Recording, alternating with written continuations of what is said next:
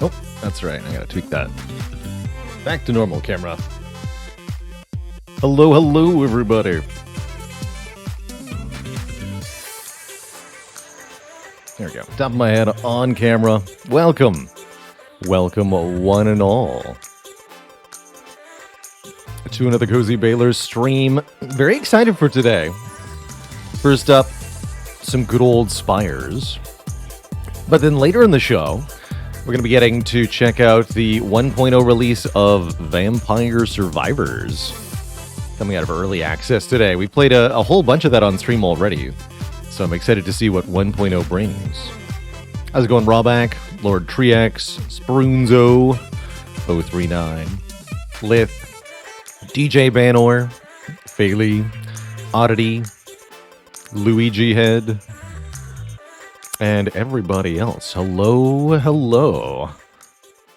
Get that music out of here. Perfect. All right, welcome to the Spire. Everyone, hello.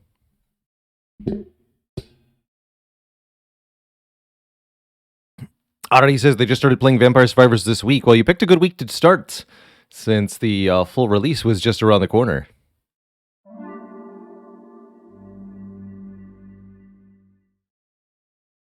Curious how many more unlocks there are in the game now. In particular. Alrighty. I think we have our usual starting conditions here. Backer kit for Spirit Island Nature Incarnate. Oh, I've played, I think, the original Spirit Island. And that is definitely one of the better designed cooperative games that I've played. I liked it quite a bit.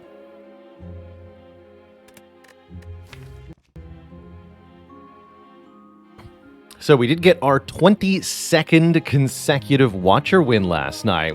I really enjoyed this 24 unique card deck with all cards upgraded. Very much a one of everything. We had a Tranquility, we had a Crescendo, not a Crescendo, what's it called? Yeah, it is a Crescendo. Tranquility and Crescendo. We had Worship, we had Pray, we had Prostrate, we had Meditate, and we had a whole heckin' bunch of really good relics, including a Frozen Eye. Notably only 5 minutes spent looking at it, but made absolutely huge difference in setting up key turns in especially the late game, but also all sorts of other various fights. Just being able to know what I was about to draw was so handy. World record for consecutive Watcher wins stands at 38. That was set by Merle, I think, last year. Merle played non-stop Watcher runs, just deliberately looking to beat that record and extend it as far as he could. And he managed to get all the way to 38, which was a very, very impressive win streak.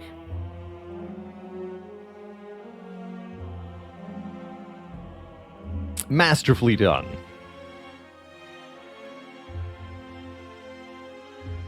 So we've got a long way before we come close to tying his record, yet I think it's a reasonable feat to accomplish. We were able to get to 20, not once but twice. Then I see no reason we can't get quite a lot further, too. Although, who knows? Maybe Act 1 will throw us a curveball. I think if you're going to lose a 20 Heart Watcher run as a very accomplished player, the main way it's going to happen is in the early game, either Act 1 or Act 2. I was established this year. Earlier this year, got it. Time is meaningless. It was established in 1994. And we've been trying to beat it ever since.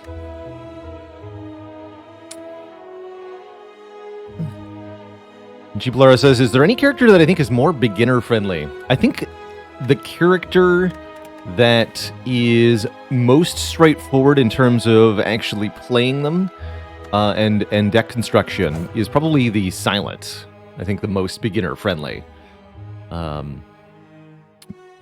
Silence combos are fairly apparent, like Poison goes with Poison, Shiv interactions go with Shivs. And then there's this whole sort of discard sub-package that she has access to. And when it comes to silent cards, you're usually not caring about the order you play them in during a turn. So there's a bit less to think about as silent on the turn-to-turn details.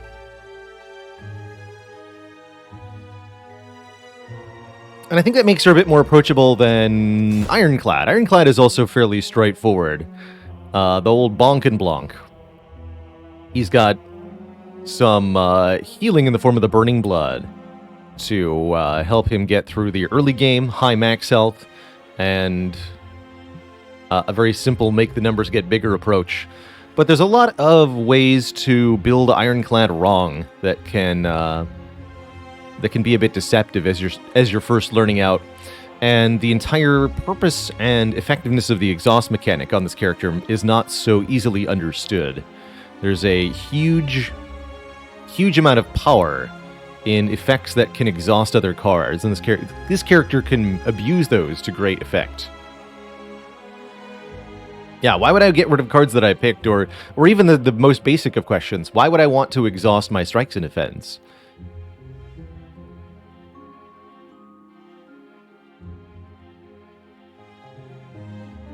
Ulti Engie says, I lacked the imagination with Ironclad. I was so scared to exhaust cards. Needed to see it played to really get the hang of it. Yes. You can definitely do the exhaust thing wrong as well. Exhaust the wrong subset of cards, and you can make even a basic fight impossible if you accidentally delete all your damage. Exclamation point. Yeah, there you go.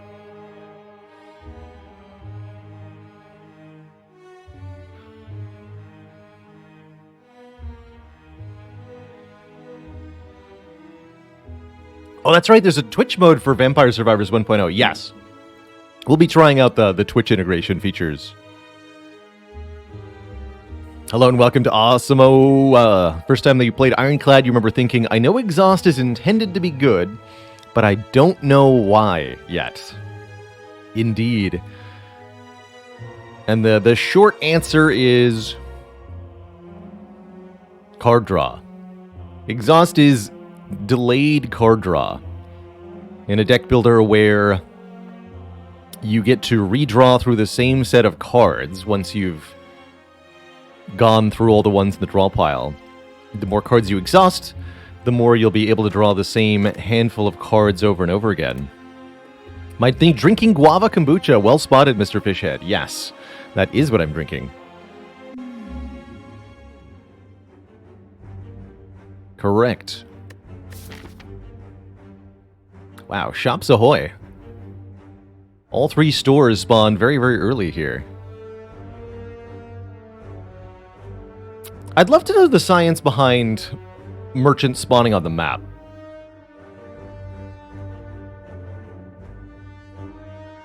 Like, how does the game determine how many and where to put the merchants? I usually see either 2 or 3 merchants in an act. But I know those aren't the only possibilities. I have seen 4 merchants spawn in an act before, so I'm wondering what is required for that to occur. Anyway, usually it's 2 or 3. To see all of them this early is a little tricky.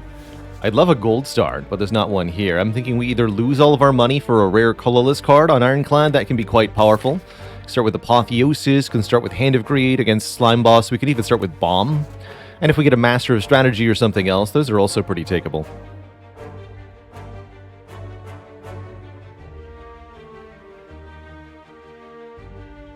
Could try a boss swap here. I think that would be reasonable.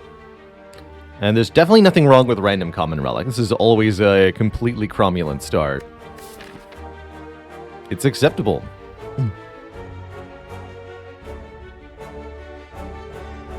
Hey there, Sad Rick. Hello and welcome.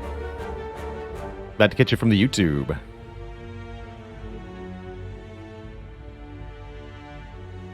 But what about the cards you don't pick?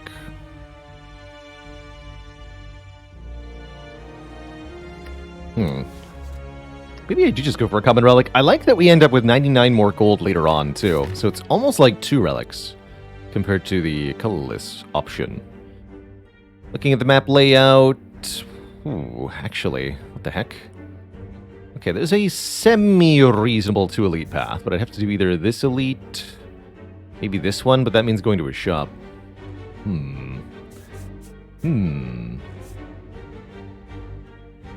means going to 2 shops unless I start here, so I'd have to choose right after staking my starting boon.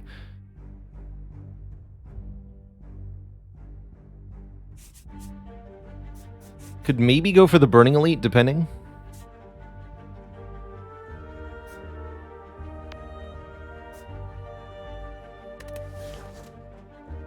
Let's do a common relic star. What do we get? A tiny chest. Every 4th question mark room is a treasure room. All right, let's go this way then.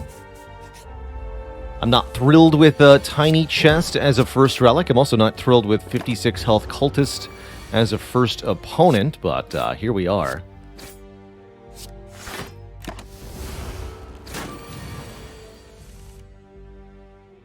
So next turn, we're guaranteed to draw 3 strikes. That means I can block 2 times. No problem here. And we actually had a very good fight.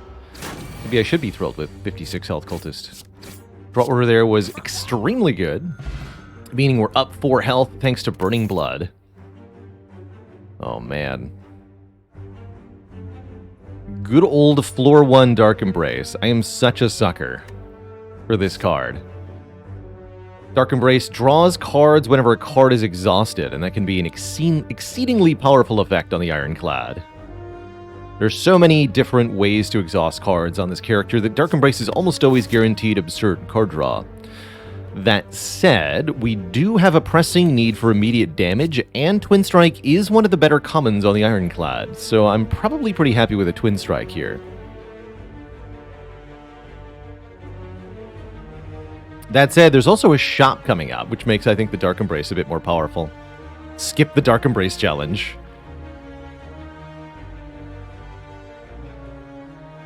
Do I think this tiny chest will give me at least 2 relics? Probably. But then you're getting 2 relics instead of 2 events, and that's not necessarily better, right? Alright, I think I'm going to take this Twin Strike. But I bet you we're going to regret taking not taking Dark Embrace within 3 floors. That's my guess. Ooh. You were the first question mark? Interesting. Medical kit is gone. There's nothing here I'm really excited about. We can just move to the next shop. Could buy another Twin Strike. Twin Strike. Twinned Strike. Twin-linked Strike. Whatever.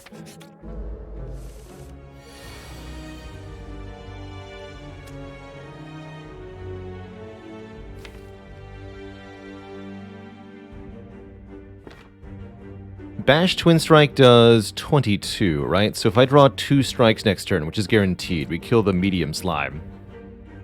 So it's better here to actually ignore this acid slime. I think often case, if you end up in this encounter and the medium slime is debuffing you on turn 1, it's better to go for the medium slime first here to prevent more total damage over the course of the fight. So here we get to kill, block for 3, and only take 1. And there's no way, if we target the green slime first, that we only take 1.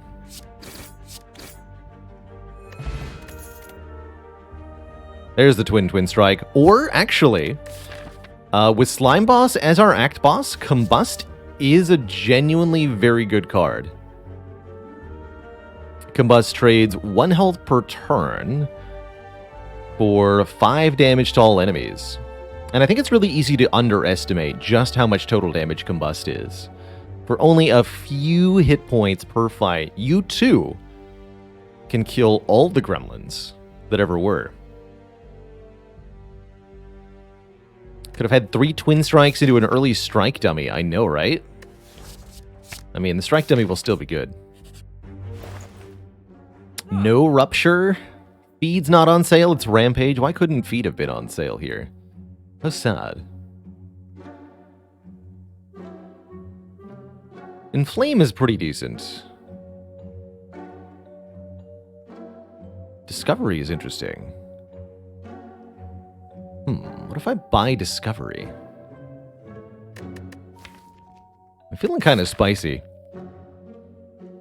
My preferred option here is probably just remove one of our strike cards. Luigi Head, thanks for converting from a prime to tier 1, making it official.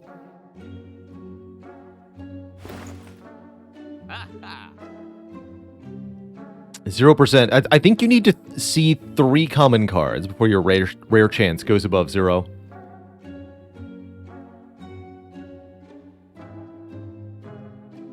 Yeah. Continue to have display glitches as long as Twitch continues to add new weird types of notification. There's a few types of notification Twitch can generate that we've just like never seen on the channel as well.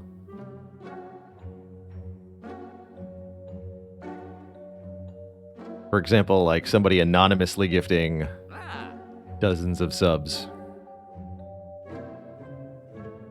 Is Rampage good? Generally speaking, no. It can be good in Act 1, but very, very, very quickly outlives its usefulness. I think if I could buy card removal and potion, that'd be my preferred option here. Instead, I am going to buy this Discovery and see where it leads us. And that way we could go this way and upgrade 2 cards. We'll upgrade Combust first. We're also going to get a Tiny Chest Relic in Act 2. Bummer. Anonymous! Actually, wait, that one did work. Anonymous, thanks you so much for the 10 gifted subs. Welcome to the Cozy Sub Club, everybody.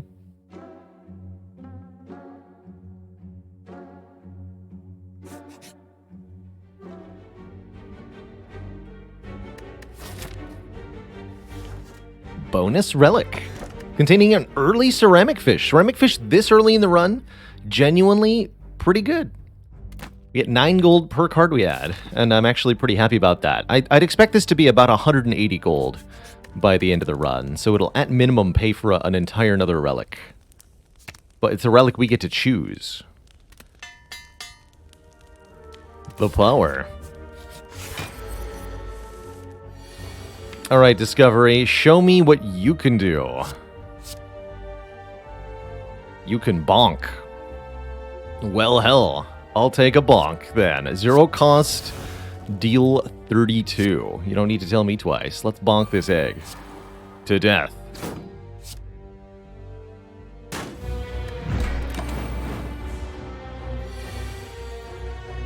I think we defend 2 times. Next turn we pretty much have to tank 20 here. So we're still taking like 30 damage to beat Lagavulin, which is tough, but acceptable. I think Ironclad often has to just tank a whole ton of damage to the face to beat the first elite.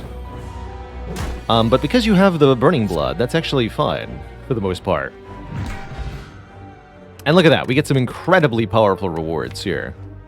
I have to say, Discovery really made that fight a lot easier, allowing us to still have a whole ton of health. Discover a massive bonk source. Wasn't Ceramic Fish 7 gold in the past? It might have been. The Slay the Spire fandom wiki would know, actually. Fandom.wikia Slay the Spire something has change logs for most cards and relics through the early access period of this game. So if you want to catch details on what used to be in the game, that's a good place to look. That's a good place to look. Gotta love Boat Thingy. Gotta love Liquid Memories. Don't gotta love this card reward.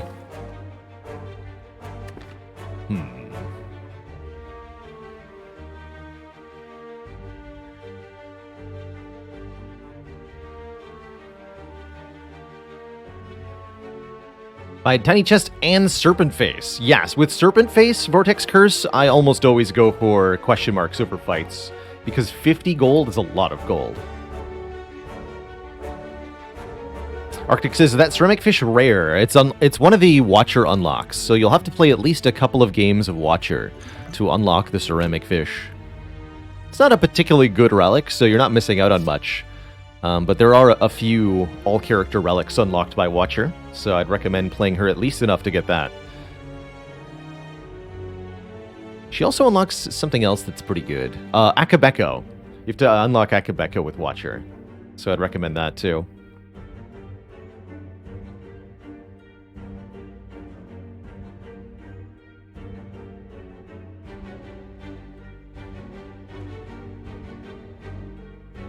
And a dad joke for the crowd. Nom, what kind of car does the Ironclad drive? A Chevy Blade. Alright, I'm skipping all those cards, by the way. And I'm probably upgrading Twin Strike, of all things. Am I about to upgrade my Discovery? Maybe I meant to take Clothesline and upgrade it? I could upgrade Bash, but I don't really want to. I will take 48 gold out of this chest. We're rich, Twitch chat. And probably 7 more health. I almost always pick Strawberry when I see it. I just really value having a bit more max health, particularly on the Ironclad. But really on any character. And I'm not going for the Burning Elite? That is correct. I'm not going for the Burning Elite. Instead, I'm losing my Liquid Memories, 99 gold, or Discovery to get a Relic from Ranwood here. Alright, we don't need that potion. It's a nice potion, but I'd rather have the long-term investments of the 99 bucks of the Discovery. Give me another relic, sir. It's an Nunchaku. Every 10 attacks we play gives us extra energy. So, do I upgrade this Discovery? It'll prevent it from exhausting, which on Ironclad might be a bad thing, but does allow me to use the Discovery multiple times per fight, which could be a very good thing. Other option is to upgrade Bash. Last option is don't go to the rest site. I think I'm going to try upgrading Discovery here. And then we'll look to pick up an upgradable card in one of these 3 combats to upgrade here before Slime Boss. Alright, Discovery, what can you do? Flambe. Or Offering. I don't want to Offering, though, as that'll cost me health. Just deal some damage back, that nerd. Get him. 14 block on turn 2 makes this fight pretty trivial here.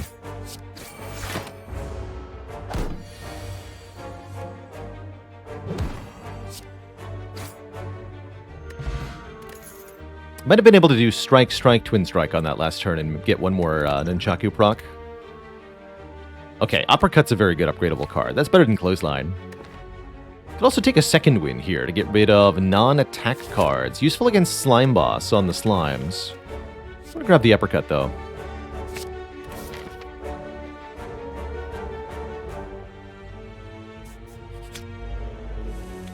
And that's why you don't upgrade Bash. Yeah, basically. I don't like upgrading Bash for a couple of reasons. It's just too easy for it to be obsolete, usually.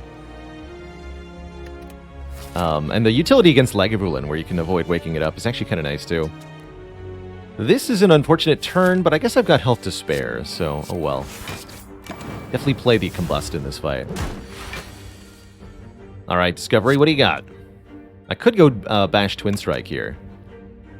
But I want to play Discovery.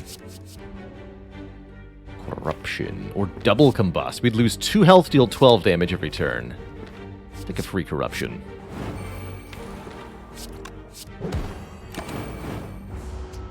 And then this turn go Uppercut, Strike.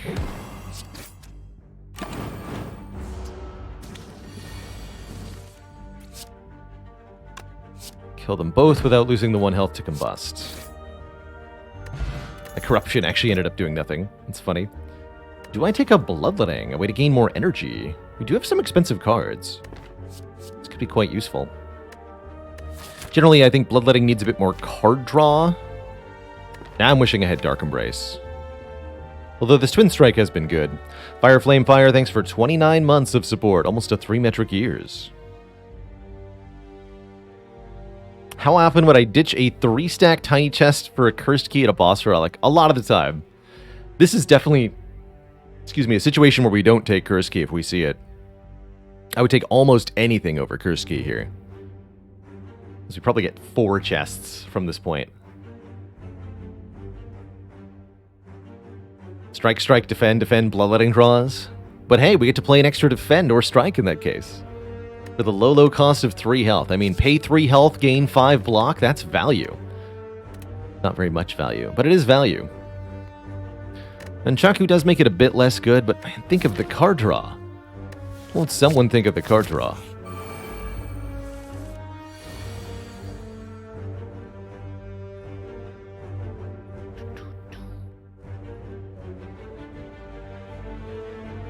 I have Combust, so I'm okay making this fight go a little long. Defend, Twin Strike is probably acceptable here. I'm hypothesizing about Flex Potion, Uppercut, Twin Strike. Nefkano, thanks for 2 months of support. Appreciate you keeping it cozy.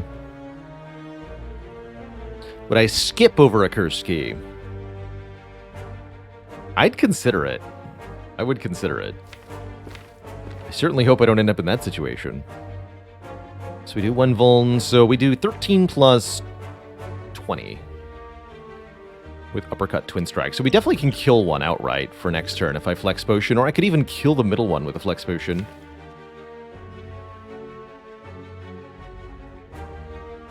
Get a bunch of free block next turn. I think we're better off just go defend, Twin Strike here. Let Combust do most of the work this fight. Keep these potions for the slime boss. Hello?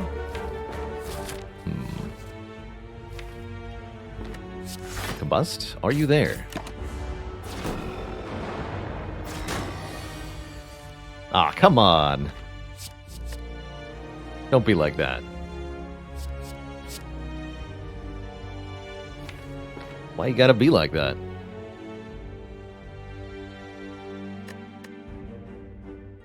Okay, well, I definitely should have used the Flex Potion turn 1. That's what I've learned.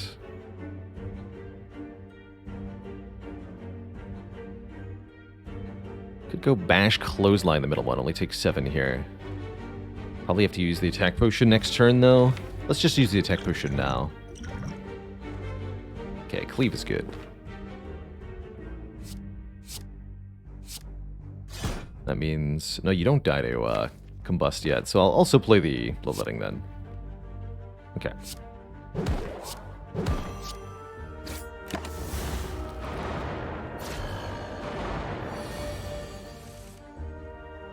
Discovery, save me!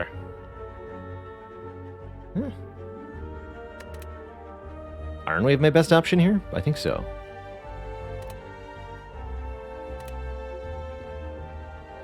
Three energy, so I can play Clothesline, Combust. That's not enough to kill, though. Yeah, Iron Wave. Save some more health.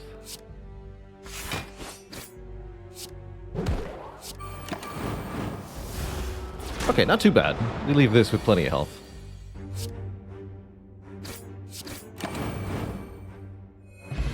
We get a Tungsten Rod! Whenever we would lose health, I probably should have checked for Rupture before I picked. But this means that our Combust no longer does damage to us. It's just free 7 damage every turn, and this is only lose 2 health. That's very exciting. Do we take a Fiend Fire or a Bludgeon? I definitely take a Fiend Fire here. I miss Dark Embrace. Dark Embrace, wherefore art thou? Would I take more copies of Combust? If we play a second Combust, they'll stack together, and we would take 2 damage to deal 14. So the Tungsten Rod would reduce that to 1. So with 2 Combusts in play, we'd be taking 1 damage per turn with the Tungsten Rod. So I don't necessarily want to do that. What I would take is a Brutality. I would definitely take a Brutality.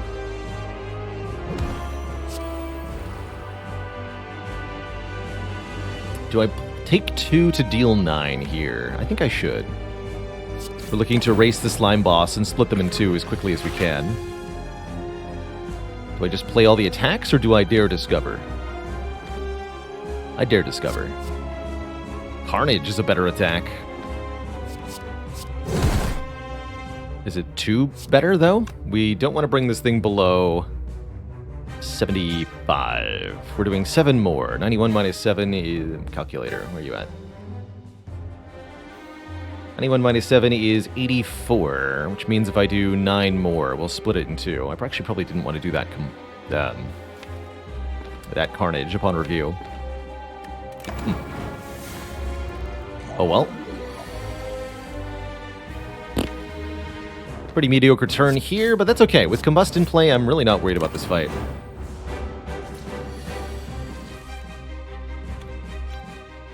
All right, Discovery. Prove to me you know what you're doing. Good job. Bye-bye.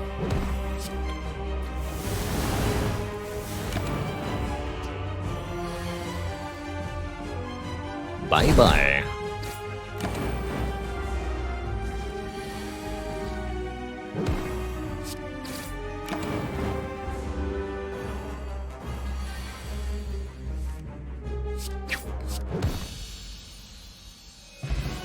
Okay, well, that was an expertly dispatched slime boss.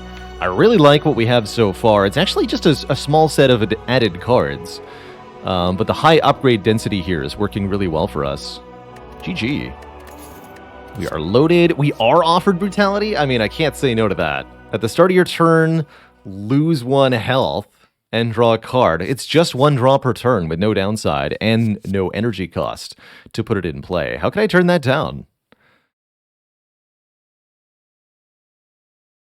Brutality and Combust trigger at different times of the turn, each separately dealing 1 damage. So the Tungsten Rod will prevent all of the damage from these cards. That's correct, Poopsmith.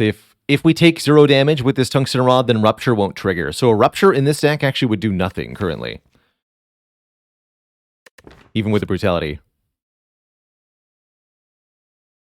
Pandora's Box, good. Well, let's see. I think it would be. Because of Ceramic Fish, mostly. But what are our actual choices here? No Cursed Key, but there is a Cursed Bell. On pickup, obtain a unique curse and 3 relics. Or gain energy, but we can no longer rest. Or heal 12 per fight.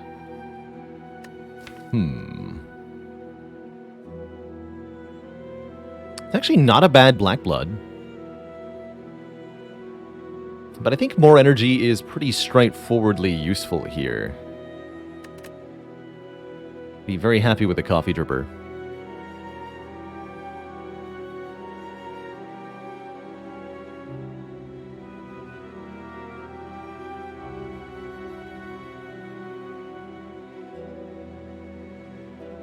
Knife Scout says, can you only get the starter relic upgrades at the end of Act 1? No, they can appear at any act. Why would Black Blood be considered here? It's quite a lot of healing. 12 health per combat. Will help us stay chonky through getting bopped by enemies in Act 2. We're definitely not going to be able to full block, so most of them will deal considerable damage to us. And the Black Blood will help with that. I do expect Boat Thingy to provide a very substantial amount of mitigation, but we'll still have very vulnerable turn 1s to enemies like the Snake Plant, the Avocado, Centurion Mystic, potentially. There's quite a few enemies that can hit me for 20 on turn 1, and I can't really do anything about that, but healing 12 each fight would mostly mitigate it.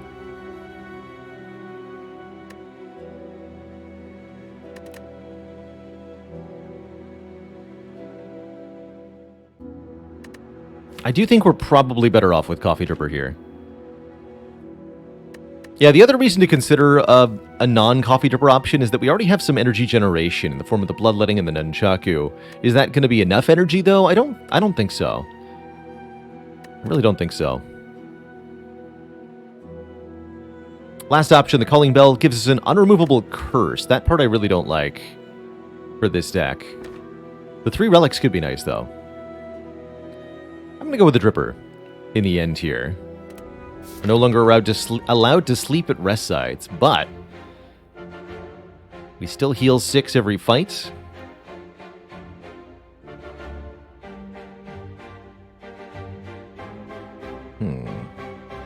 Interesting looking act layout. I think we're rich enough an early shop is a good idea. With Tiny Chest on 3, then an early question mark will easily lead to a bonus relic and maybe some money too. I guess let's do 2 easy pool combats and then we'll see. Probably something like this. From here we can decide where we want to go. How tall am I? I am 6 feet. in stature. All right, and this is one of those problematic turn ones. This exactly is why I thought Black Blood might be good. It's not like playing the Fiendfire even does that much here. Considering using the Power Potion to try to bail us out, Power Potion could get us health from Feel No Pain. Power Potion could get us help from Metallicize. Could also be a Dark Embrace. Yeah, about 180 centimeters-ish. Alright, let's do this. Brutality, Juggernaut, Evolve. Unfortunate. None of those actually help at all. My potion. Guess Juggernaut is free damage. I can also just use it for more damage from the Fiendfire, but I don't think it makes a key difference here. Go for the back one first here. Take 20.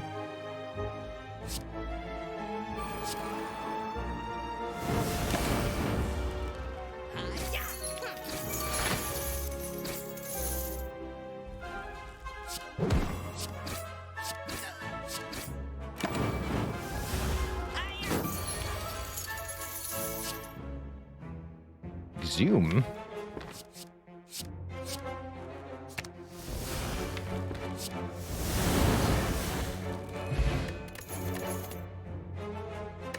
Headbutt. Headbutt Discovery is kind of interesting. Really would like to see a decent block card, a Shrug It Off, a Flame Barrier, something like that. Oh boy, the other enemy that does nasty turn ones. At least we do triple defend here. Take only 5. That might be the only thing we take in this fight. We'll see. Really good turn 2 there, with Boat Thingy covering us. If I Offering into Fiendfire, will that be a kill? Let's see. Offering, we'd have 6 other cards in hand. So Fiendfire is going to do 6 times 10. 60. Yeah, that'll kill. So just give me Offering.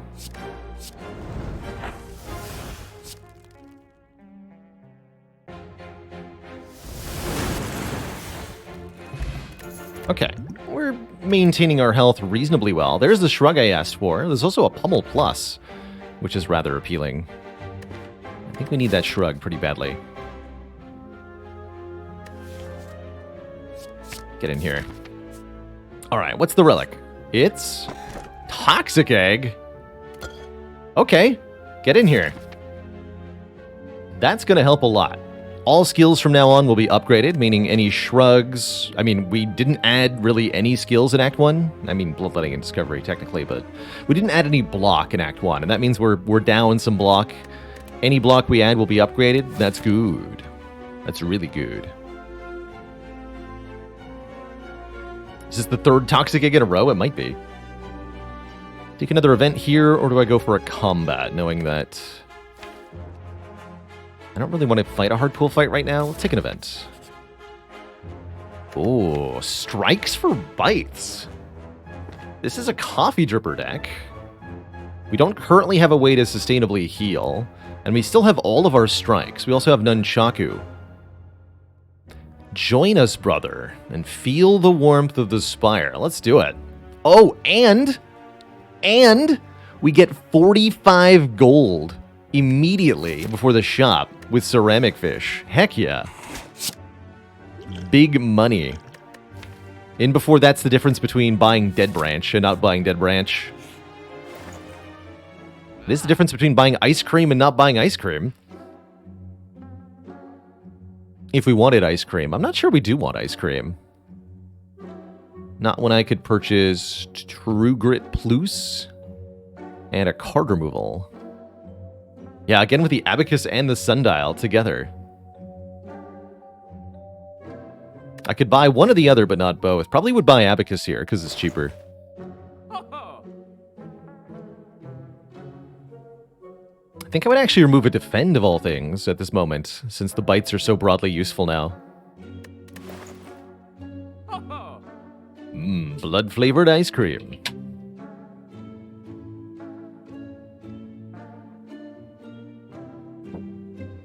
bloodlicious. How many relics should be all of them? How many relics should be emotes, rather? All of them. We should have 200 emotes for the channel. And it's just all of the emotes. All of the relics in Slay the Spire. Every single one. We do have some relic emotes on the way. I don't see any of those relics in this shop either. How would the Cursed Pain interact with the Rod? The way you'd want it to. Every time you play a card, you take 0 damage. You can just ignore the pain. It's pretty great. Even hand drill, especially hand drill. Do I remove Bash at this point?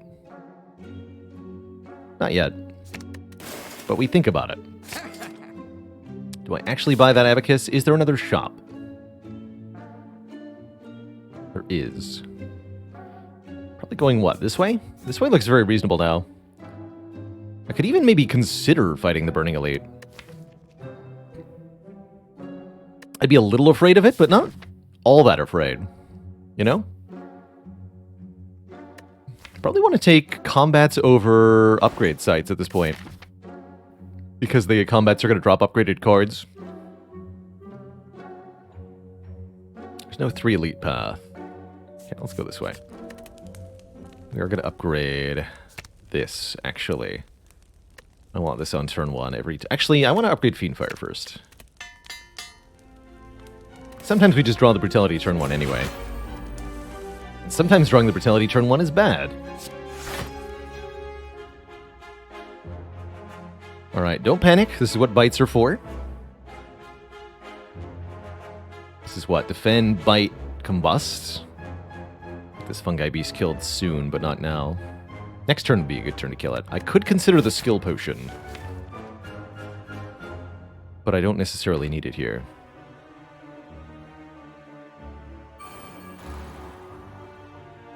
I'm going to keep it for the elite.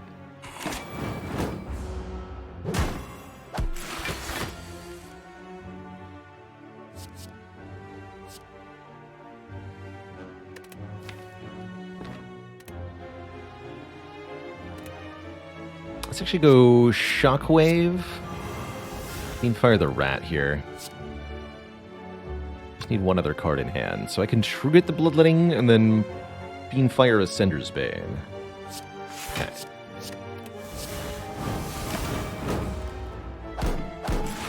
Ah. Son of a gun.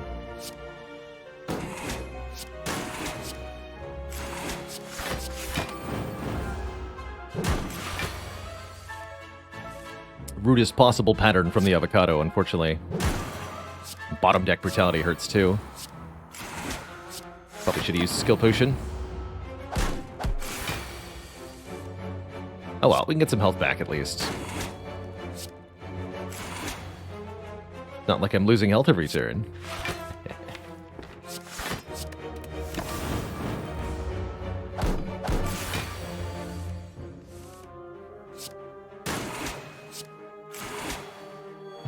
Yeah, not too bad. We're only missing 12. And there's a Shrug Plus. Perfected Strike Plus seems pretty bad with only Twin Strike as our strike card. Give me the upgraded block card prior to the elite. Alright, 2 potions for this elite fight. It's a perfectly normal Book of Stabbing. Good. I think I go Defend Fiendfire. Take 0. Leave Nunchaku on 9 for next turn. Deal 30 here.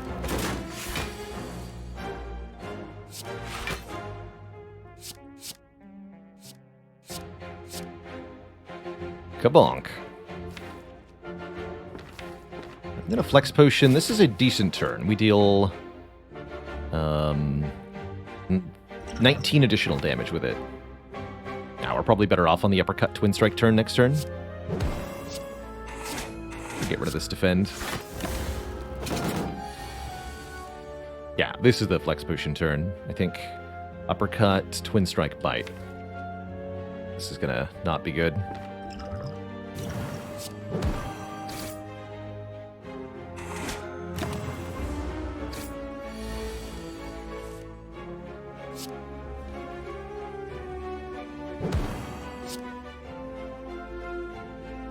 10?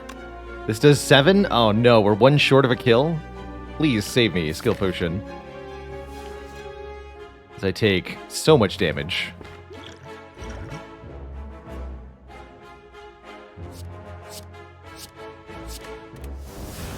Yay, we're saved. We are saved. So just bloodletting. Shrug first. Yeah, bloodletting bash. Okay, that wasn't too bad. We did lose 2 potions. Going into potion belt, though. That's a bit awkward. Feels like we need a little bit of a harder hitting attack, and I think Carnage with a free upgrade is actually quite good for that. Even Exhaust itself if we don't really want it. I miss Dark Embrace. Bottling Discovery is an interesting idea. I think I'll just take the blue key here, though. Don't really want to guarantee any particular card to turn 1. Ha! See, we just draw it anyway, right? Easy. Alright, Discovery, show me what you got. I have to choose between Double Tap and Immolate. Well, I'll take a free Immolate, I suppose.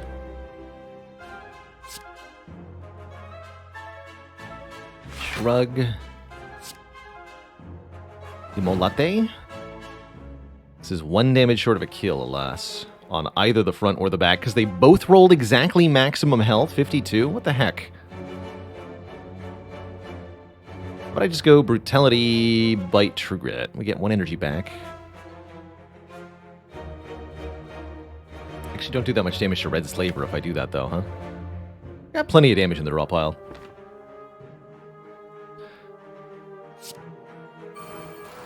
Better Immolate than Immol never.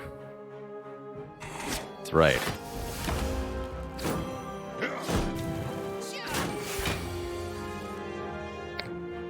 Right, I have plenty of damage in the draw pile, I said. So. Come on. Now I die? Son of a bitch. Actually, I think I can kill 2 of them here. Okay, we're fine.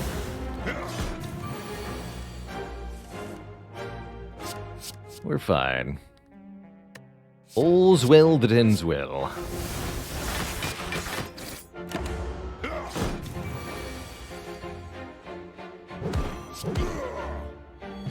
Whew. Get a gambling chip, allowing us to discard any number of cards. And a second win plus, an Arma plus, or a True Grit plus. I want a second win plus to allow me to exhaust any sort of card that we might encounter. And I think with Gambling Chip, I actually do want to take more fights now.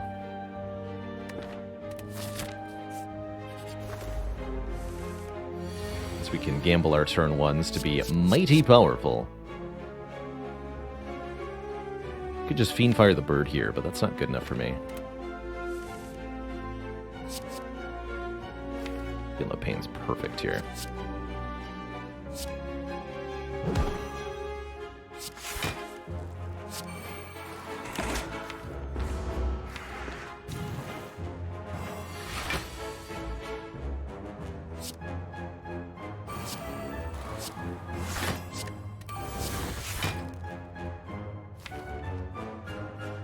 Okay, bird could be a problem next turn, huh? Gotta switch focus here.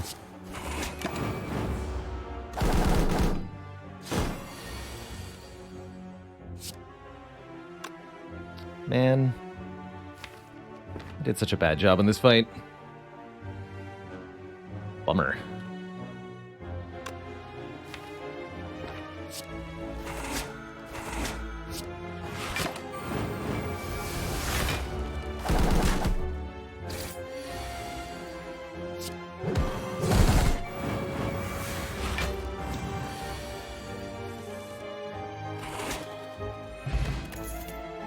That's 1,000% my own fault, the way that went.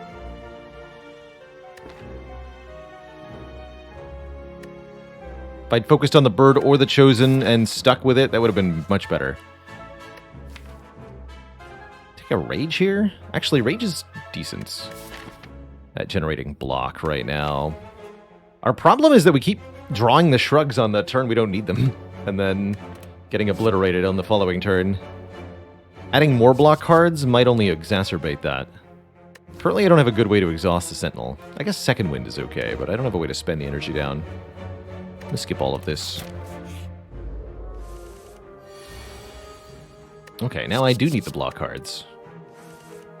And I draw them. Good job. Us.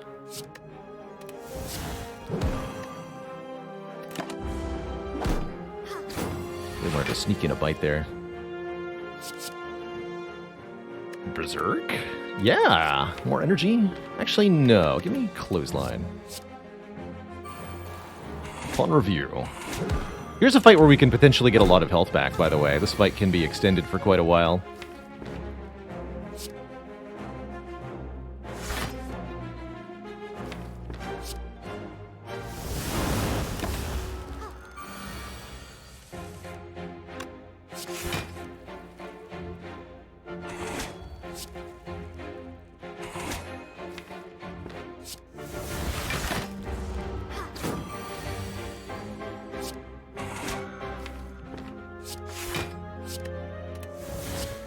Play the Clothesline here, just in case we get attacked again.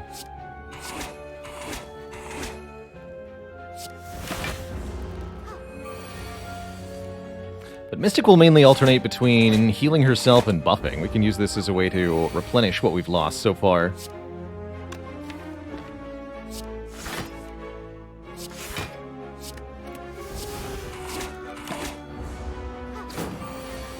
What triggers Mystic's heal? Mystic will always heal as long as there is 21 or more health missing between her and the Centurion.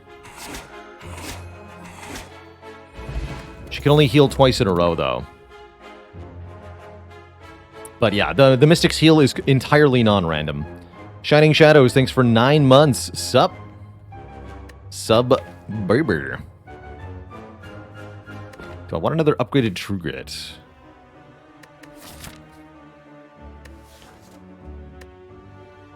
But yeah, that's one of the real powerful things about Bites, is that you can get back to full in various situations, especially like that one. Yeah, where's my Dark Embrace? You know what? I will take one more True Grit. Dark Embrace? Offering Plus. That's not a Dark Embrace, but it's almost as good. Here's where we could bottle the Dark Embrace. Instead, we'll have to content ourselves with Prismatic Shard, maybe? That's ominous. Or just go double Discovery.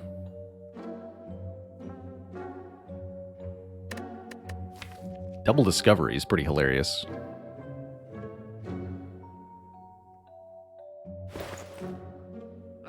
Let's try that.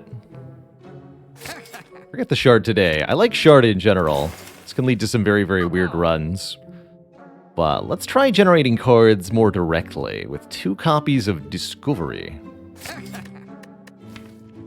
This will allow us to fish for Ironclad powers, Corruption, Dark Embrace, Demon Form, Barricade, you name it. They can find it. Do I want to buy another potion? No, we got another fight. Onward. Oh, hello, you two. Nice to see you. Oh. I guess I mean that unironically. Bear Zerk. Guess that's Second Wind food, huh?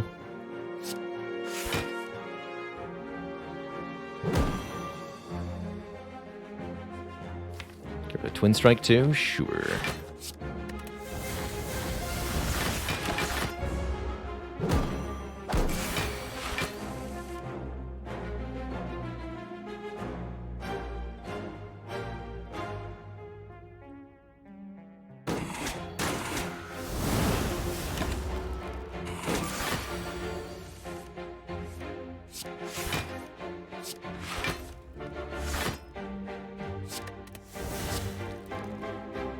Not allowed to skip.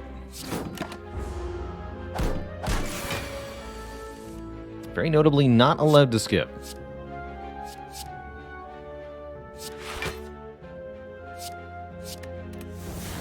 Oh yeah, we can Arma a Bite. Perfect.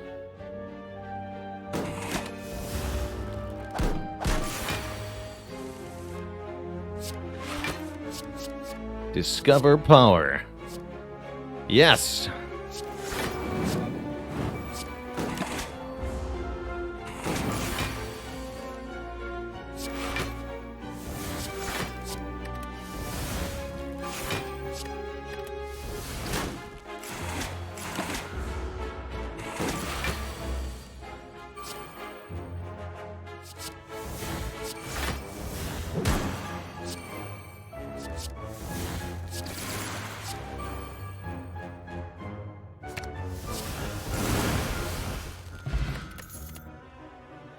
There's an upgraded armaments if we want to actually upgrade stuff. We can upgrade the cards from Discovery.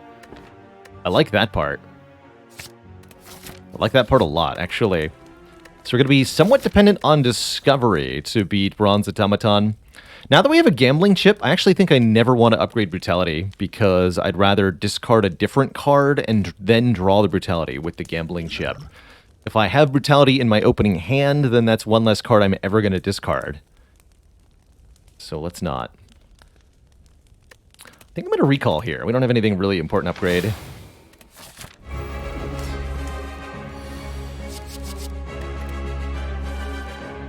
Double Discovery. What do we get? We get an Inflame and... I guess a Whirlwind's okay.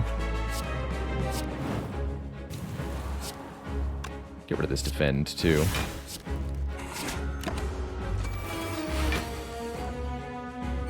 Here's our Brutality. Artifact layers from the Tomato. And let's see. Offering and Fiendfire getting stolen both. That's fine. These orbs will always take the rarest card in the draw pile, so I knew that those two cards would be taken are two rares versus any of the uncommons and commons here.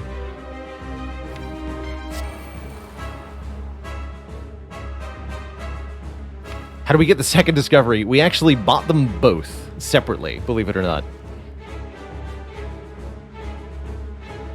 I paid full price, and I liked it.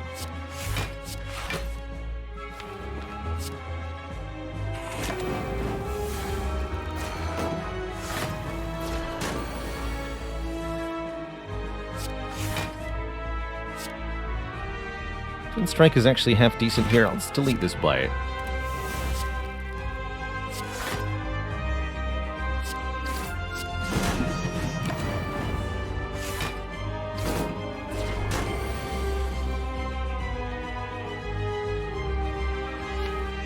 Probably want Offering Plus next turn, so let's leave that in hand.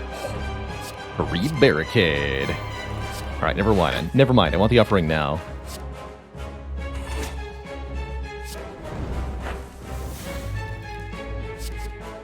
And then a free upgraded Demon Form. This is why we took the Discoveries, Twitch chat. Look at this. Ridiculous.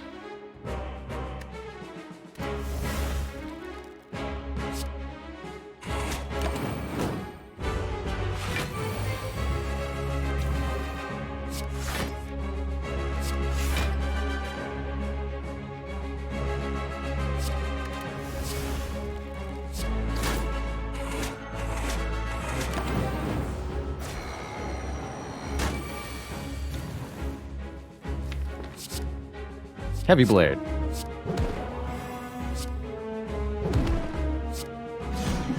Probably should have played the second one there, actually.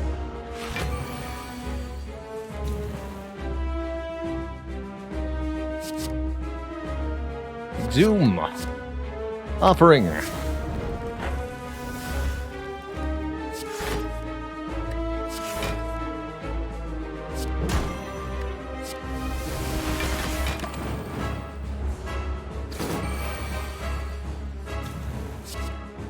Corruption.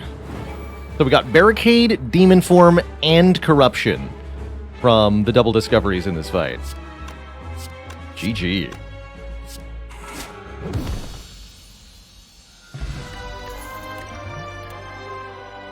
And now we're offered another Offering Plus. Remember, it only costs 5 health. Or an Exhume Plus. I think I'm going to take the Offering, though. DJ Doodoo asks, how much do you heal after a boss fight? You heal based on your missing health. 75% of the health that you're missing.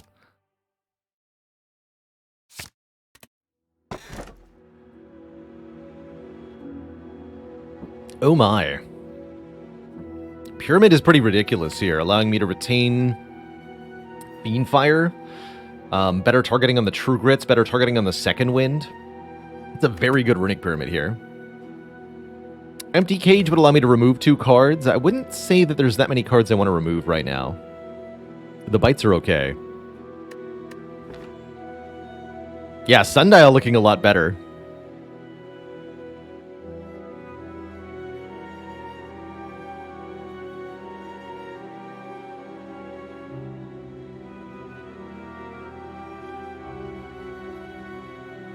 Bashar of the Ages, I'm trying to come up with another dad joke based on your username, but I feel like to do that would be jumping the Bashark, you know? Let's take a Runic Pyramid.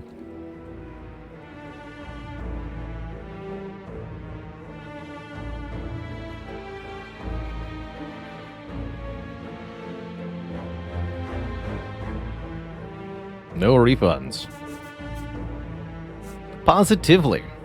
Alright, we gotta go here. I don't have to go to the store, but I'd like to go to the store. I like stores. Can we get another tiny chest this act? Yes, if I really want to, I can. Oh, and I can even do it while getting extra elites. We get our last chest here. That actually looks pretty good. We get 1, 2, 3 elites. Plus 1 chest here, plus 1 chest here. That'll be 5 relics guaranteed. And I've already taken the blue key, too.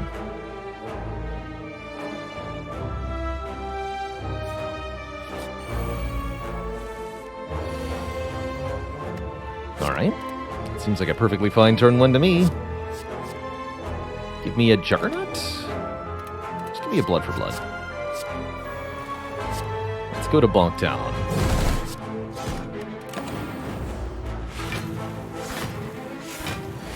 Tungsten Rod has prevented 82 damage, by the way. Oh, Armaments Plus is so strong now. Welcome back, Demon Form. I don't even know if that was the right pick, but I wanted it. I really wanted it.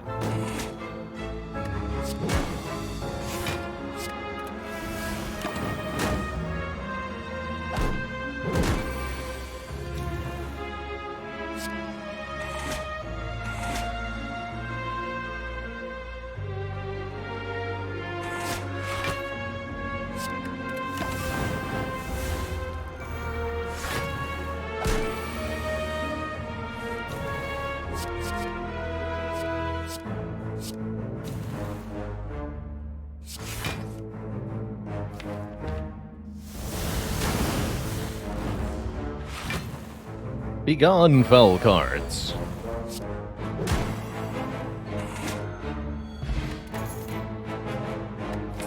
Havoc Plus is kind of interesting. Very unreliable, though. There's a lot of cards in this deck we don't want to play unexpectedly, like Fiendfire and Second Wind.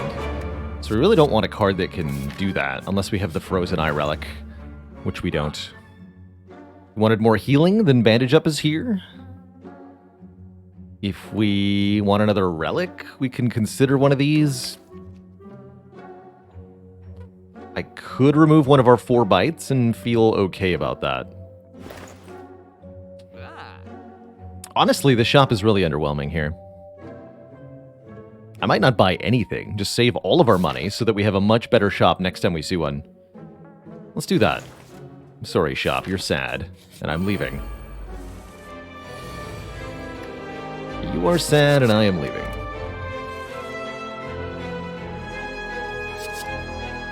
And I am blocking. Get him, Impervious. Chomp.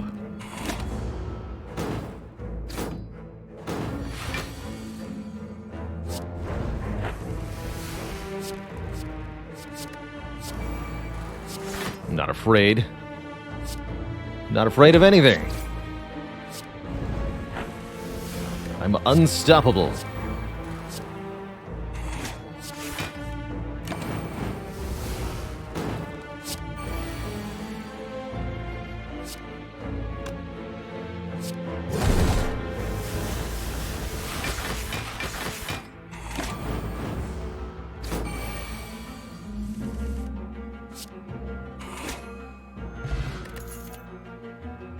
Their chance at Sentinel. Sentinel's okay.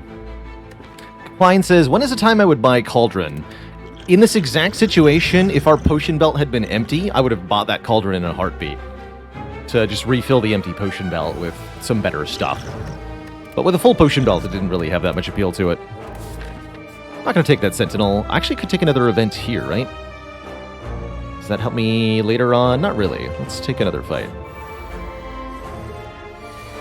Transients. Transient can be a little spooky here. Can be. Doesn't mean they are, necessarily.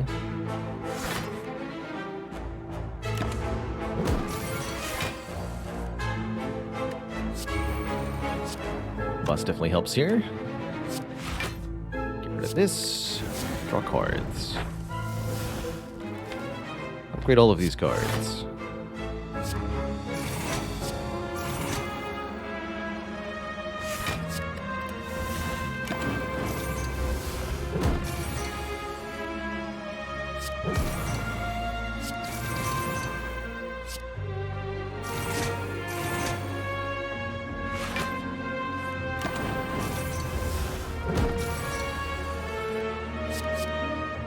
Another bonk. Pretty incredible how consistently we get such high cost, high power cards from Discovery. It is ultimately why I chose it. It does that quite a lot, actually.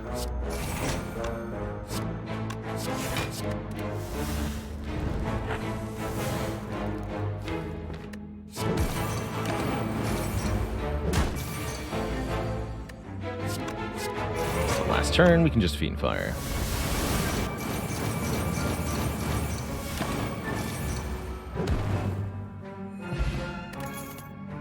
Flex Plus. I don't think we're doing enough strength scaling damage for that to actually be good here. How is Discovery on the other characters? Similar, actually. Particularly on Defect, you can really break the game with a couple Discoveries in a very similar way. I think it's probably worst on Silent, but even on Silent, you can break it with Alchemize to get Nightmares and stuff. So it's got a lot of utility, quite frankly. Pretty good card.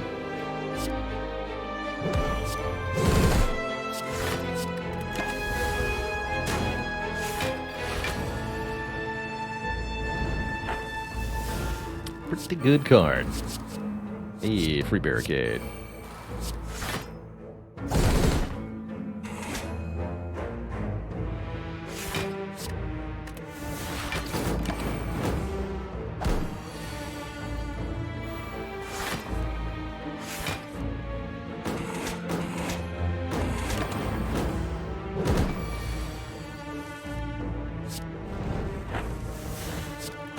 Love these, like, free offerings, too. Another demon form. Every time. Every single time.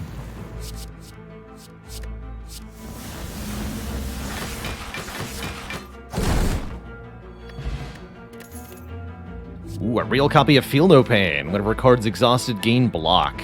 Yes, please. One of the late game powers that can really tie an ironclad deck like this together.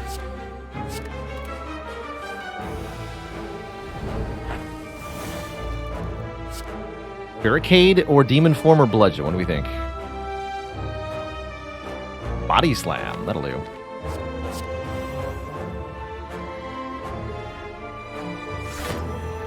Body Slam will in fact do.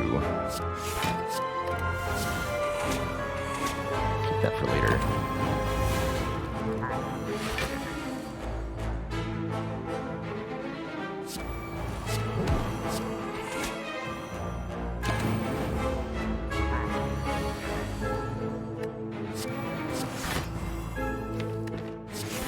Dark Embrace, I miss you. It's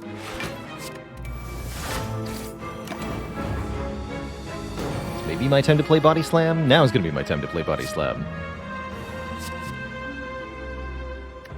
You vulnerable? Not right now, but you will be. You will be.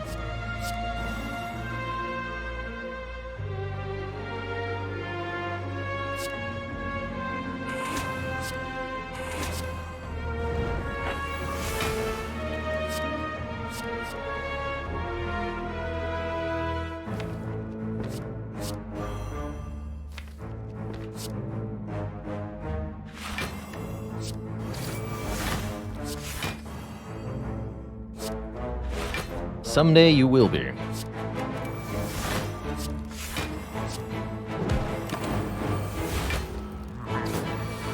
Tick. Talk. Spooky, sir.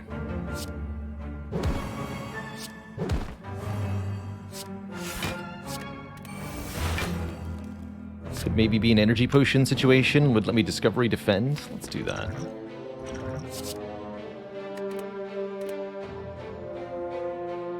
Sentinel is going to be nice next turn. Just keep that in hand, actually.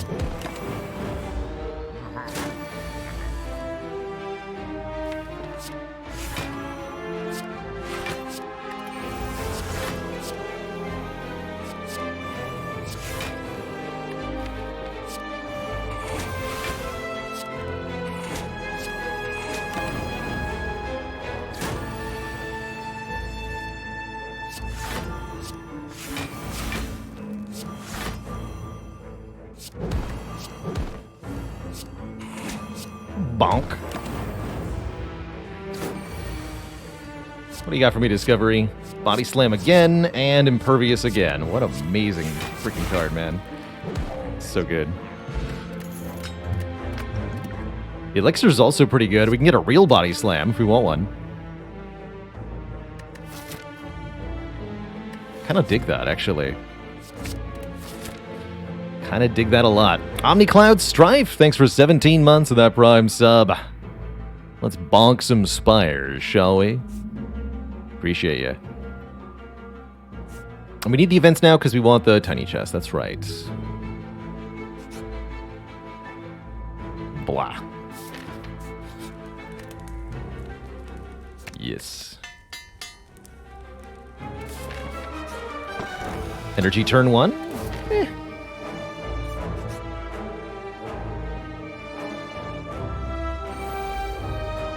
Gotta be willing to use the Cultist Potion here, potentially. Keep the Body Slam? No. Need the draws now. What are you? Spot Weakness. Okay.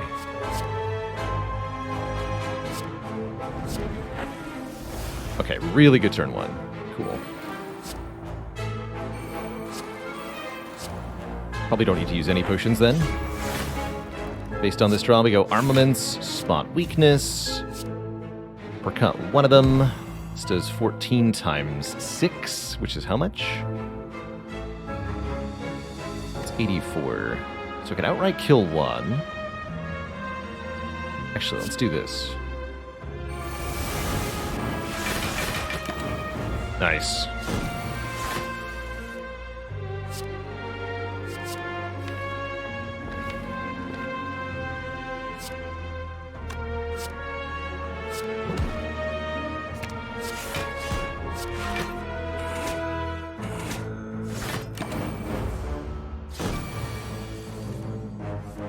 Great fight.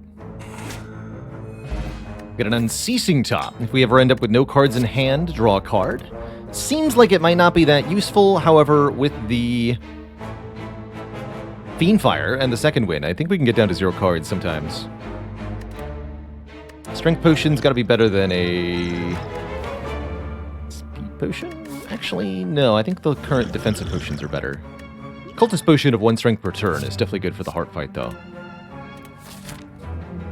Okay, 2 more elites. So I could also go this way, huh? If I want one more event. Or no, wait, that's not a thing, right? I can't go here and then here. Understood. Understood. Keep that in hand.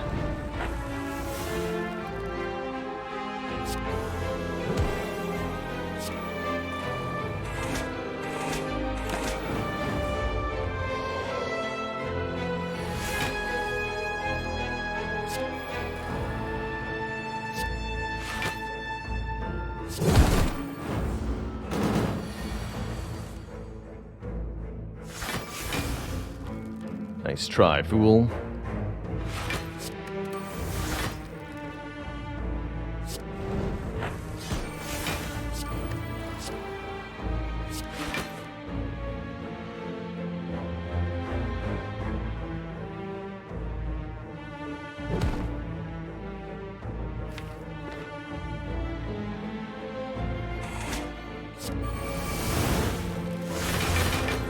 Unceasing top. Get. Good work. Champ Belt says apply 1 week whenever we apply 1 vuln. That's pretty good. A real copy of Corruption is definitely up my alleyway here to make all of our skills free and exhaust when played. Is that a Jorbs raid? Jorbs, thank you so much for the very, very generous raid. Welcome, welcome, one and all. You're catching us about 3/4 of the way through our quest to win 100 times with every character against the Ascension 20 Hearts. An endeavor that has seen us manage a 20 rotating streak at one point during this year. Currently, you're joining us for Ironclad. We've got something rather unusual. Double Discovery in this Ironclad deck has generated lots of copies of Barricade, Bludgeon, and Demon Form this run. And I bet it's going to continue to do that, too. I'll drop the Speed Potion for this Heart of Iron.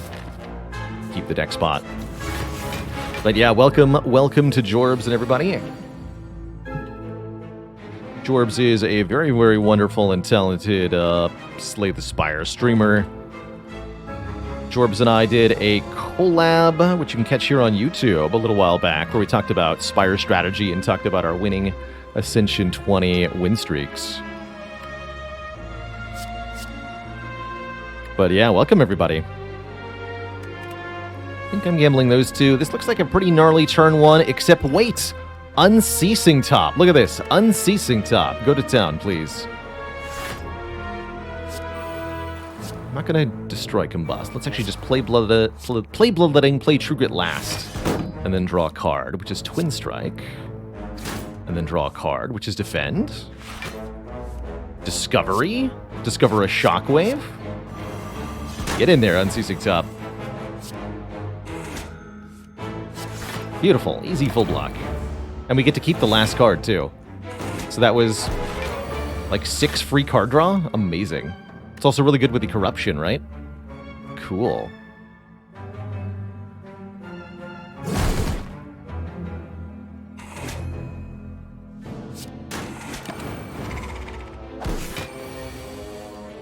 Get stonked on. Is there anything Discovery can actually make that... Yeah, more bludgeons.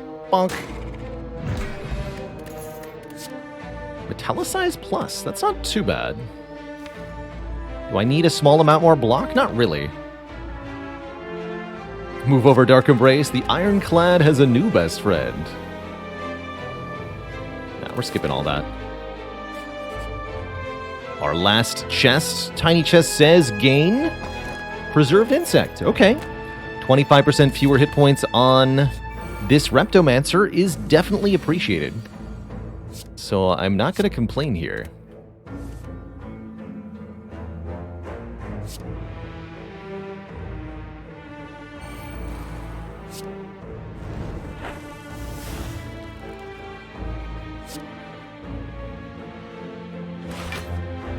Corruption and Bloodletting. I'll uppercut the lady. Get rid of Twin Strike, though.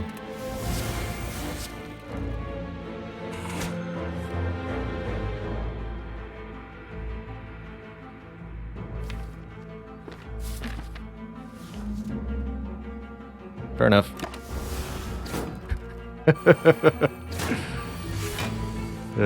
I could have just used the elixir if I really wanted to, but I didn't feel like we needed it.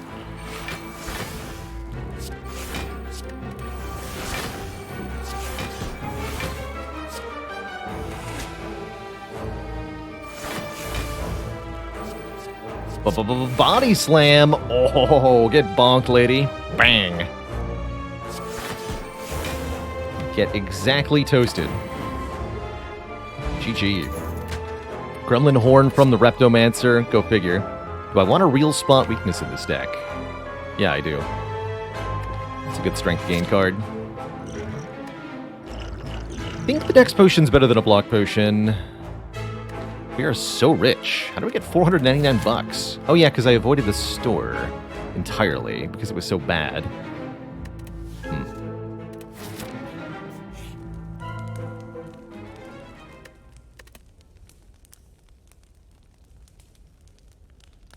Probably want to upgrade Body Slam. We could also argue about upgrading Corruption. make the body slam free always. Our first act boss, the Awakened One here. Bit of a challenge. Awakened One gains power for every power we play. So I'd prefer that we don't do all of them. Certainly not the Combust. However, free Demon Form turn 1, pretty hard to say no to, you know? Second, Feel No Pain, also very hard to say no to. I'm going to keep the Feel No Pain, actually.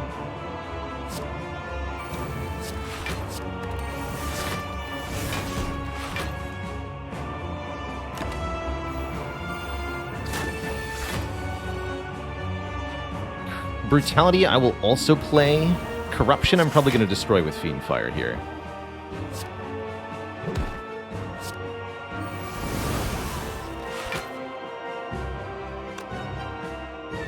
Competing interests.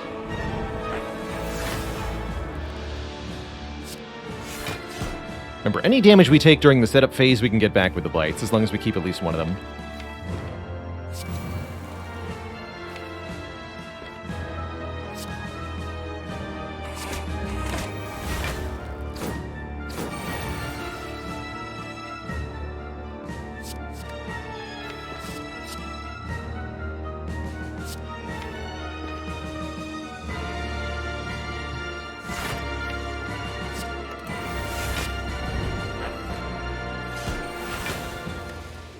And this is Shockwave, sure. Upgrade that Shockwave.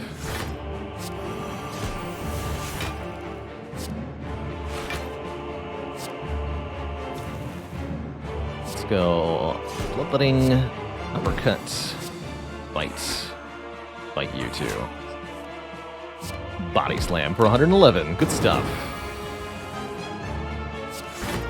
Combust will just delete with the True Grit here.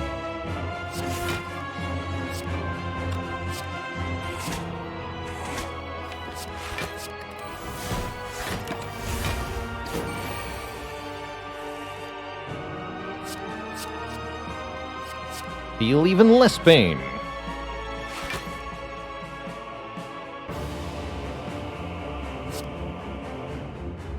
The pain reducing. I think I'm just going to second win Spot Weakness and Feel No Pain here.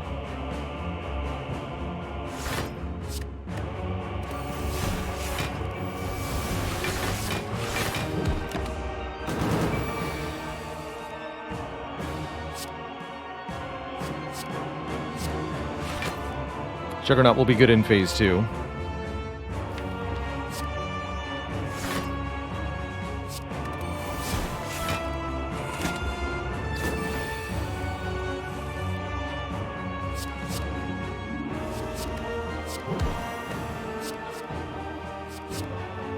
So we'll Flame Barrier.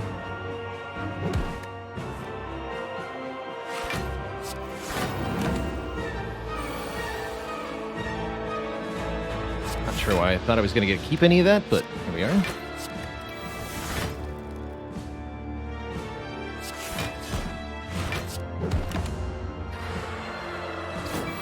Okay, here's my chance to actually play Juggernaut.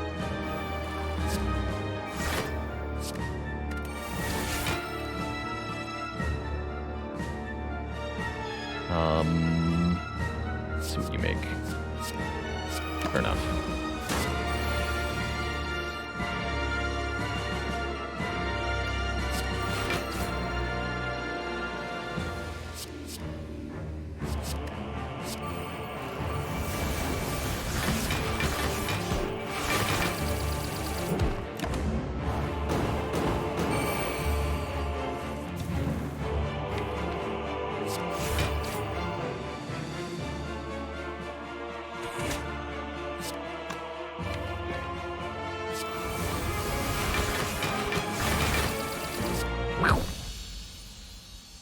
Back to full.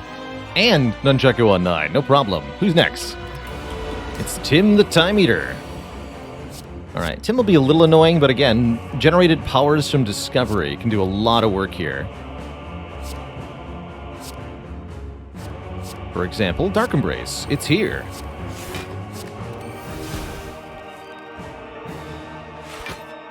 How can you say no?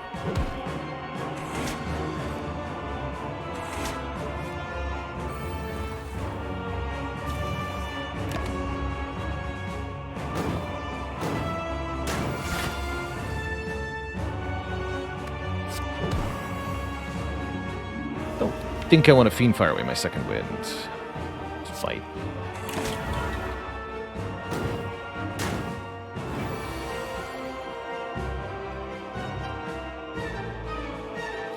Okay, this is a little tricky because I currently can't retain block.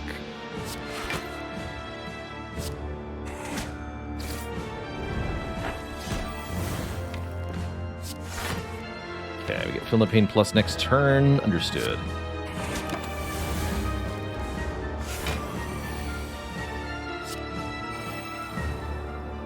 Play the Corruption or not play the Corruption?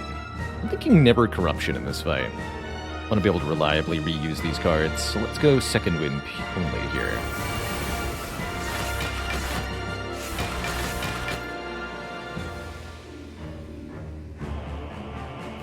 Don't want to delete the discoveries, though, because they're kind of important, as you can see.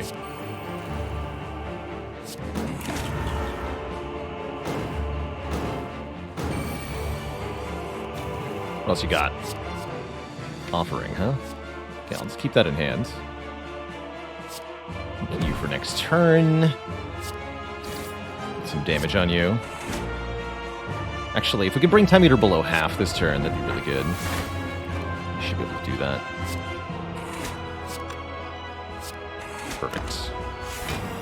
Okay, then we don't get attacked here.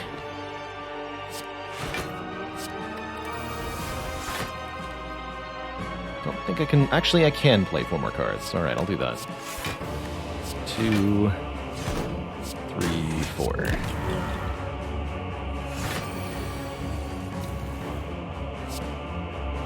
Double demon form? You know? Like you do.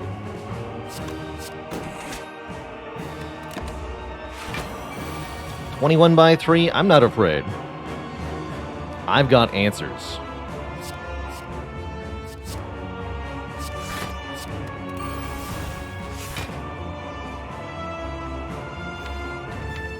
Might be Fiend Fire time. I get only 4 block per, right? Okay, spot weakness, Fiend Fire. I did draw the Body Slam for another 45. Shrug. Slam? Not quite what we needed, actually.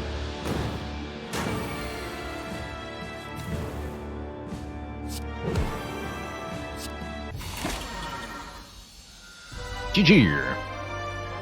Look at that. 4 strength per turn. Adds up a lot.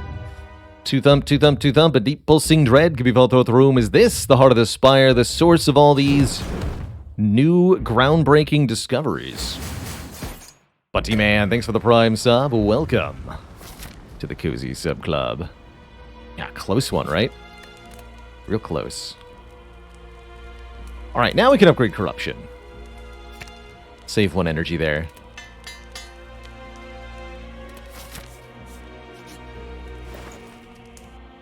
Membership card means I can buy basically the entire store. Absolutely, I'll take an Incense Burner. Intangibility every 6 turns. Sounds great. Free Bronze Scales to do damage back to the heart also sounds great. And I can afford a card removal alongside, or Entrench, but not both. Happy with just the card remove. Roxd19, thanks for the Prime sub. Welcome to the Cozy Sub Club. My favorite relic. If I had to pick just one. Oh man. Runic Pyramid is my clear favorite. I'd really like how much your build can change with the pyramid. Sure, we can get Barricade from Discovery, but then again, we can also just get Entrench from Discovery. I also really like some of the Defect particulars. Frozen Core on Defect, another favorite of mine. So I said at the start of this run, I figured Ceramic Fish should be about 180 gold. It's 207, a little bit over expected. And that money got doubled with membership cards, so it actually helped out quite a bit. Tungsten Rod has blocked 186 damage. Thanks to triggering twice per turn with these double powers. Immune to self-harm build. the powers. Excellent turn 1. I'll ditch these two. But this is just great. This is also great. Alright, Discovery, what do you have inside? Battle Trance or Fire Breathing? Actually, Fire Breathing Plus in this deck, in this fight, is kind of hilarious. But I think I want the Battle Trance.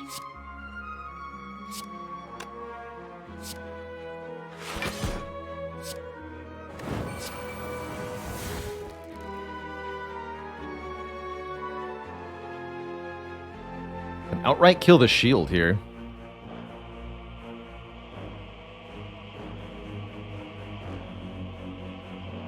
That is somewhat tempting. Apparently this is 90 damage, this Fiend Fire. I'm just gonna do that. Top will try to draw, but it can't because of Battle Trance. Next turn might hurt a bit, though. We still have ways to kill, right? Yes, we can still kill it. Okay.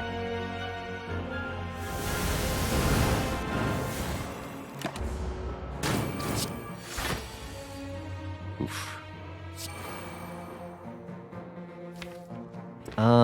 I think this is my elixir, actually.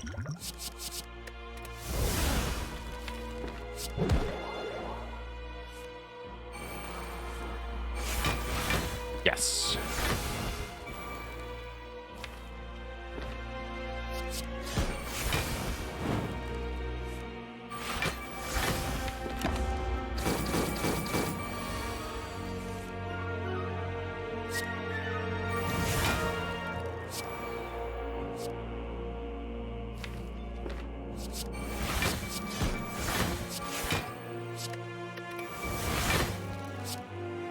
I want to finish with Incense Burner on 4 here.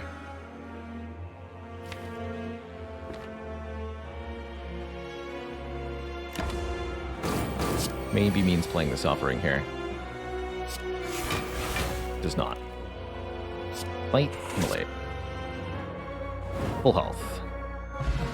We get a White Beast statue, of course. Okay, I feel really confident, though. With Incense Burner on 4, with these good potions, and with a Reaper... Hell yeah, I'll take a Reaper. I think our odds against the Heart are somewhat improved. Bum, bum. Definitely not going to discard early Corruption. Let's discard the Reaper, though. I don't need that this early.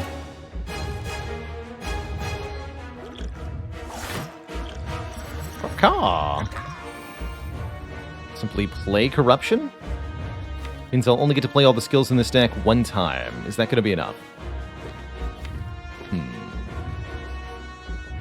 I don't necessarily think it will. I think I'd also better play this Carnage. Deal some damage here.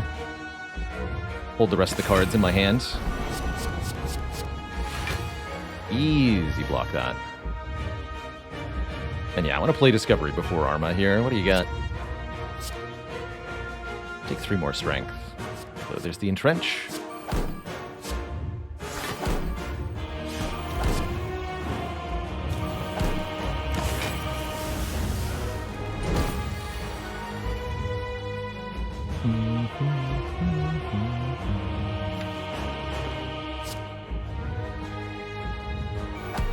Might end up corrupting this turn. This Combust in play. Yeah, probably going to corrupt this turn. But we'll be playing the Offering as well, of course. So let's get rid of one of these bites. Play Brutality. Play 1 bite. Offering. Okay, there's Uppercut, True Grit, Shrug. Is it time? I think it's time. Play the Corruption now, because we're going to Fiend Fire this turn.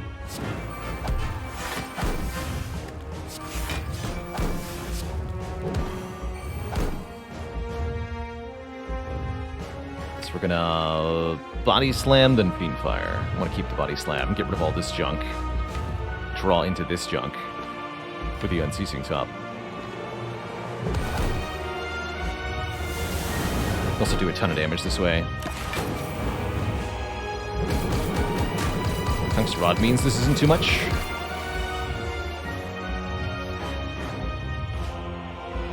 Definitely want to extend weak and vulnerable here.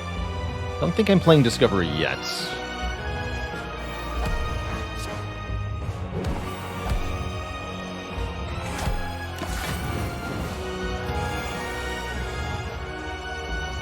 Now I play it. What do you got? Immolate, Blood for Blood, and Flame, and Blood for Blood seems good.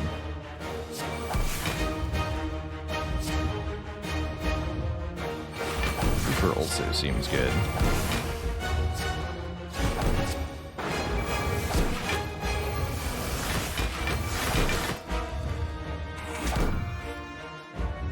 Bonk? Good job on Ceasing Top. I think we stop there. We've capped damage. We're capping on block. Perfect.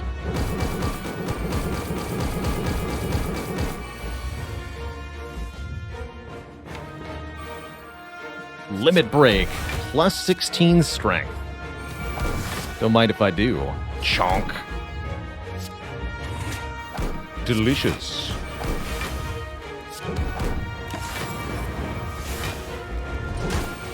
GG, Mr. Hart. You are tasty. GG.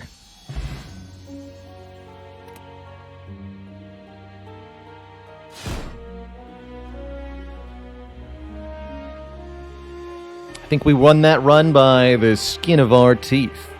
GG. GG. Very, very cool deck. Really happy to see this one score a victory. I do think our victory was in no small part because of Incense Burner, Runic Pyramid, Toxic Egg, and probably Boat Thingy as well. If I could point to just a handful of the many, many things we picked up that were very good. Double Discovery was really cool. I really liked how often we got Demon Form and Barricade from the Discoveries. Another one bites the dust. That's right. Yeah, really, really happy to show off such a unique run for a big raid. Again, thanks to Jorbs for raiding the channel during the middle of that one. Seen Jorbs doing some boss swaps lately. Hope those have been going well for him. What's the ideal number of discovery? I think 10 is probably the right number. 10 discoveries. Yeah, what has it been done? The bite sleepeth, and so shall I. GG. GG. Other really cool thing about this run was, of course, the Tungsten Rod blocking so very much damage. 225 damage prevention was the total score. Usually I don't see Rod get over 100, so that was huge. Huge. Please just stop killing me. Sincerely, the Heart. That is a lot of damage.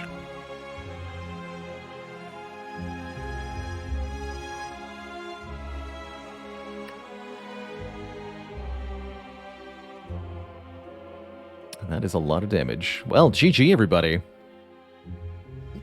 Plenty more Spire where that came from. We're barely getting started today. Next up is the Silent on Ascension 20. Looking to see if we can figure out how to win with her the first time. Our last Silent run was really fun, for those who missed it. 6,000 cuts, partially inspired by Jorbs, who raided us. I decided to purchase an early 1,000 cuts here on floor 4 to help us deal with Slime Boss. It worked. We got another one in Act 2, and then a third one in Act 4 here at floor 55, and 6,000 cuts was able to beat the Heart. It's pretty funny.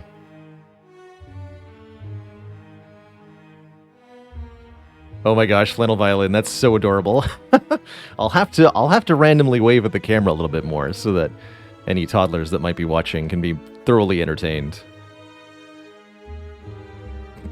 That's great. Cleaver Twitch says, what's the biggest loss streak we've had? So, for this year-long challenge, we replay on the same character when we lose. So our losing streaks are same character lose streaks. And the biggest one so far goes to Silent. I think we had 6 losses in a row. Really not too bad, actually.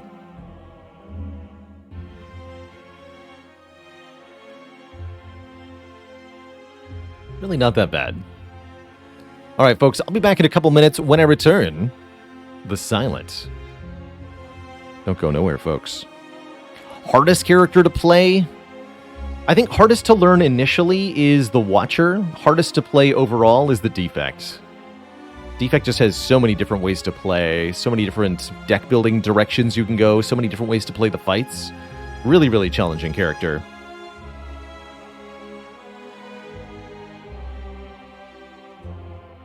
All right, BRB.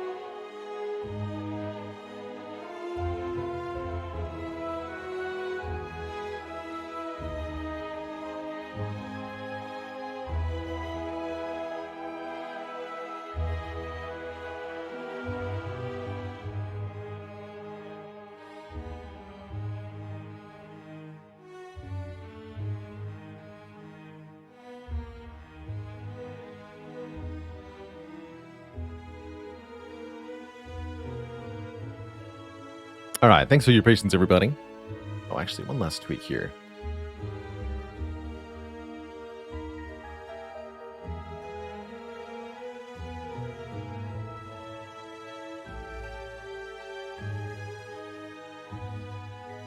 All right, there we go. Camera angle restored. I'm kind of small, too. Let's fix that. Embiggen. Got a command for the removal, right? Yeah, so I don't need to make that visible anymore. Let's get a bit bigger for Twitch chat. Feels a bit more right.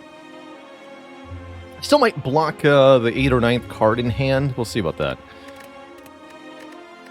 Either way, I'm very excited for some Ascension 20 Silent here. Silent definitely one of the more challenging characters in Slay the Spire. At least when it comes to Ascension 20 runs.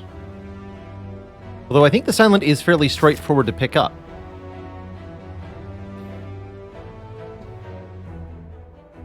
I think her card combos are relatively straightforward and easy to recognize, which can make getting started with her a bit easier. It's the Hexaghost Act, right? I could actually see trading health away. Normally, I don't like losing health early on the Silent, but if we don't need health later for our Act boss, we just need some to get through an early elite or two, and we don't even have to fight an early elite. We can go 1, 2, 3 combats. If we get strong, then we'll go for this elite. If we get not strong, we can avoid. And from there, we can then fight this elite. Maybe even consider the Burning Elite, but I'm probably not going to path for that one. Unless I was really motivated. And there's maybe an option to go through a shop here or here, perhaps. We could even go to a very early one, but I think just with the starting gold, it's not very worth it. If I got an old coin, we could adjust. You know, actually, choose a colorless card. One of the uncommon colorless cards. I think is a pretty good boon on the Silent. Maybe a little underrated. Yes, technically we could snipe an elite here with Niao's Lament. I really wouldn't recommend it, though, especially not if we're trying to snipe this. We end up with no cards for Hexaghost. This could be start with Discovery, it's true. I'm feeling the Rare Relic, though. Yeah. That's quite a Rare Relic. Tingsha. Ding! Every time we discard a card, we deal 3 damage to a random enemy, and that's quite powerful indeed. One of the noisiest relics in the Spire.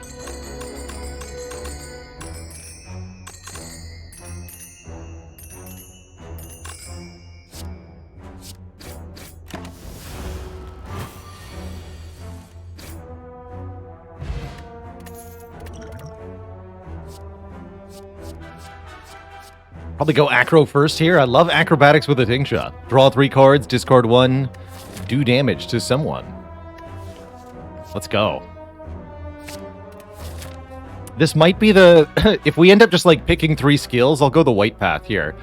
Something that we're allowed to do on a run like this, where we start with Tingsha, we can actually go 0 Elites Act 1, just draft skill cards, and avoid having to take any subpar cards for the early game.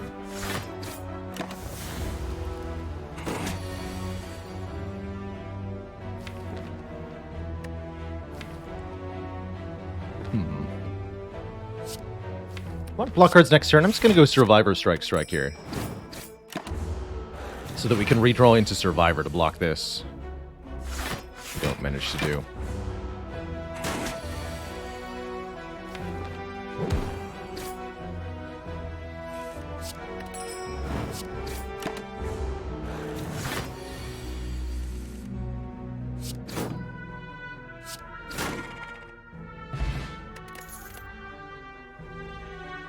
Endless Agonies are nice with discard interactions.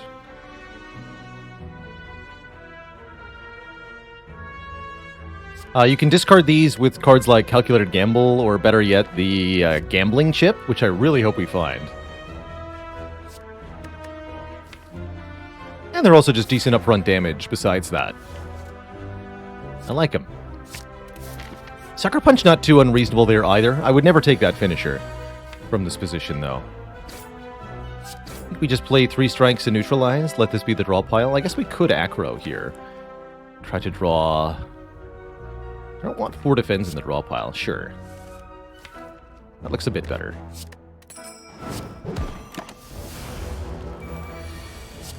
Generally speaking, I don't think it's worth letting the Endless Agonies go back to the discard pile.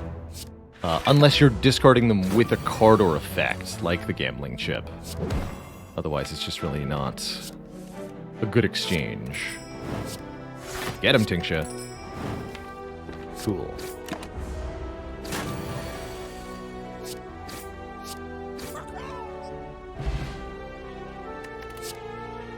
Dash. Dash is a great early game card for dealing with elites. Dash, I think, lets us go the green path pretty convincingly, especially if we upgrade it early. Not offered any discard or anything like that. Decker Spray is good for any AoE fight that we might run into. The sentries in particular could be problematic, but the dash is really good in that fight too. And the dash will be better against Lagavulin or Gremlin Nob. Grand Finale deck, well... I do like that card, but it's really all up to what the Spire offers me, alas. Lose a bit of health to get a card removed. I can actually see removing a defend in this position pretty decently. Or we can take money for later. Thing is, I'm not going to a shop for quite a while. Let's lose a defend here.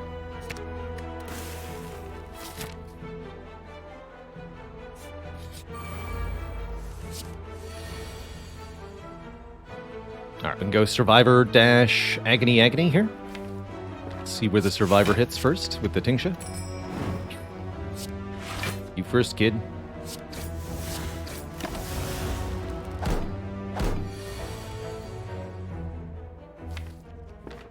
When you kill one of these, you become vulnerable. So we kill this with Strike, then we can defend twice.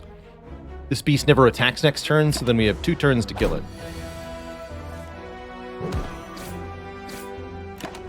And with only 26 health, that's pretty easy to do. Get a Fire Potion. First Elite looking a lot easier now. Another Acrobatics, or a different kind of damage. Other Acrobatics. I want to believe in second Acro here, I really do. I don't think Deadly Poison or Caltrops are particularly good.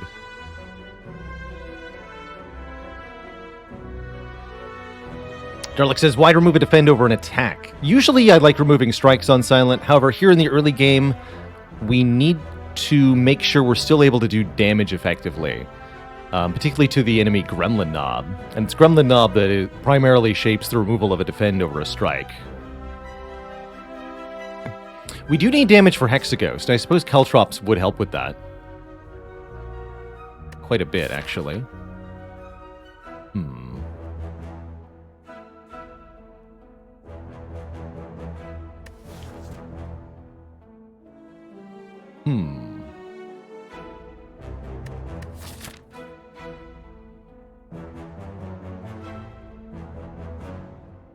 Still get 1, 2, 3, 4 card picks. I think I am taking another Acro here. It still does damage, although not very much damage.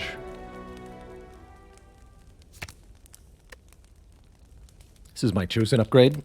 Anything else we need to upgrade, we can use the Blessing of the Forge on for this first fight.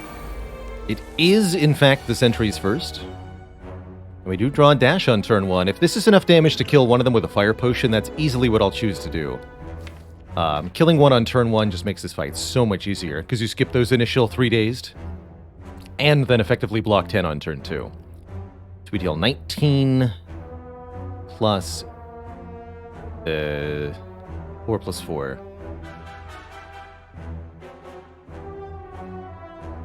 So 43 or 47. We'll kill the 45 health one then. Oh, I see. I am too... my camera is too big. We can fix that, though. We'll shave some of the edges off. Keep the art there, though. You're right, we are too big. We are too big! Okay. That's a bit better.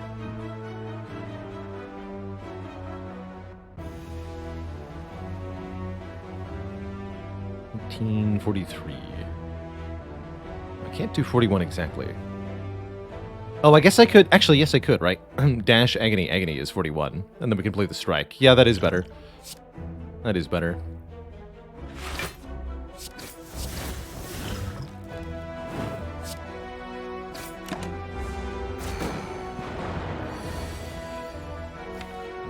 Found the line.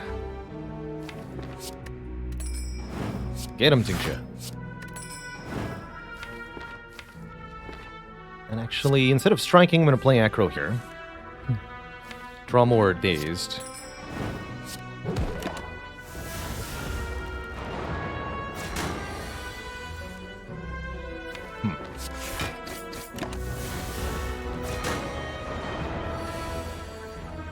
It could have gone better, but it definitely could have gone worse, too.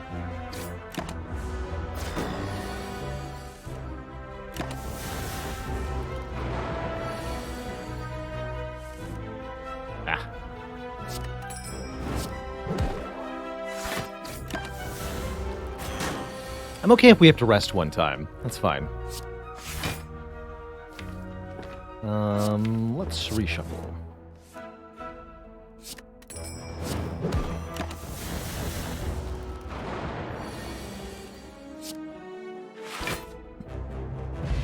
Vajra, +1 strength. That'll help a lot with damage. Could take a footwork, a deadly poison, or a sucker punch. Thinking with the Vajra, I probably want to take Sucker Punch here. Give us a second source of weakness. And a little bit more damage.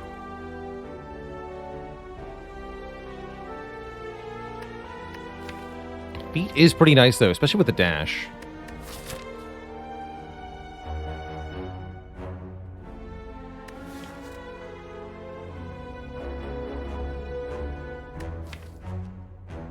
Get that damage, though. Don't like skipping a footwork there. Does not feel very good. We're going to upgrade Acro. This is a weird deck. What's in the box? Orichalcum. Guaranteed block. I like that. That's good against Hexaghost. And I think I rest here. Actually, this is also good against Gremlinob. I think that means I don't have to rest here upon review. So what would I like to upgrade? Sucker Punch or Endless Agony? To help us against Gremlinob. Sucker Punch should be most reliable then. So with Orichalcum, we take a minimum of 2 damage on turn 2. And with weakness, the big attack goes down to 18, minus 6 is 12. So we can easily survive 4 turns in the Gremlinob fight without drawing dash, even.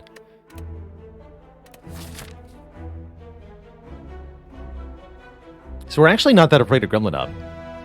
Cool.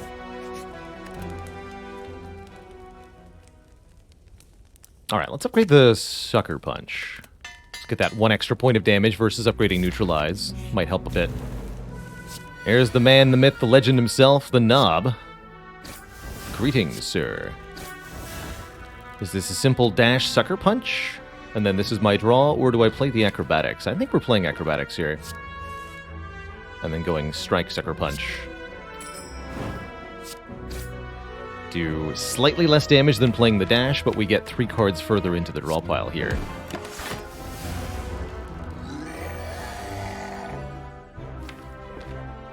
Neutralize, strike, strike, strike is pretty effective this turn. We take 0 damage, we deal plenty. Could play the Acro, but I don't really feel like we want to. Strikes are actually some of our best cards here. Did I maybe want to consider upgrading these strikes? I probably should have thought about it. But I really wasn't too afraid.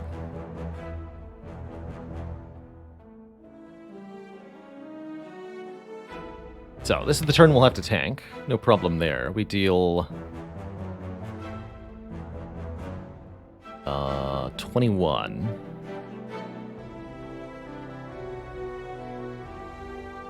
If I want to deal 3 more, I can play the Survivor here. I think we get to keep this potion. I'm cool with that.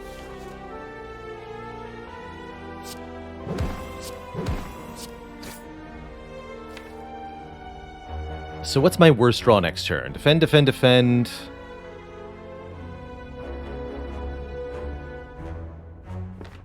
Literally every draw kills. Right? If I draw 2 strikes, we kill. If I draw both acrobatics, we draw the strikes and kill. Yeah, every draw kills. So there's no need to play any of these cards. Actually, wait. Yeah, I can only play 1, right? Survivor would increase the Gremlin Knob's damage by 3, and it blocks for 8. So we're losing health versus Orichalcum. Cool. We get some health back immediately. Actually, we might not have to rest at all, depending on how this goes. And a Glass Knife, an After Image, or a Sneaky Strike. Wow, that's funny. Don't be fooled into picking the rare card here. Sneaky Strike is actually the best card, because we have double acrobatics. That's funny.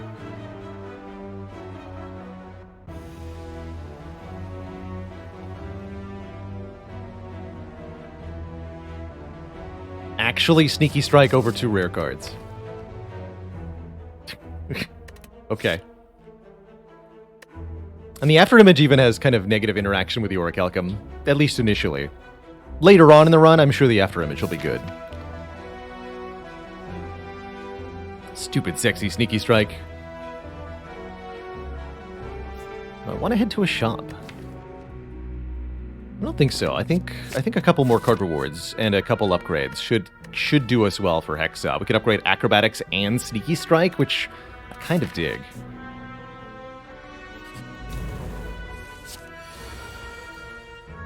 Don't panic, Twitch chat. I know it looks spooky, but it's not that bad. I think it's not that bad.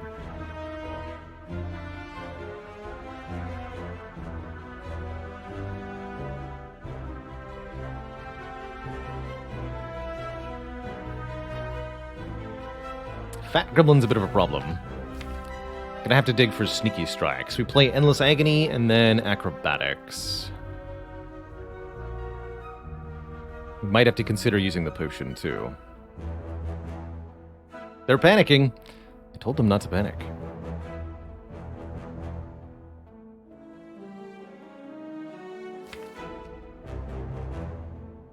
Let's do 14. So we have an exact kill with Dash here, actually. That could be good too. So am I using Agony on the Fat Gremlin? If I brick the draw, I'm going to need to have played one on a Sneaky, though. Okay, so played on the 15 health one, because we don't have any cards that do 15. Yeah, we bricked. Okay, that's a problem, then.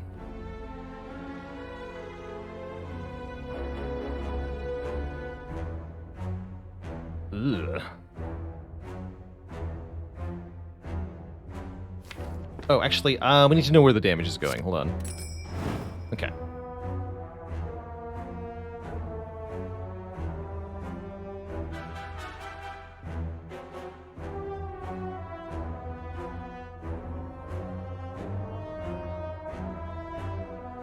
Forge Potion mostly seems to solve this. What can I do without a Forge Potion, though? Can I kill 2 of these guys? Strike, strike kills you. Agony neutralize is only 9. So we're 1 short of cleanly doing this without the Forge Potion. I think that means I just use the Forge Potion.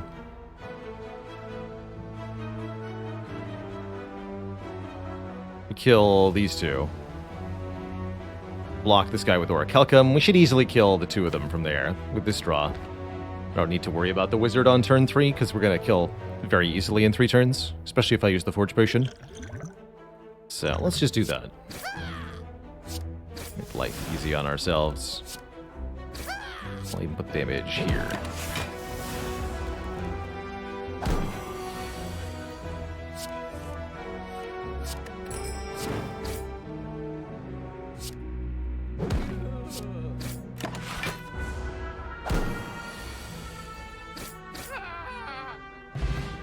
Okay, we do get a potion back, and Piercing Wail, Dodge Roll, or Poison Stab. Piercing Wail is nice for Hexaghost. It's nice for Act 2. I like it with Orichalcum. I like it a lot. Still not sure we're dealing enough damage. We are going to be upgrading Sneaky Strike to help with that. Make that now 17 damage. Let's see what we get here. I might have goofed. It's not clear to me.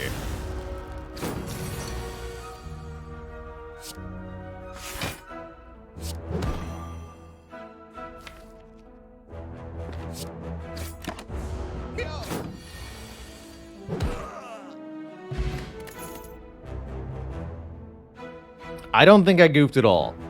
I think we're in great shape. So, Sneaky Strike number 2 or Reflex number 1. This card is discarded from our hand. Draw 2 more. I think we might need the Sneaky Strike, honestly, in order to get through Hexaghost comfortably. I'm worried that Reflex was just going to draw more burns for us in the Hexaghost fight. Since we have no zero-cost cards to play, I don't think I can take the Reflex.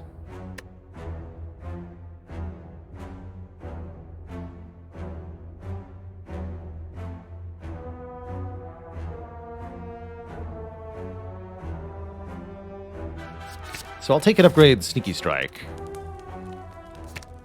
And I'm actually rather curious about how this Hexaghost fight is going to go.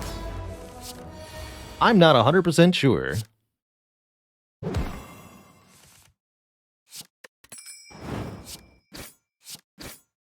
think we just play these now.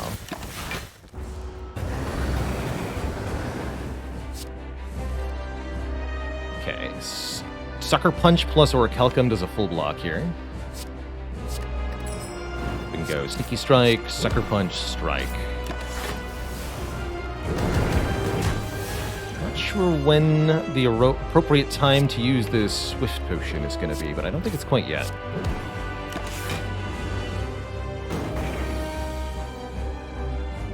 Just really, really solid draws so far. I'm actually not worried yet.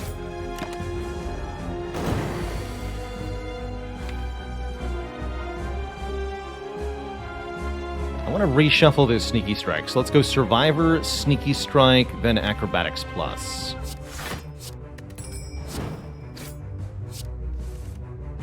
Maybe should have played Neutralize first. That's okay. I'm not going to play the second Acrobatics, because then if I draw the Sneakies... Actually, I've put myself into a bit of a weird situation here.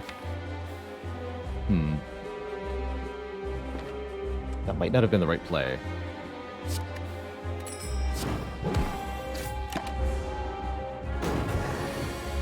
Oh, we still have Survivor, though. Okay. So we can go Survivor, Sneaky, Dash.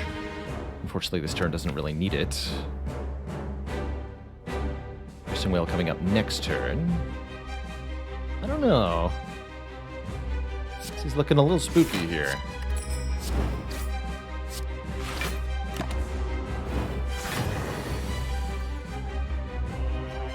We use the Piercing Wail this turn. We don't have it for Inferno.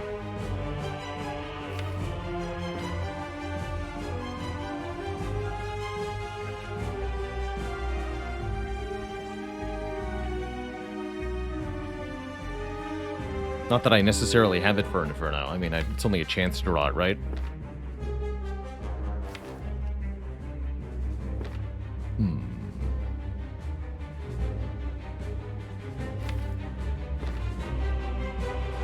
Somewhat want a Swift Potion now to try to find the Sucker Punch.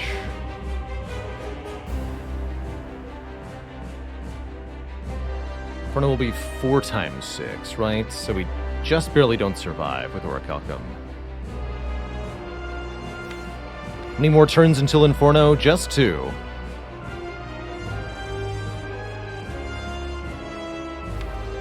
$80 damage in 2 turns is going to be pretty hard to do. Not impossible, mind you, but pretty difficult.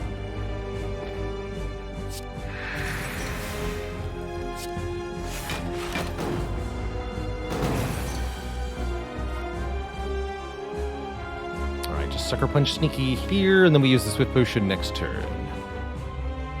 Unless we think we should Swift Potion now.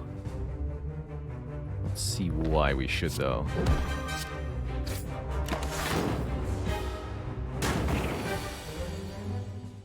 Alright, what do you got? Looks like not quite enough. Wait, is that alive, though? 28 incoming damage, 29 health. We live on 1?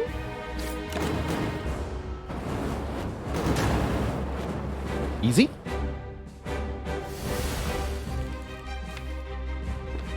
Use the unupgraded acro. I want to draw exactly these 3 cards.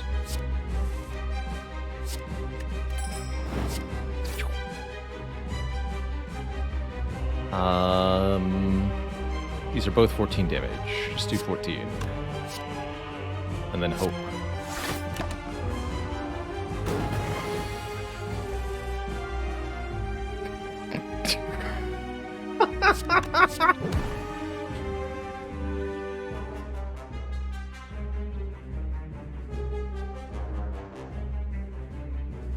You win some, you lose some. GG.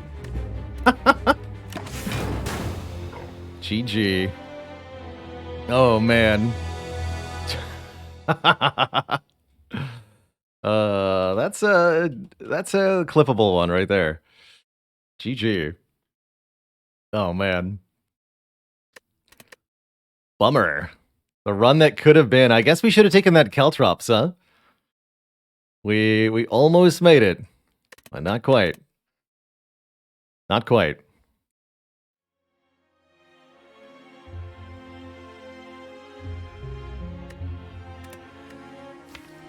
Not quite.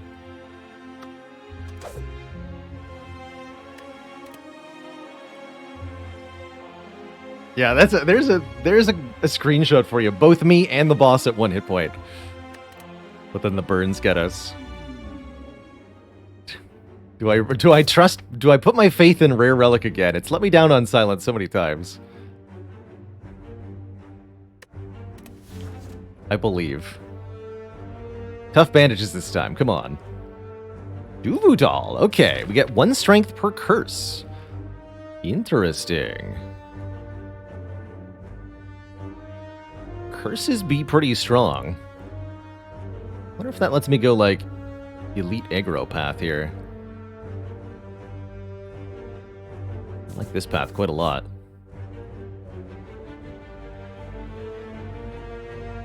Shop at the very end, too. That's juicy. Could get me killed if we low roll early, though.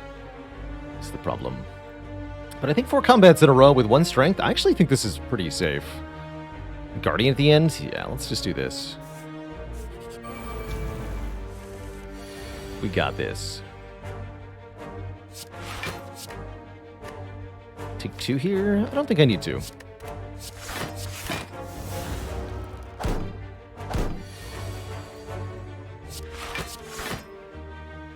And then we take 3 here. Okay, taking 2 would have saved 3. Very small difference there.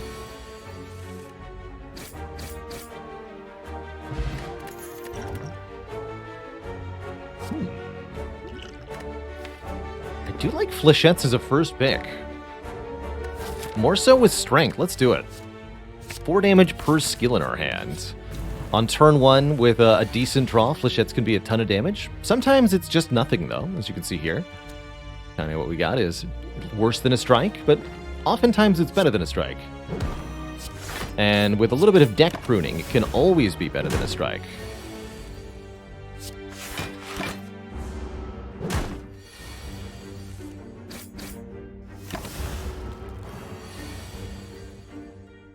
Rude.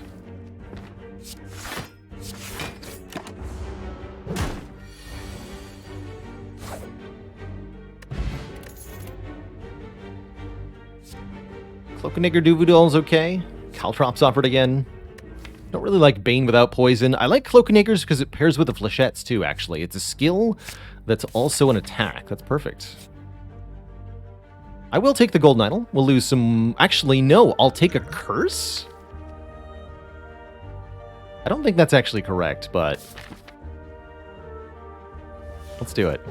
It's only an injury curse.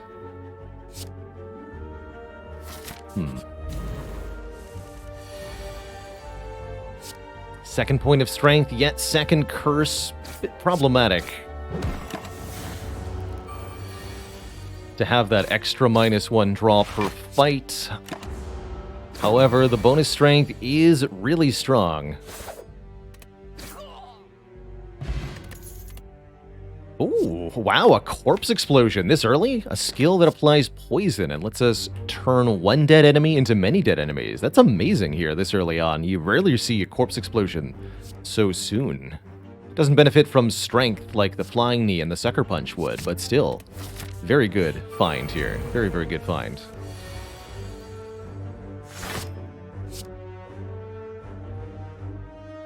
I want to be able to kill this one next turn.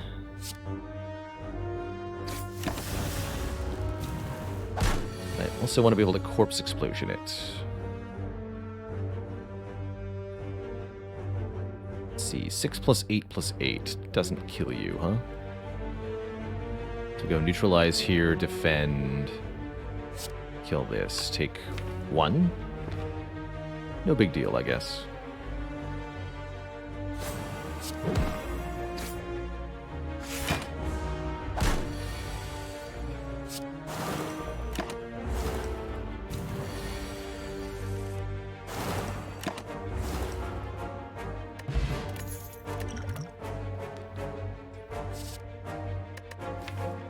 I don't trust any of these, especially not Masterful Stab in a deck that's going to want to add curses. Got no draw discard for Tactician. Got nothing for Distraction. I really don't trust Distraction, generally speaking. Yeah, where are the Blade Dances? Where are they at? I think we're going to have a pretty tough time in this first Elite fight, but at least we have 2 good potions. It's Gremlin Knob. Oh my. Well, so when I said we were going to have a hard time, what I meant was Flechettes is a good card.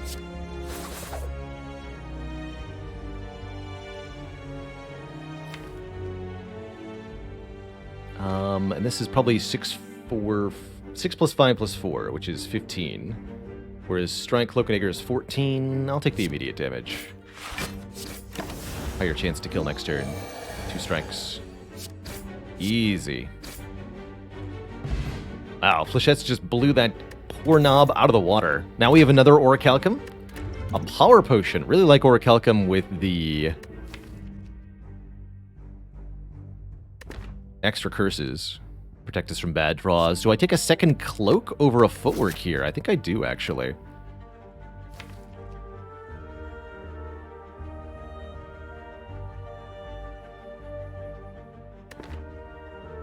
Footwork's also pretty good for Guardian. And we did just get past Gremlin Knob. But again, Orichalcum. Take another Cloak here.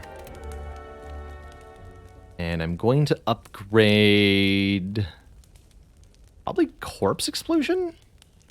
Although I could maybe consider upgrading Flechettes, too. Either Corpse Explosion or Flechettes first, I think. Cloak upgrade's also pretty good, right? +6 damage on Cloak and Dagger for the upgrade. Flechettes is 2 per skill, so if it's hitting 3 or more times, that's a better upgrade. Neutralize for extra weaken is pretty valuable, actually, too. It's true. So if we need more defensive power, the Neutralize upgrade's quite good. Against sentries, the Corpse Explosion upgrade doesn't matter. I guess I'll upgrade the Neutralize. We'll get a few upgrades this act. We're already, like, way ahead of the power curve. Is this a fight where I employ Power Potion? I think it is.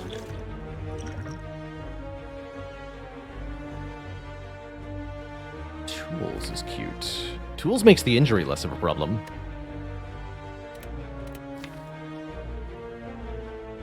Wraith form could block in the future. It's nice with Orichalcum. I'd have to let it go to the discard pile, though. I think I'd rather take Fumes here, and then draw Corpse Explosion next turn, maybe.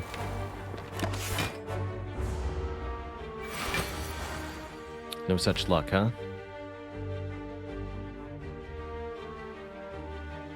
It's a pretty ugly draw. Dang. It's fine.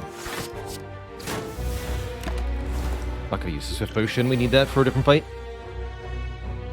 So, Cloak, Defend, Strike, or Corpse Explosion, Strike. Block with Orichalcum. I think we want the poison to stack in this fight. Take a little bit to make that happen. Then this turn we'll just block as much as we can.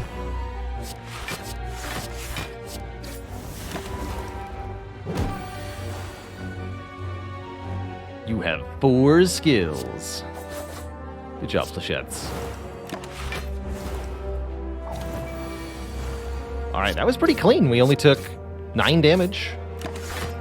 Used our Power Potion. And we get 7 of that health back via the Strawberry. Offered a 3rd Cloak and Dagger. I don't need 3.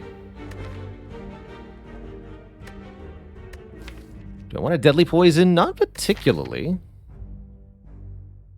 Skip all this.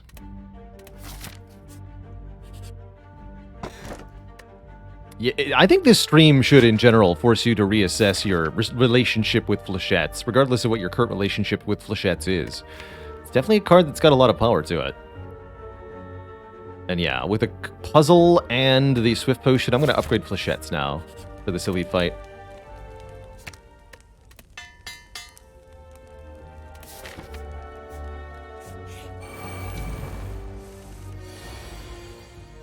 Eight times 4.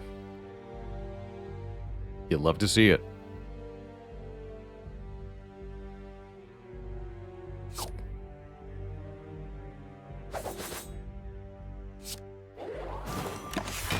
Take 4, win the fight.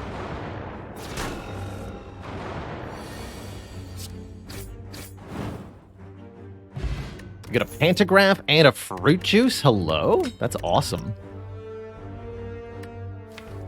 Actually, not the world's worst accuracy with Double Cloak and Dagger. I really want more Shiv cards.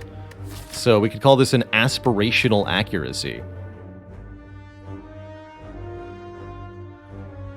And it would give me a really big reason to upgrade Cloak and Daggers moving forward. So we go upgrade Cloak and Dagger then. Yeah, let's do that. That sounds cool. Aspirational. I think accuracy is not an important upgrade until the Cloak and Daggers are upgraded. I think I'm also very happy transforming a Defend here. You can also remove or upgrade a card. If I wanted another upgrade, we could do that. But I think I'd rather transform a Defend, get rid of a starter card, add something random. This can maybe help us find a Blade Dance or something, or another power that's useful. Transforming Injury would give us a different curse. So actually, like if you look at the preview for Transform Curse, it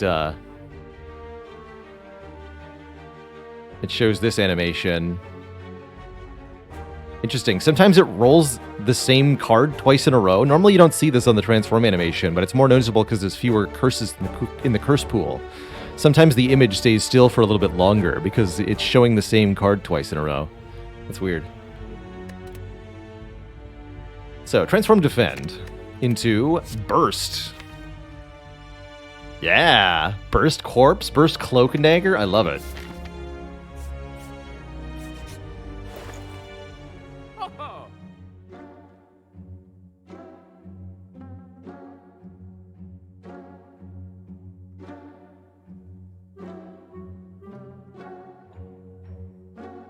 Man, we got some good choices here.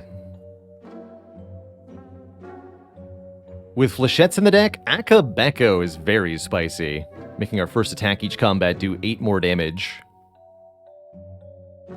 Other things that are really good, with 2 strength, Flash of Steel is pretty good. There's 2 poison relics here. The Snecko Skull says apply 1 more poison whenever you'd apply poison. The Funnel says start all enemies with a bit of poison. There's a ghost in a jar here, and I can drink the fruit juice and then buy that. There's card removal here. It's a lot of good stuff here. I really like the flechettes with the Akabeko, though. Man, that is a strong interaction. And will let us kill a few enemies instantly in Act 2. I also like Master of Strategy here alongside Flechette, so I could be convinced to go card remove Master of Strategy.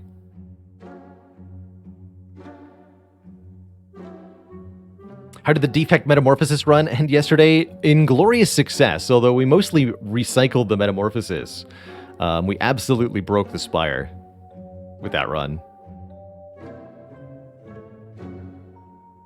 Akabeko. Got a bottle of the Flechettes? Nay, just add a lot of, or just remove a lot of cards and add a lot of card draw. And it'll be good enough. Definitely gonna remove a strike here. So is it Akabeko or Master of Strategy?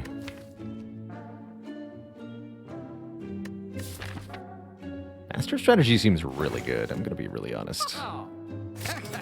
Try that. The card draw deck.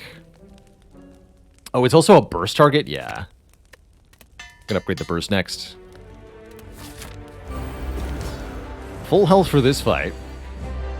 Akabeko would have been an additional 24 damage here. Okay, just go accuracy, cloak and dagger. It's like corpse explosion too. 10 damage shivs.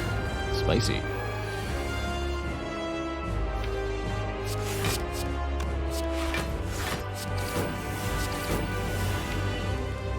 Fine draw.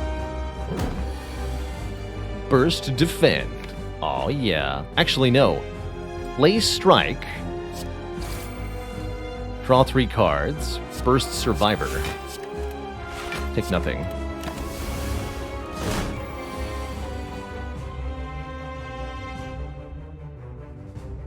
$50 damage to transform Guardian here. I can do 24 plus 20 plus 8, which is enough. Yes, we can just transform here.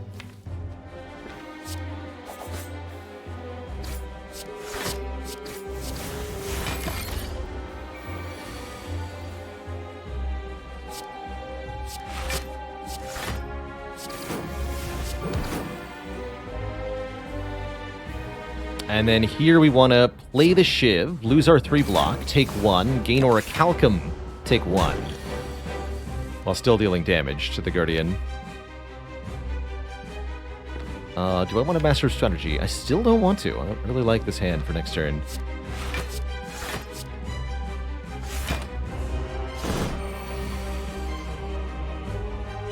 The Flechettis are here. So this time we don't transform. We deal 16 plus 40, 56. I'm only going to take 8, and I've got plenty of health, so that's fine.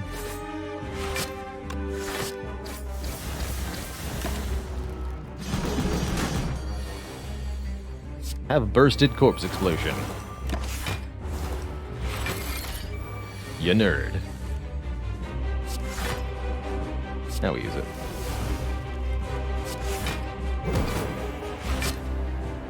Can't get through the block though.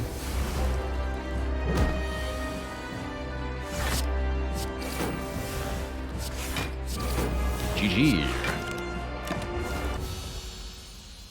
Guardian. 100. GG. Phantasmal Killer is a skill that makes our attacks do more damage. Also pretty good with Burst. I think Phantasmal would be a pretty good way to scale this deck further. Does need an upgrade, generally speaking. That's okay, though. Man, this deck with Runic Pyramid would be pretty ridiculous, let me just say. Buckaroo Django says, if we remove the injury, do we lose the Duvu strength for the curse? Yes. You have to keep the curses for Duvu Doll, which is not true for Darkstone Periept. I think I am taking Phantasmal Killer. Unload's fairly mediocre. We don't really... I guess Bullet Time can actually do some interesting stuff, especially with Master of Strategy. Get a lot of cards in hand, then make them all free. I'd rather have this, though. For the double attack damage. Do we? Cursed Key. Duvu Doll. That sounds pretty fun. I'm also really pleased with an empty cage here. Dunk 2 strikes and have a more refined deck. But Cursed Key sounds too on theme to not do. Let's do it. Cursed Key gives us more energy per turn, and now when we open a non-boss chest, we gain an additional curse. That additional curse also additional strength. But is that a good thing? We're not sure. I like this path up the middle here. Early shop and then 3 elites. We're going to have this much strength. We might as well fight some elites. Other ways through the act look... not much. Don't want to hit this shop, because we definitely don't have enough money for that to be good. One event or 2, I guess is the question. Let's do 2. We've got Golden Idol. I'd love to get the Bloody Idol. Potentially. So we'll start over here. Burst Survivor. Oh, yeah.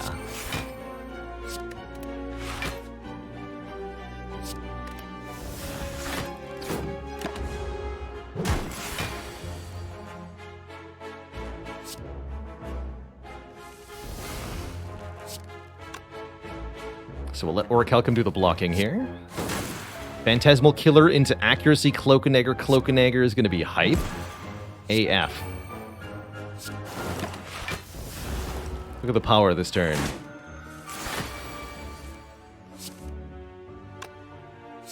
$16 times 4.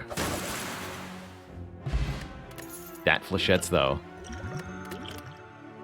Dagger Spray hits just enormous damage to all enemies. Let's pick that up. Skewer is also pretty good, too, actually.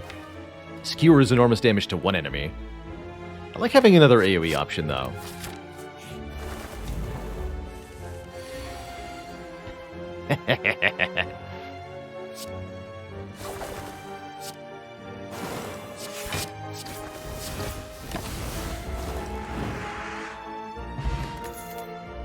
Nice fight, birds. Nice fight. Long line of hooded figures offer me a ritual dagger. We've got a shop coming up, so this 50 gold's actually like a big deal. Putting us over the relic threshold is pretty important to me. But we could take this dagger and use it to get kills and permanently scale up.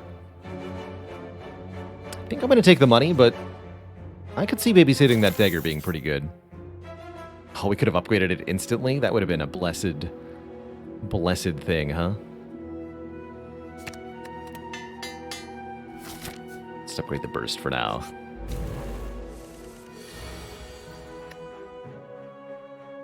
It's like an upgraded dagger spray.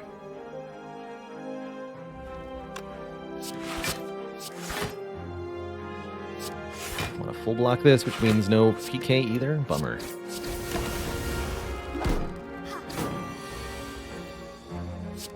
You have 1 skill.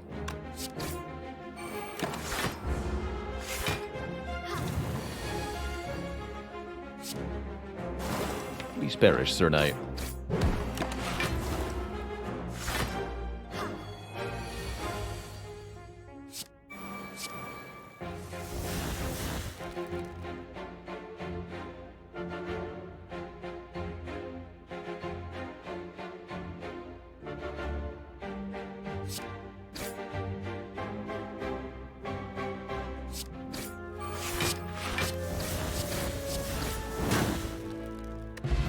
Not bad.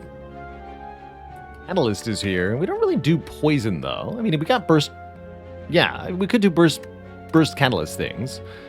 But I imagine we're better off just doing some really nasty attacks, like upgrade accuracy, upgrade phantasmal killer, and these cloak and daggers are going to start murdering things just as good as the catalyst would.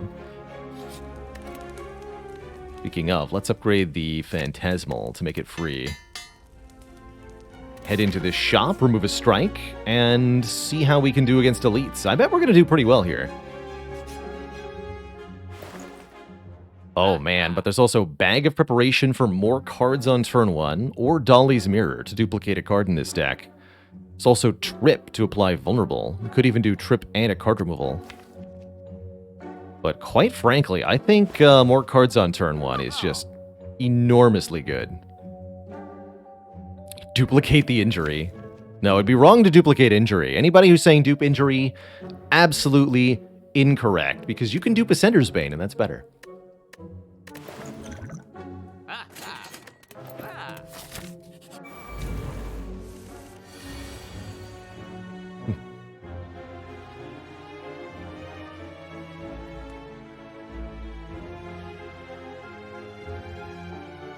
You are allowed to do that.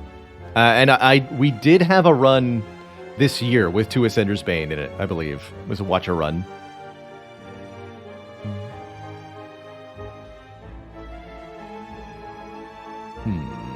Can't burst both cloaks if I also want to play the Flechettes. I could just go accuracy burst, cloak, cloak. It's not too bad. This does kind of deal 40 damage, though. But yeah, I think it is accuracy, burst, cloak, cloak. Each of these cloaks does 40 damage.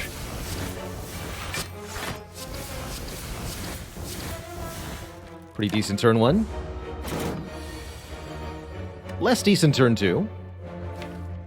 But turn 3, let me tell you, that's where it's at. Get him, Centennial Puzzle.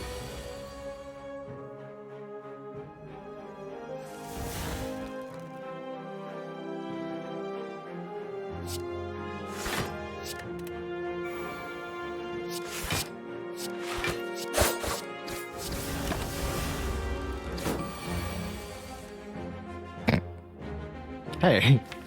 Damage? Hello? Alright, Swift Potion, get in here. There we go, Flechette. 16 times 4. That's more like it. Ancient T-Set gives us more energy after a rest site, so bonus energy here and for Champ. And another Flechette's Plus. Now we're where we want to be, Twitch chat. What's in the box? Shurikens in the box. And a regret, which I might regret.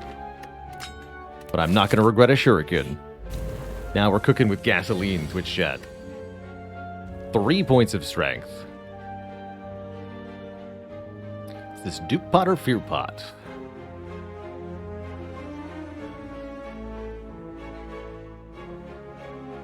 This would be what? Accuracy, cloak, strike?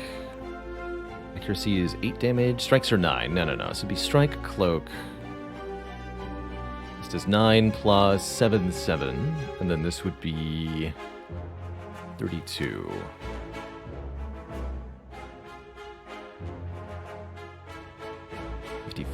Yeah, so I think I do pot the Dagger Spray here.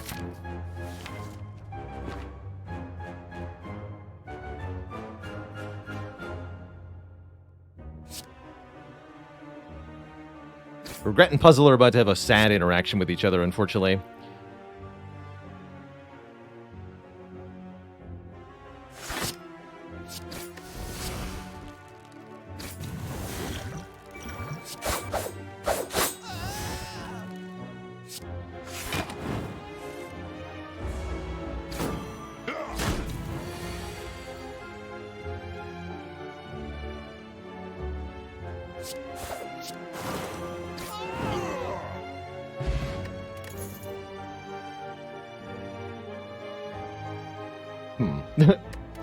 Interesting. Ooh. Acro Plus. That I like a lot.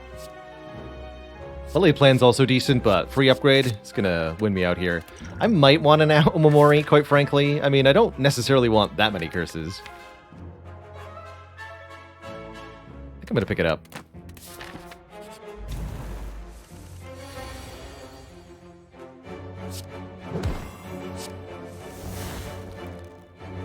First, Phantasmal.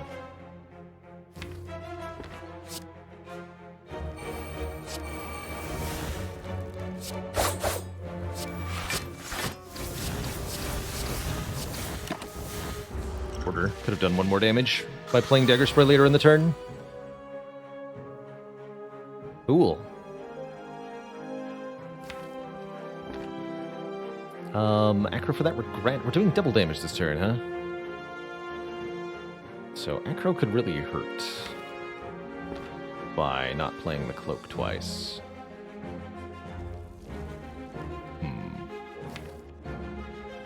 Next turn looks pretty sad, though, is the thing.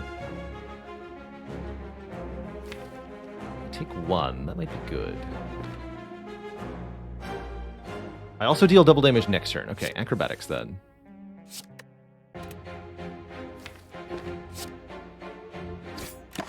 Take one on purpose here. Lachette's deals 16 times 3. Good enough.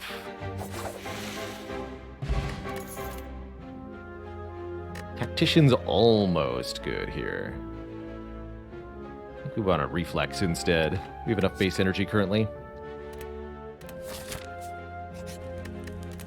Gonna upgrade Master of Strategy now over Accuracy. I think so. Upgrade Accuracy before Champ. Got Pentagraph for Champ too.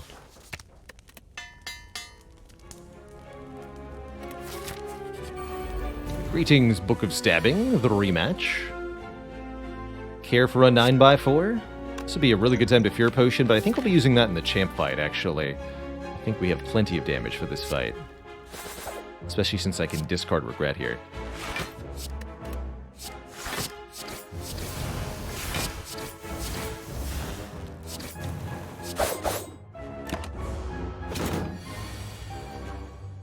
Oof. Well, that's okay. Don't play the Defend because Orichalcum. We just take 12 here, just like the Gremlin Knob. Do I want to use this Colorless Potion? I don't think so. We just take our hit, draw a bunch of cards, and then win.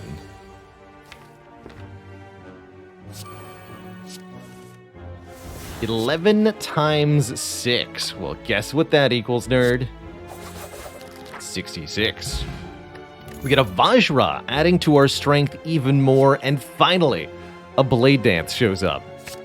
Excellent. Excellent. Champ is so screwed.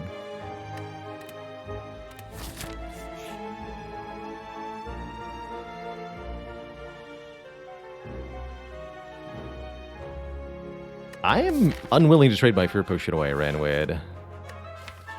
I guess I could lose Piercing Wail, although it makes me a little uncomfortable to do so. Maybe better to just pay out the money. Inferior Donut, thanks for 11 months of support. Can Ranwood ask for a curse? I don't think he can. It used to... Actually, it might be if it's your only non-strike defend card. It used to be, very briefly, that Ranwood could ask for Ascender's Bane, and that was the only way to get Ascender's Bane out of the deck. But they fixed that pretty quick.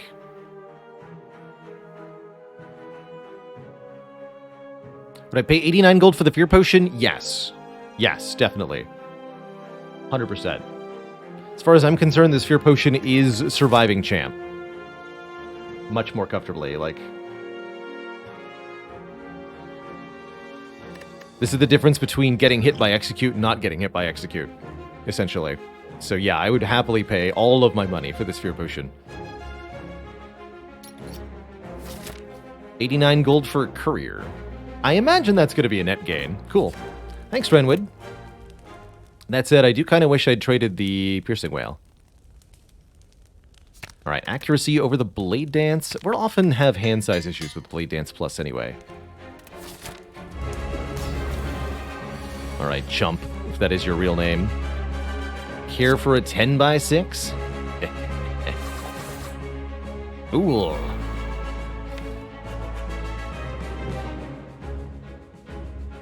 I can deliberately take some damage here to draw more cards next turn. Actually seems rather important. Play the Piercing Wail. I want to get rid of it for this fight. So, deliberately not playing any more of these cards. I want to draw 3 more cards now when we're doing double damage with Phantasmal. And we still have Master of Strategy in the draw pile. The faster we can burst down Champ, the better. So if we could avoid any amount of metallicizing, that'd be great. But I think we just use the Fear Potion now. Actually, the correct time was last turn, it looks like. This guy is very dead.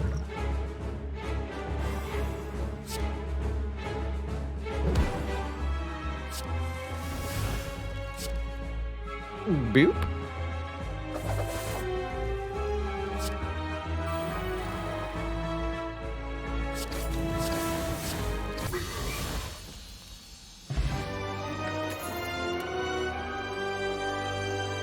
Not too bad.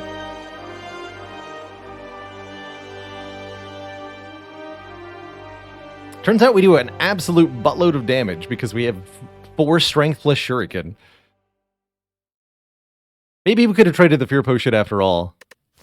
I didn't realize we were going to do quite that much. But I really like that turn 2 kill. That was great. That was great.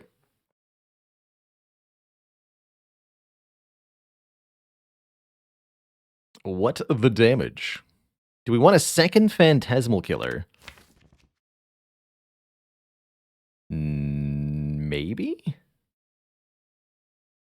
Storm of Steel is actually kind of decent. Discard our hand and swap it for shivs. It's a bit weird, but I do kind of like it here. It's a good way to get rid of curses. I actually really like Ring of the Serpent here.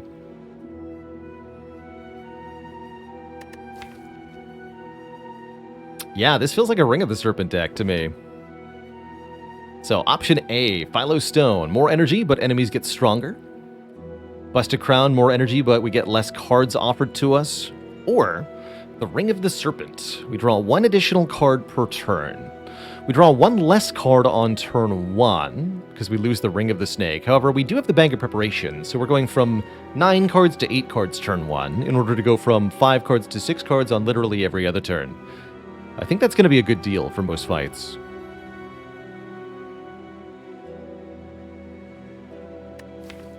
That allows us to have more consistent hands, significantly reduces the chance of a brick where we draw like all the curses at the same time. I think it's going to help. And we're already on 4 base energy, so I don't feel like we need too much more. Alright, our path is chosen for us. The Burning Elite here on the very far end gives us no decisions to make whatsoever. We just kind of go here.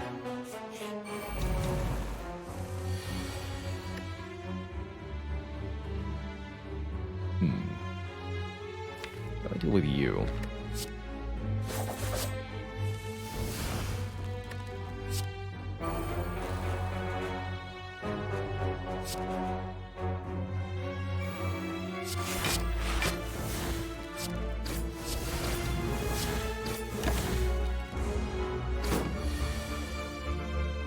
Right. Guess I do have the Corpse Explosion, but ouch. My Corpse Explosion! Rude.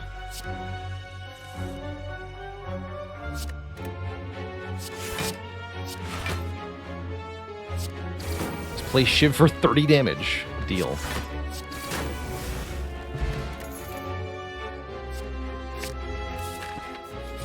Another acro here. Seems pretty good. Get rid of these stupid regrets.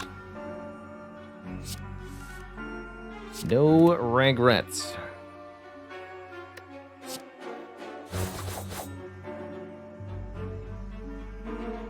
Jesus.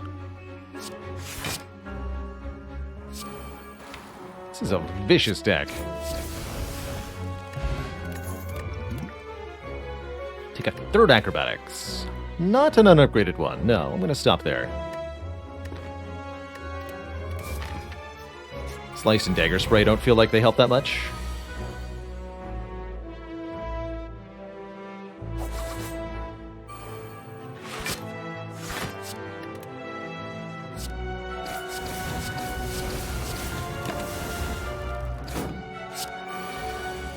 Deck sure does like to kill stuff turn 1. Holy moly.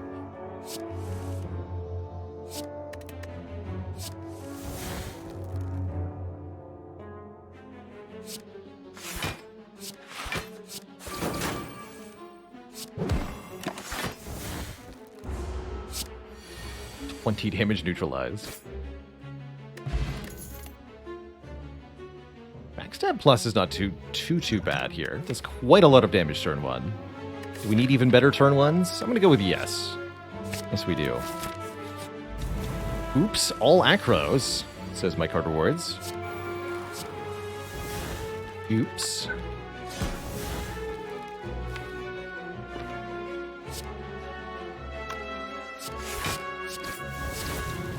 Acro, get rid of the regret. Storm of Steel. Actually, yeah. Storm of Steel. The damage.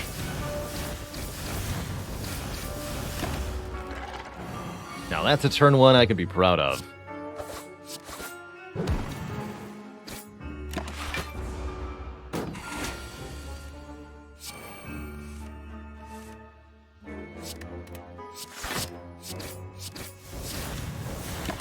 Nine strength silent. Lechette's 22 times 3. Where's the pen nib at? Ooh, back flap? Or a reflex? Give me a back flap. With a plus on it. I actually don't have that many good block cards. I can receive a free heal. And use an Omamori charge here. I see no reason not to do that. It's our last event of the act. Free heal.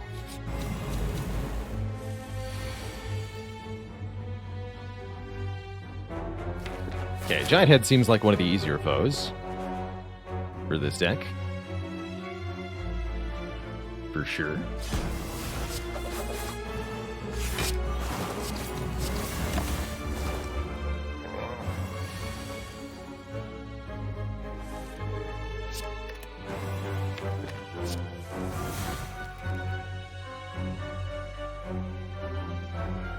First Phantasmal Cloak, play accuracy? Yes.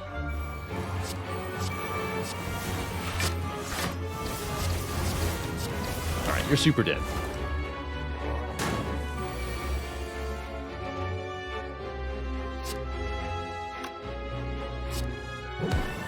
It's like the duperest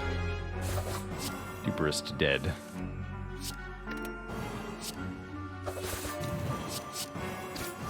$50 damage shivs. One more dexterity will help. I think it's too late for Catalyst. We're a shiv deck now. A little worried about how we're going to block the late game, but we still have a few ways to answer that question. I think upgrading Survivor might actually be a good idea, though. Let's recall. Let's me upgrade Future Footwork or something.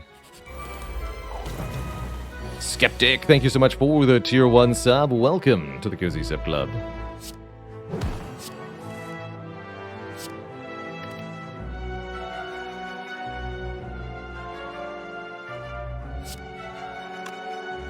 Okay, we're going to deliberately take some damage here. Corpse Explosion on the 23 health one. Injure it, but don't kill it.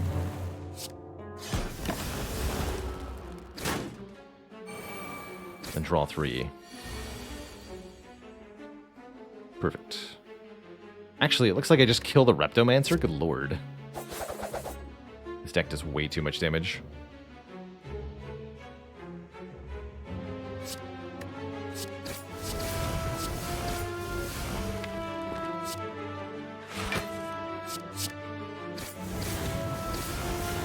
Kerblam.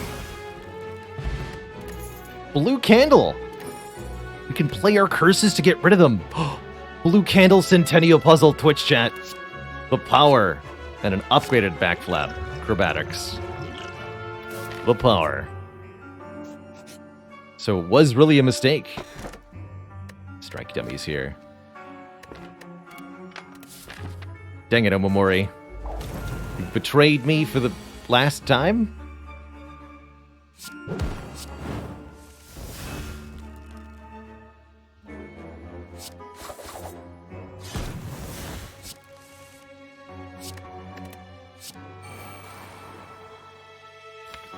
I don't think we're going to draw the injury again, so I'm just going to leave that one.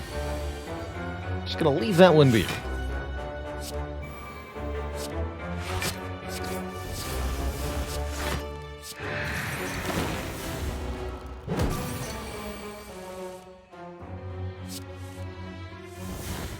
$22 times 6.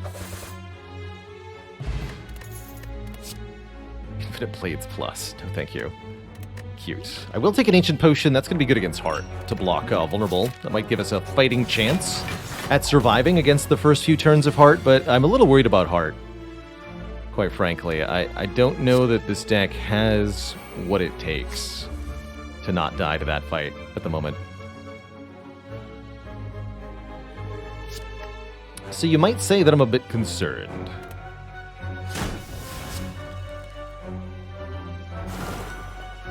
Didn't do any math here, by the way. Probably should have Centennials. Looks like we're good, though.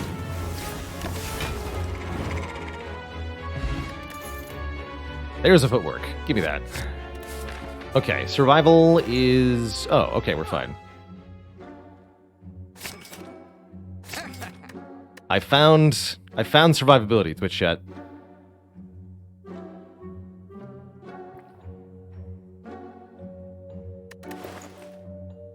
Order! Oh, you're right.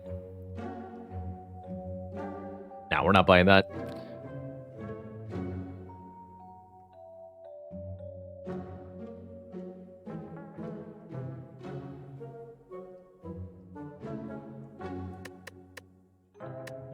Do not doubt the Caltrops a second time. A little bit of supplemental damage goes a long way, and I like that we don't have to play cards for that to do stuff.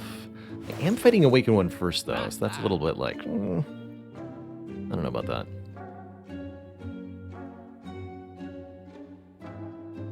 Oh, I like that we got a headphones command. Good stuff. Ubla says, save quitting and buying the egg first would change the new power generated with the courier. So I only got footworks because I didn't buy the frozen egg. Smart.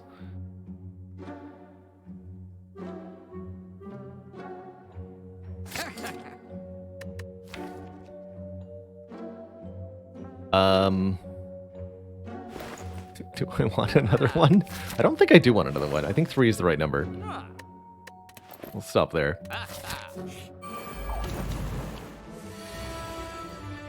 Hello, friend.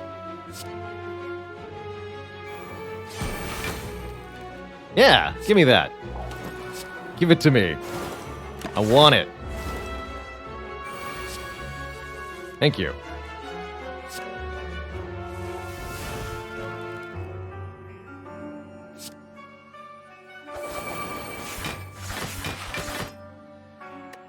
$33 block, huh? Let's try, kid.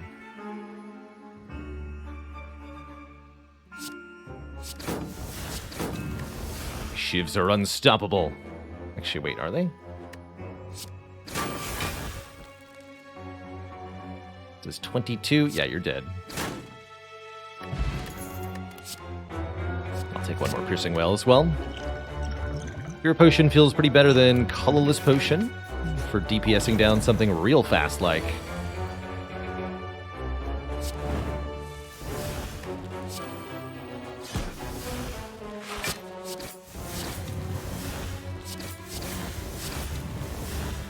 Want to Acro here? Sure. This fight could see the Parasite again, so let's get rid of it. 22. I don't want to draw this again either, actually. Just 5, good.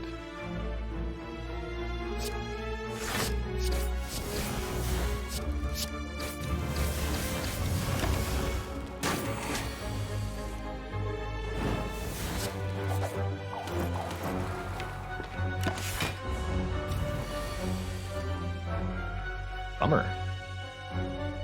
Did not draw the important stuff. Definitely adding a lot of powers to slow down our initial draw. That's why I didn't want to add another footwork. Just making this worse is not going to help.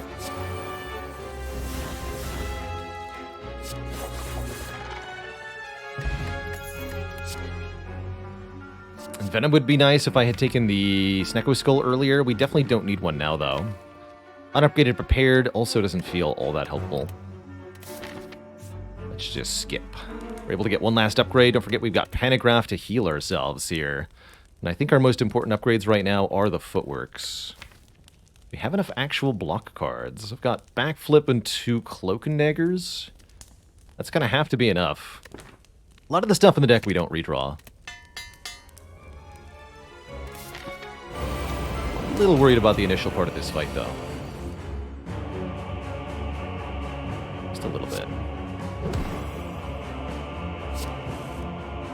Okay, I'm considerably less worried. I'm no longer worried. Very much at all.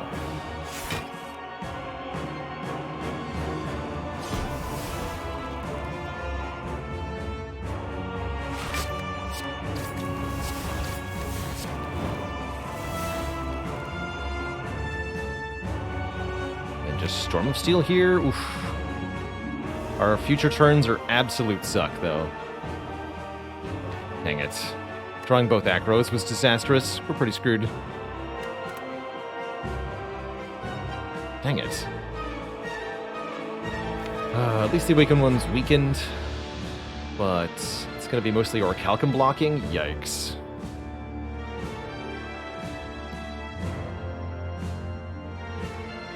Bummer.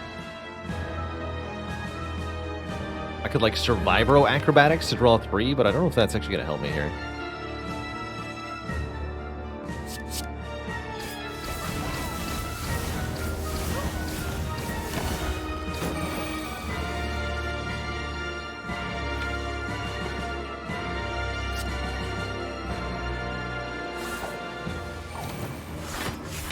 This turn's fine, but next turn I got nothing.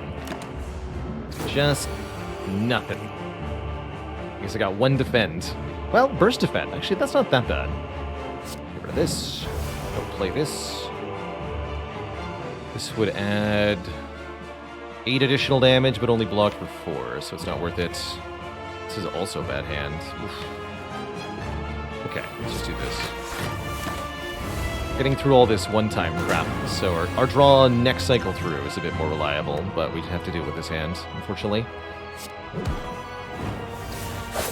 Okay, that should be the last really bad draw. Hopefully 30 plus 25 will be enough to beat the next boss. I think it will be. Still, that was uncomfortable.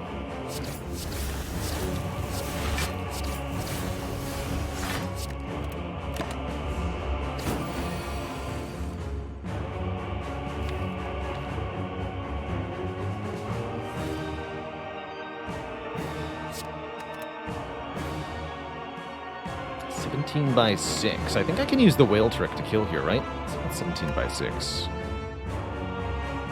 102. And then shivs are 15 apiece. So I need 3 shivs. So Flechette. Whale, Storm. Yeah, we got to kill here. And reset the strength.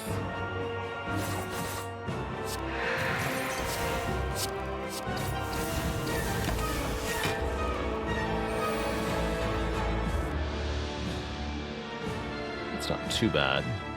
We just go Footwork, Defend, Cloak, Defend. Playing Acro is a bit spooky. Something I kind of missed when I was looking at the draw pile. I have been a little forgetting that we draw 6 cards per turn, but this is definitely a fight where that's making a really big difference in our ability to survive. Just having that 1 more card draw on each turn to avoid a complete brick. Except we did, unfortunately, brick again. Stupid shit. Dang it. So close to greatness, yet so far. It's tough.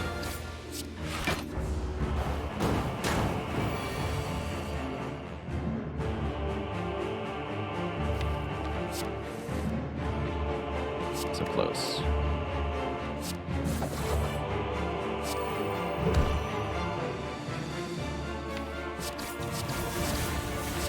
Alright, the good news is we do get to go to the next fight. Even if we don't have as much health as I would like.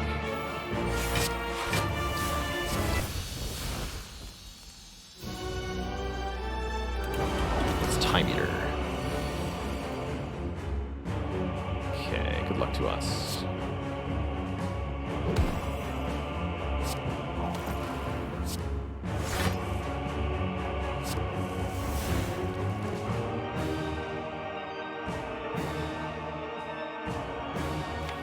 Bursting Phantasmal here? I think so.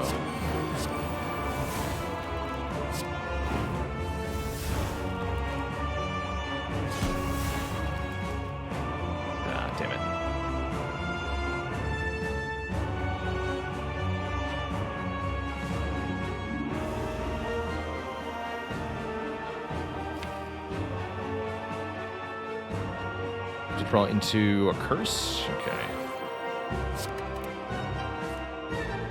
No luck. I might be dead here. We got lucky.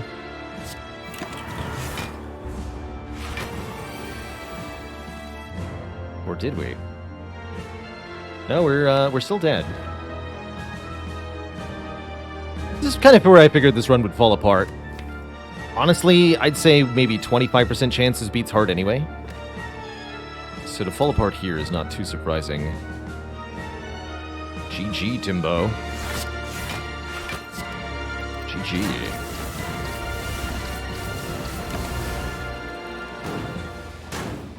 Could have lived a little bit longer by using the Ancient Potion on that last debuff turn, but I don't know that it gets us out of the Time Eater fight, and it definitely doesn't get us out of Act 4.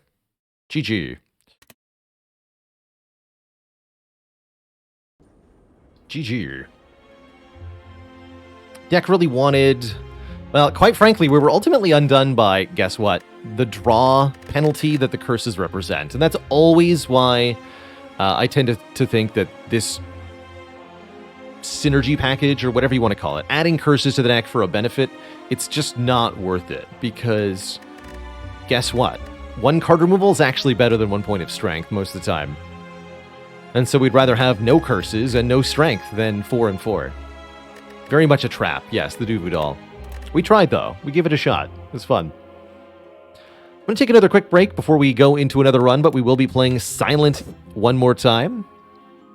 That's the rule here. We repeat on Silent till we win. So, Silent is up to bat once more. Be right back, folks. Don't go nowhere.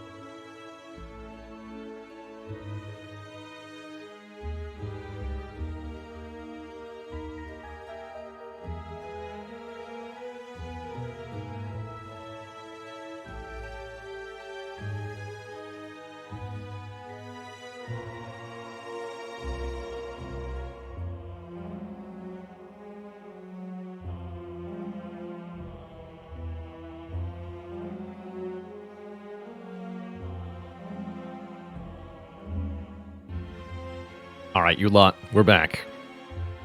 We're back. Hey, don't give up, Jackstonian. A Meteor Strike is a very breakable card on the defect, and I think actually starting with one might be a good thing in a lot of cases. You get a whole run to look for a way to get it into play, like a Turbo, Madness, Aggregate, you name it. There's a lot of ways to do it. And if any of them work, then you have a very powerful card indeed. Tough-looking act layout here, with Hex Ghost at the end. Feeling poison this time around, but we'll see where the cards fall. For starting bonuses, probably just remove a card. Not feeling a potion start, probably never again, quite frankly. Would definitely never take a curse, with no hope of removing it for quite a while.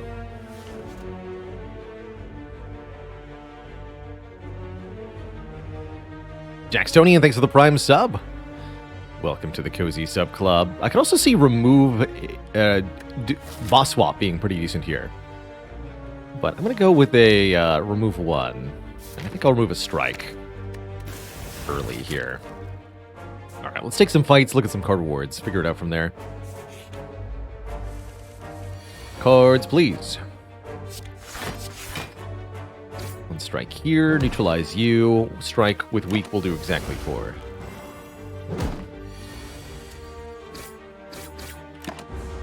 Three strikes? One time? Dang it. Full block is still good, though. Alright, perfect first fight. Hard to ask for a better outcome than that. Blade Dance, Sucker Punch are all at attack. We're fighting Hexaghost, which means I probably would prefer a Blade Dance. One of the best silent commons damage-wise.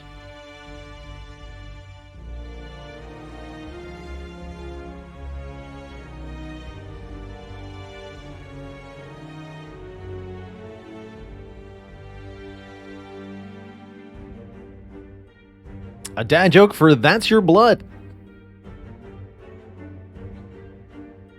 You know, I never knew my own blood type. Every time I would ask my dad, he just kept telling me to be positive. But there was nothing to be positive about.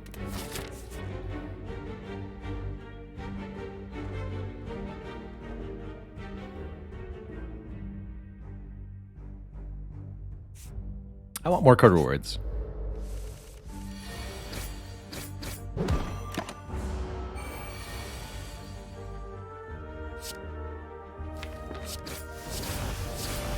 Can I block for 1? I think I can. As our Blade Dance does so much damage. Yeah, we get away with it. Another perfect fight.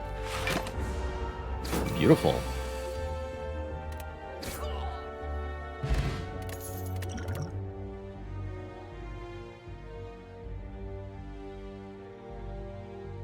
I mean... And you're telling me the other options are terrible anyway?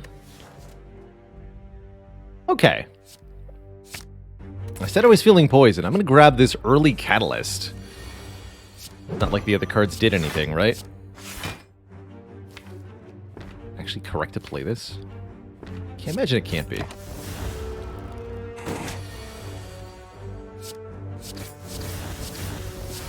Now we can pick up poison cards or more Shiv interacting cards, whatever we see, and it'll be good.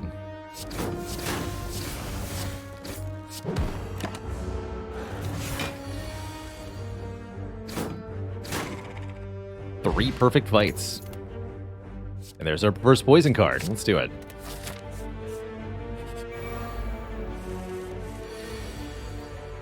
That did not take too long, thankfully. Poison the one with more health, I guess.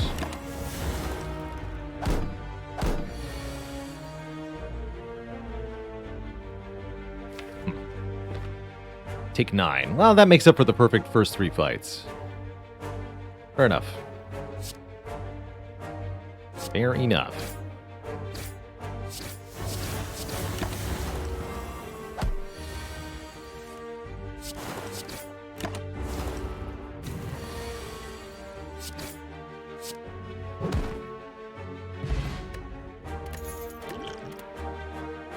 And Predator Backflipper expertise, probably Predator for the damage and the draw. Currently, we've got Blade Dance, Catalyst, Deadly Poison. The Catalyst and Deadly Poison together will really help us with Hexaghost, which I'm quite excited for. I think my intended path from here is this way. We should be able to handle this first elite, especially now that I have a Ghost in a Jar. Oh, I see what happens. Okay, Baylor Bot should be alive again shortly.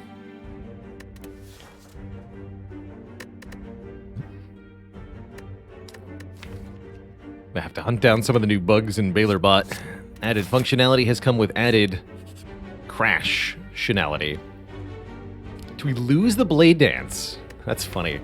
Just become Deadly Poison Catalyst. I think we need that Blade Dance for this elite fight, though. Skill Potion, though. That I can see giving up.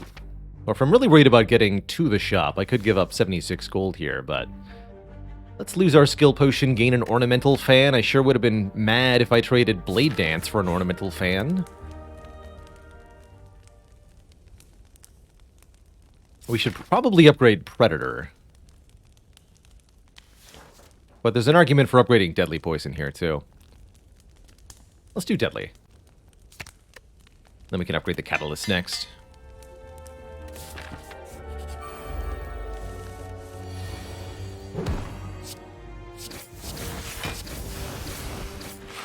Thanks, Ornamental Fan.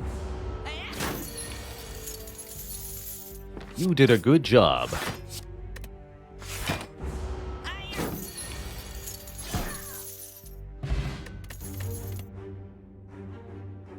An attack that is also a poison card. It's perfect. Absolutely perfect here, going into these double elites. We would really like this. Big time. Poison Stab Predator, probably? I'll play Deadly Poison Catalyst together if we draw them. I think it would be worth it. Ooh, just Catalyst, no Deadly Poison. That is not worth playing. I think that means we use our Ghost in Jar next turn.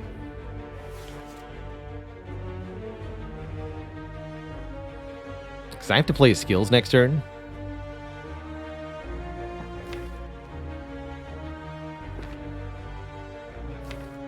Like, I'm playing that Deadly Poison. So I think I play a Defend now. We use Ghost in Jar next turn. Just commit to it.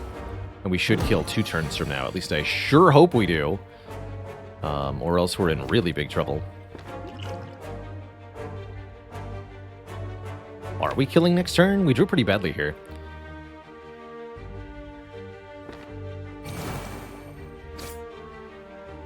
(41 minus 8 minus 7). So 41 minus 15 is 26. What draws do 26 damage? Predator Blade Dance is 27. It's possible. But we'd have to get pretty dang good. Or Neutralize, Strike, Strike, Poison Stab, Blade Dance, I think also gets there. Or Neutralize, Strike, Poison Stab, Blade Dance, rather. That's 12, 9, 24. We said we needed 26? Or 24, 30, rather. Yes, yes, we can do that. Okay, we have ways to kill. But we might not kill, so I'm not going to play another block card. Just in case we don't. This looks like it might be good enough. Catalyst does 10. Yeah, we're good, we're good. Okay, not bad, not bad. We lose the Ghost, but we have lots of health and many relics now, so I think we're in good shape. And we're offered another Act 1000 cuts. It worked for us last time. I don't even have to pay for this one. Let's do it. Let's do it. Whenever you play a card, deal 1 damage to all enemies. I'm feeling weird. I'm definitely feeling Strike Dummy. It's going to make us much better in the short term. Not much better in the long term. But yes, better in the short term. Get out of Act 1, get out of Act 2. Shiv deck incoming. But Deadly Poison Catalyst deck incoming.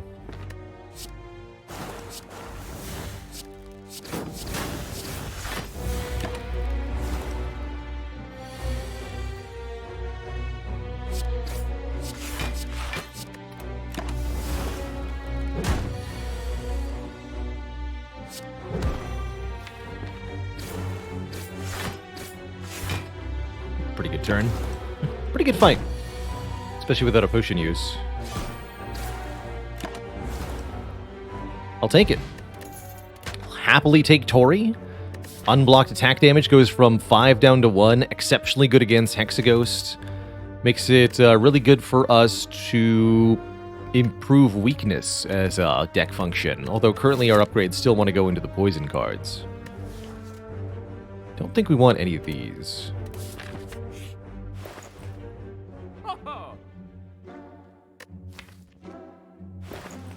Chemex is cute. You can buy another Ghost in a Jar here. Does Tori work with Tungsten Rod? Yes. Yes, it does. In the way you'd want it to, even. Centennial Puzzle is pretty good here.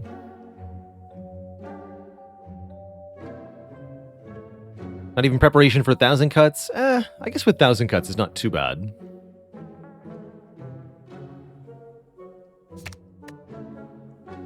Still removing strikes, at least for the moment. Wish I could afford the puzzle now. I think I might just keep the rest of the money. Well, I wonder if Panacea could do anything interesting. No, I think I just skip all this.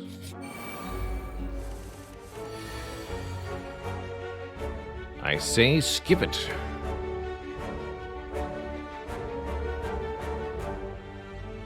So if I defend, stab, we take 1.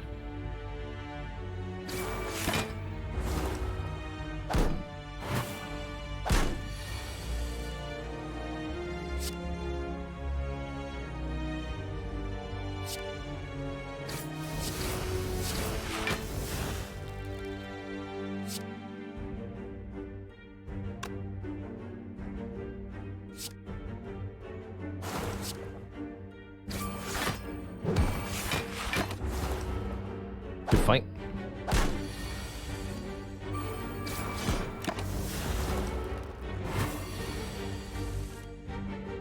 Boop.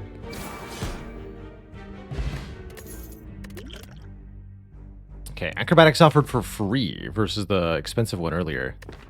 We're going to be adding 0-cost cards to this deck, so let's take this.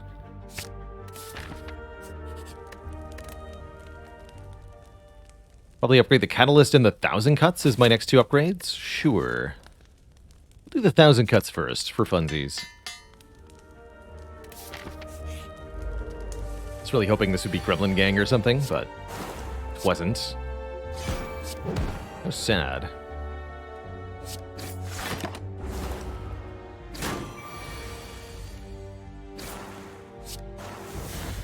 Blah.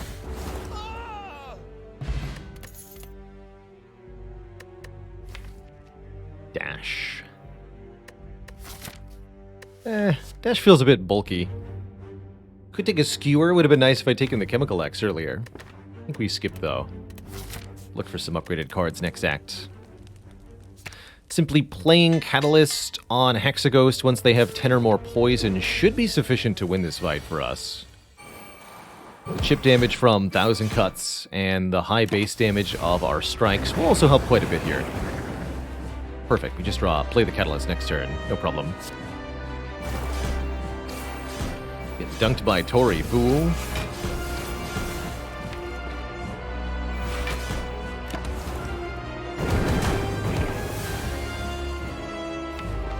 Actually, even better yet, let's Acrobatics try to draw either Deadly Poison or Poison Stab again. No luck, that's okay. I think we just Catalyst now, go to 27 poison, should be plenty. 2 energy, okay. So we're only taking 1 anyway. We play another strike then.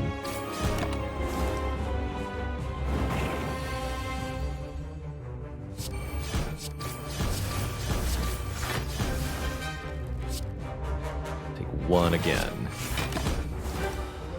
Look at that Toxicghost's health is dropping precipitously. Between the poison and the cuts, it's doing a great job. GG.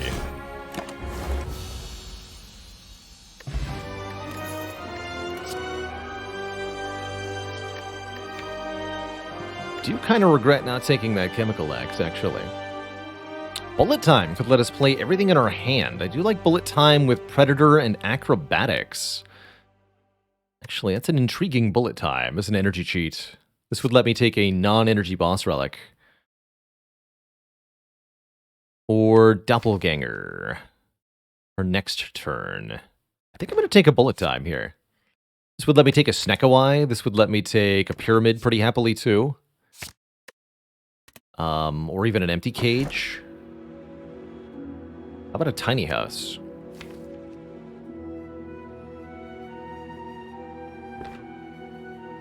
Those really ain't in it. I like Kursky, I guess, could be okay. This is reasonably +1 curse and -1 relic. Could even be 2 relics that we lose. Leofa, thanks for the Prime sub in the half year. Doesn't matter which order the relics are for Tungsten Rod and Tori. The combination reduces any attack of 5 damage or less down to 0. If you get hit for 6, you take 5. The key for the house.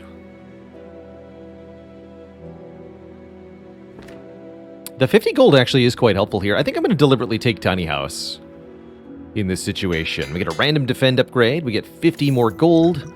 I swap an explosive potion for a regen potion, and we're offered, well, mediocrity. I guess Slice is okay here with the fan and the cuts, but I'm not very happy with that overall. But we'll have to see what the 50 gold can get us at that first shop. Don't have to fight elites too early, so I like an early upgrade here. We really want to upgrade the bullet time to make it more playable after acrobatics. 2 energy bullet time, going to be a big deal. And then we can do something like this.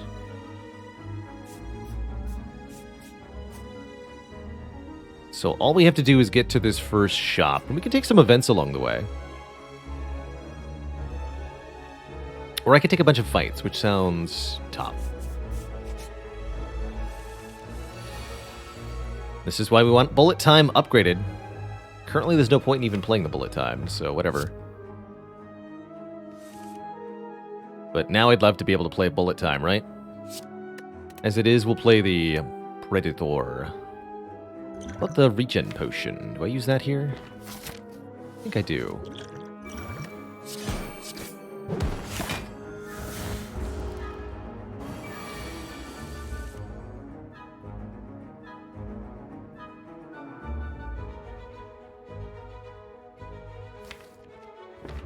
I want to play 3 attacks and a defend, but I also want to play Deadly Poison because of Catalysts. Probably better to play 3 attacks and 1 defend, though. Poison Stab. Strike. Strike. Could think about using the Distilled Chaos, but I'd really rather not dunk both of my potions at the beginning here.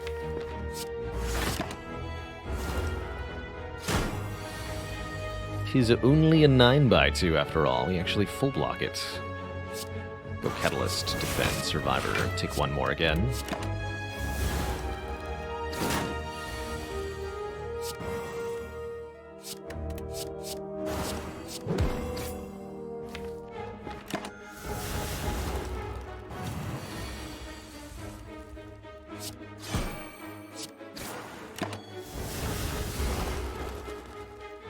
Wonderful fight.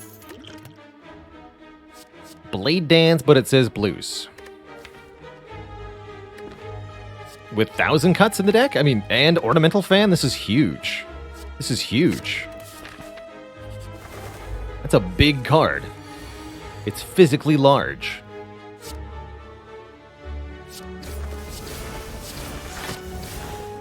Just gonna destroy this card.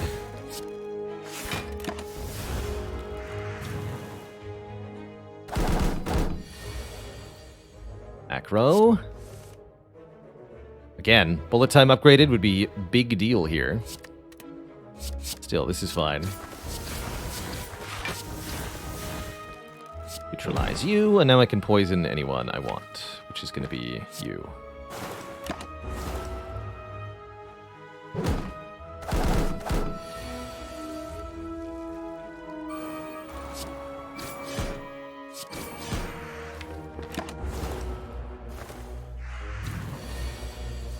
Got him.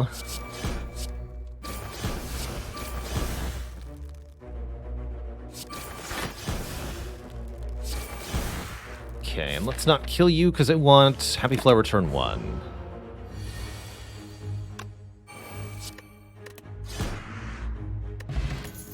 That went really well. We had offered a well-laid plans plus. Hello? What?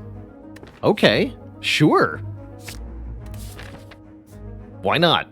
An amazing first 2 card rewards. How often do you enter Act 2 and get Blade Dance plus, well-laid plans plus? I love it. And now we have Happy Flower set up for these guys. Getting the red mask, 1 weakness on turn 1. Will further improve our matchup a lot. And we finally got the bullet time to work properly. Good job, bullet time. You did it. It saith plus.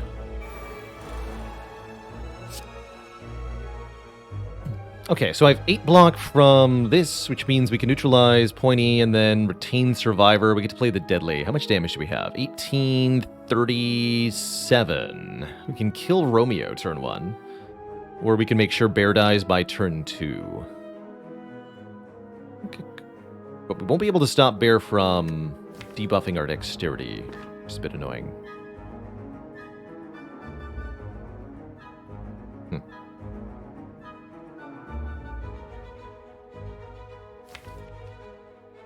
I guess killing Bear early makes sense here. Next turn's going to be a little gnarly. It almost makes me want to consider using the Distilled Chaos.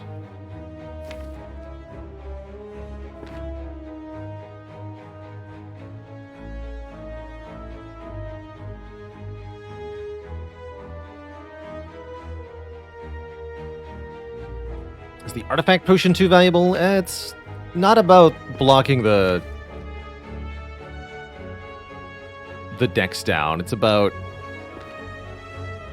these two are doing too much damage next turn for me to kill them.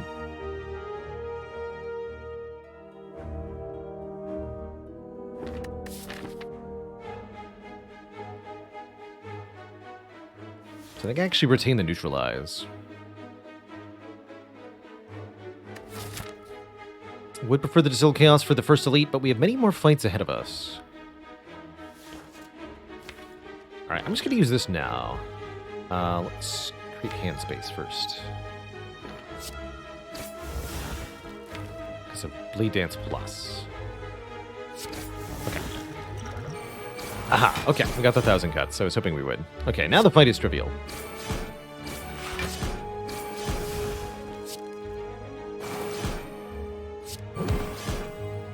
No bear.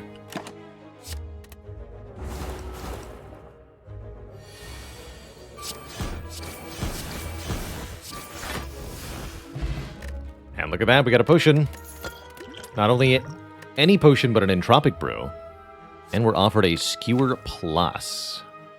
Skewer is really kind of bad with bullet time, though, yeah? Tempting. Dream for the Chemical X run we could have had. Relic for a curse. I think no. This deck definitely doesn't want any curses. Playing Skewer for 0 to do 1,000 cuts is still, like, not bad. But I certainly wouldn't call it good. This is probably where I use the Ancient Potion, actually. To block this stinky curse. Let's do that.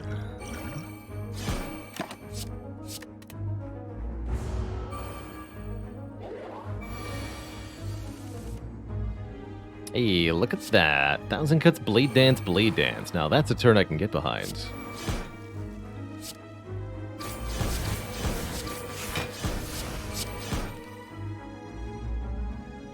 Play 5 more cards. You gotta be shivved 1 time.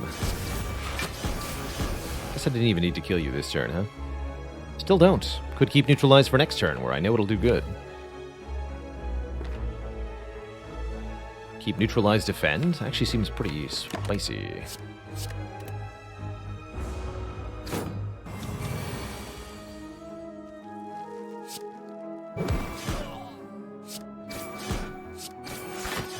So close to Tori blocking. We take 6 here.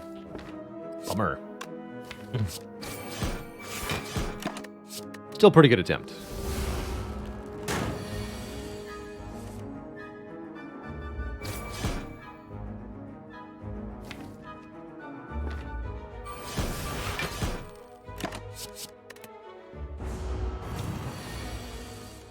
$27. We got a kill here, though.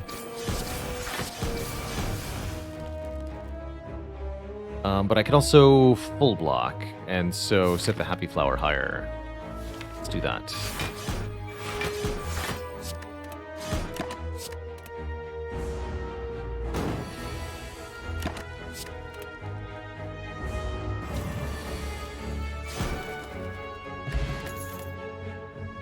So many unupgraded prepareds we've been offered this run. Not about it. I am not about it. I am about finally upgrading our bullet time. And then probably our acrobatics after that. But first, the store. After Image to get block per card is here. Panache for more damage on card spam is here. Ghost and Jar is here. 2 different fruit relics are here. Card removal is here. And Discovery is here. How do we feel about After Image? Really good, because I have 2 Blade Dances. So, probably buy After Image. Could buy After Image and Panache. It's pretty hilarious, man.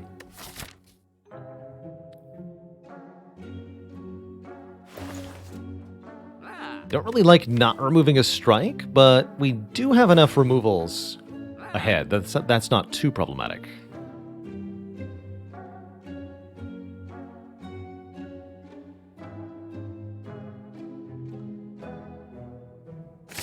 Let's do it. That's fun.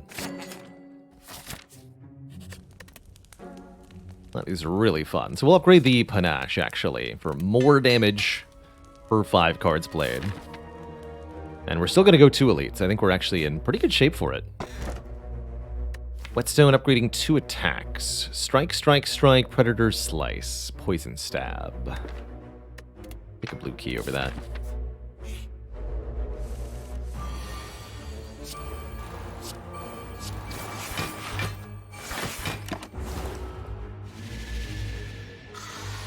Greetings, Snecko.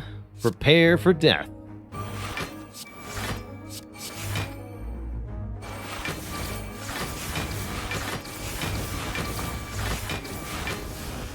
The power.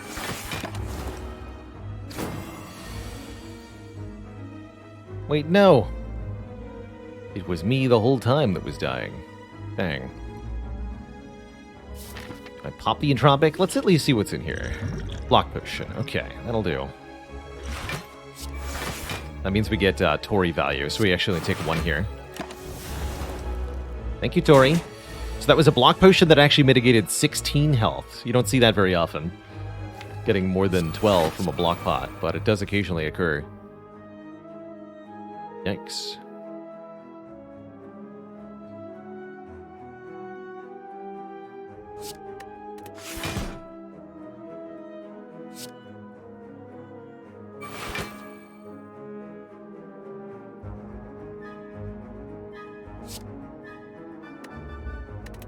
Two more cards. So if I play Plan, Strike, we kill? Okay, good.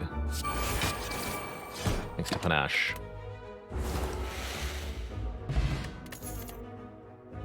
Second bullet time. Footwork is here, but Footwork is actually not that much block. It only works on the Defends and the Survivor. Most of our block is currently coming from After Image, Ornamental Fan, Tori. Don't want 2 bullet times. Alright. Who's our first elite? It is the Book of Stabbing.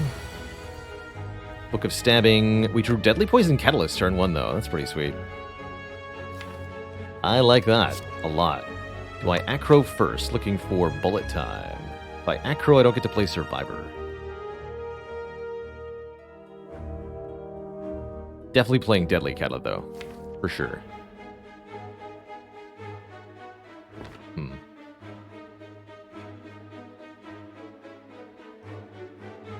So where Frozen Eye would be really, really, really nice.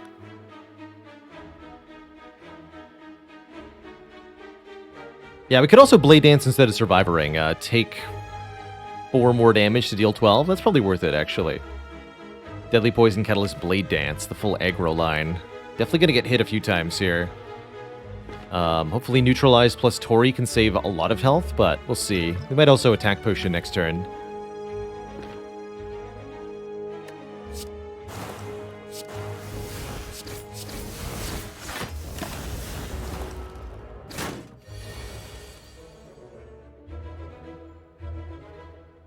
Yeah, it's pretty underwhelming.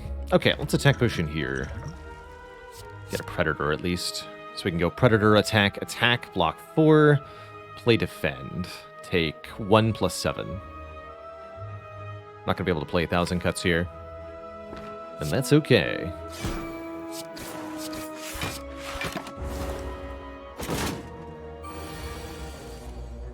Bullet Time! Thanks for the literally no energy.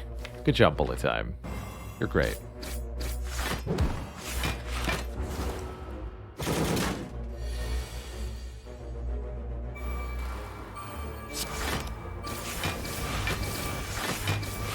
Fairly unfortunate draw order. Despite that, the fight wasn't that bad. We're totally alive. We got a decent amount of health still. We got a really good relic in Bag of Marbles. We got a potion, and we get a back flap plus, which I will greedily take. Very good with Bullet Time. Excellent. Can I still go this way? I think yay. I can. Blah.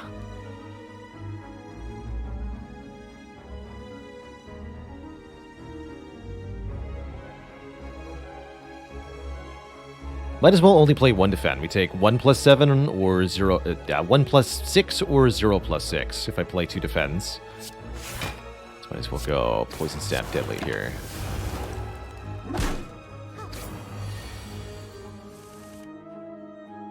Yo, the Bullet Time! Finally! It's doing stuff. Good job, Bullet Time. Smash, then 1,000 cuts, then After Image is the order, I think, there. Yeah. The power.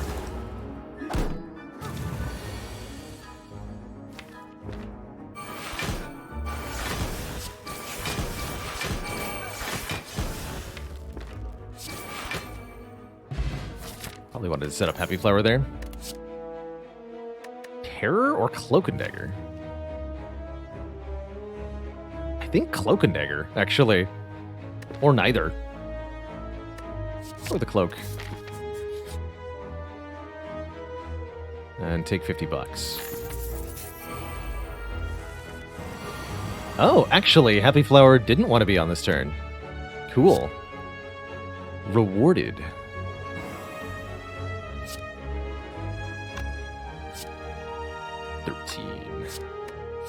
These are 6 each.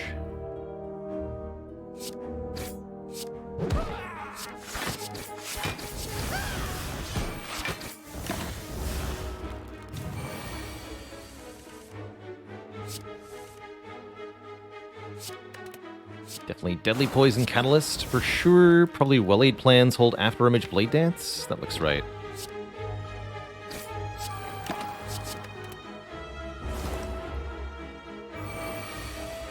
Yikes. Okay, Panache will kill the minions for me. We can go After Image, Panache, Backflip, Blade Dance, looks like. Fortunately, that won't be very much block. So we are going to take some here.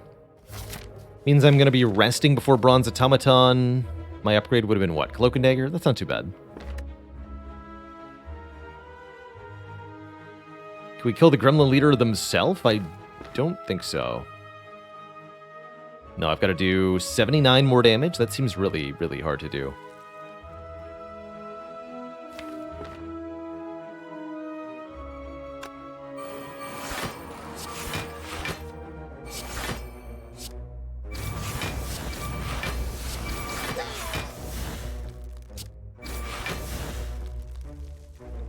So we take 12. That's not too bad.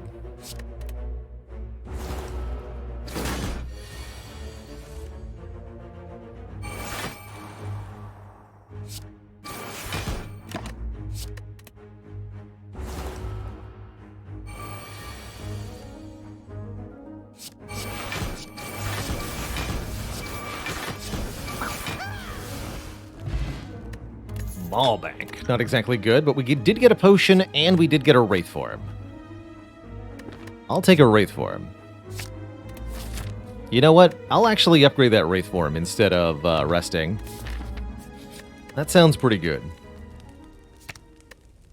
We just use that to block the hyper beam. And we should be fine. We got well-laid plans, so I can trust it. At least I sure hope I can. We even get to stack poison on bronze automaton here. Why don't we go poison potion? Get our damage started early here. That'll be extra good with catalyst. Oof. So wraith form is in hand. I don't think it's good enough to play it now though. I think we need to draw back to it. So this should be predator defend. Or 1,000 cuts defend, but I think we need to draw off the predator. Not being able to play 1,000 cuts is a bit awkward.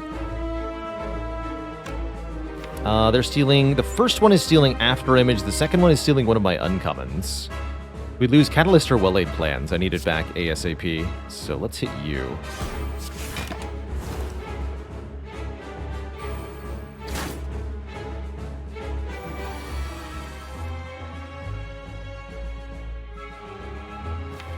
Okay, and Panache will do a lot of damage here. To make sure that we can survive next turn, 12 times 2 attack is threatening.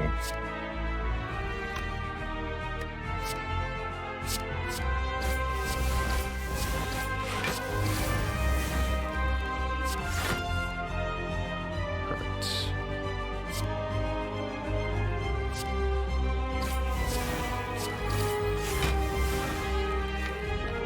Neutralize next turn helps quite a bit.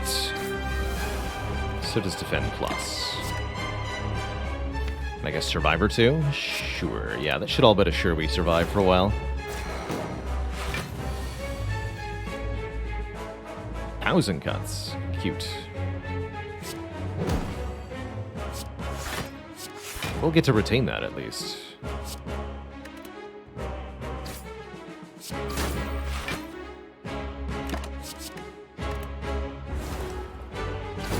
Oh, well, here's the problem, though. What if I don't draw the Wraith form? We have a very bad time. I think I have to play Predator then. Maximize our chance of actually getting the Wraith form. Otherwise, we're completely hosed here.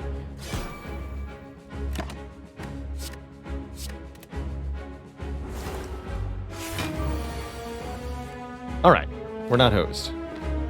Excellent. Cancel the hosing. Bullet time. 1,000 cuts. Deadly, poisoned, catalyst. Oh yeah, here we go. GG, Bronze Tomato. You are destroyed. Sam Parage, thanks for the Prime sub. Welcome to the Cozy Sub Club. You'll love to see Tiny House successfully escaping Act 2. That's a good feeling. And finally, the bullet time paying off, too. GG. Unload and Venom Glass Knife. Those ain't it. Those are not the ones we wanted, unfortunately. Would have taken another After Image pretty happily. Maybe even another 1,000 cuts. But actually, wait, in Venom? Hold on. Nah, we don't need more damage powers. I think that would be too many powers. We don't have a Malaise. That's the card I really wanted to see here, was Malaise. I don't think I can take an Envenom right now. I think that's too many stinky powers. Probably want to go Slaver's Caller here, just more energy during the fights that matter the most, so that we can play these expensive cards, or at least the card draw and then the bullet time. But you could maybe make an argument for Empty Cage here. Dunk 2 more strikes from the deck. I have a really hard time winning with Silent if I don't get 1 Energy Boss Relic. So I think Slaver's Caller is pretty happy.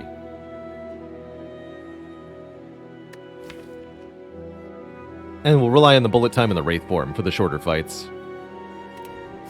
Transient could be a problem, though. Transient could be very spooky. Alright, only way to hit a shop is to go to this one if I want to get the Burning Elite. Look in this. This looks tough. So we'll fight 3 elites with the Slaver's Caller. Yamulal, thanks for the Prime sub. Welcome to this Goozy Sub Club. Welcome, welcome. Panache is Big Pog.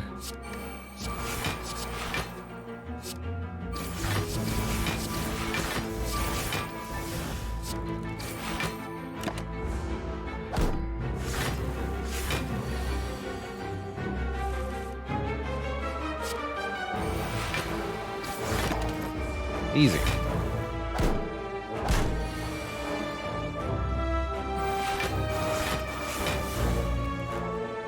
I want to activate Panache here. I don't think I do, actually.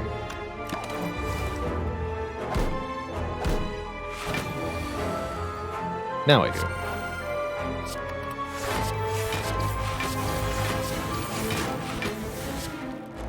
They all die at the same time. Whale. They don't have a piercing whale. Grab 1. Always nice for the late game.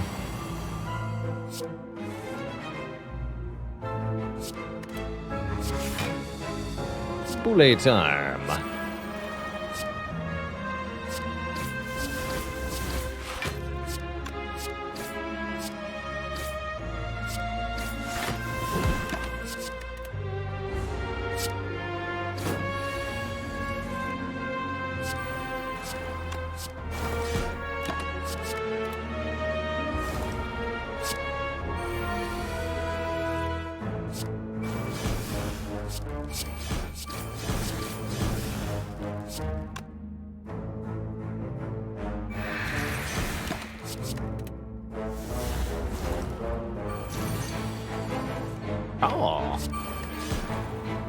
Let's increment the Happy Flower by 1.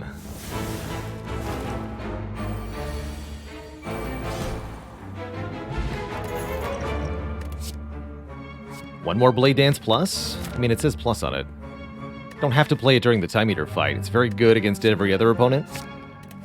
I'll take it. And I will happily look at 3 colorless cards, because there's quite a few that could be very good, like Master Strategy, like Good Instincts, like Finesse or Trip, like Panic Button. Panic Button's huge here. 30 block for 1 turn. I think I'll take Finesse, because of the card draw, and we'll take Master of Strategy for card draw, too. Yeah, if only we'd taken the Envenom, right? Souvenir blocks the first debuff, whether it be Wraith Form or Panic Button or a boss debuff. This is huge. And we can afford a card removal alongside, so I really like Souvenir Strike Remove. Thank you for the 84 gold, Mob Bank. You did a good job. But now, your watch has ended. You can also use the Souvenir to block the debuff from a potion such as the Flex Potion, giving you 5 of a stat for 1 combat. Oh, Dawn. Dawn the Red Mask. Okay, if we get to Act 4, we'll have a lot of money. That could be quite useful. Is Finesse ever bad? Well, sometimes you're limited in how many cards you can play. For example, the Time Eater fight. And in a fight like that, Finesse is pretty bad, actually, yeah. Might upgrade Acro here.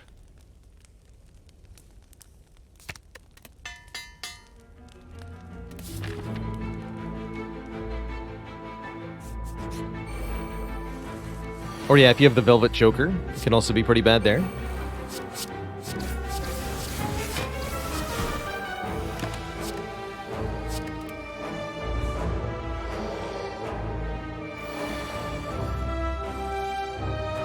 But here we just no problem. Wraith form. Easy peasy.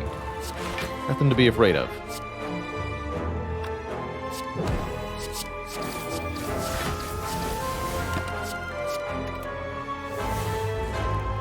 Ghost versus Ghost. Who will win? Pro tip. It's me. I'll win. Oh yeah, Bullet Time also eats the artifact. This could be awkward.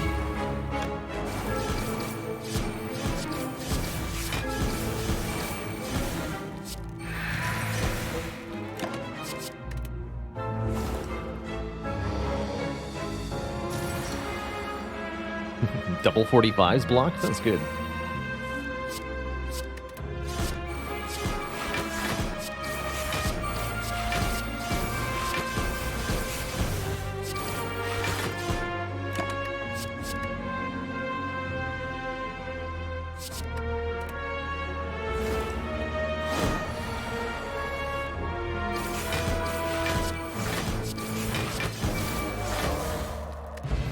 Lizard Tail. If we would die, we healed a half health. I think this is the run, Twitch chat. Take another backflip?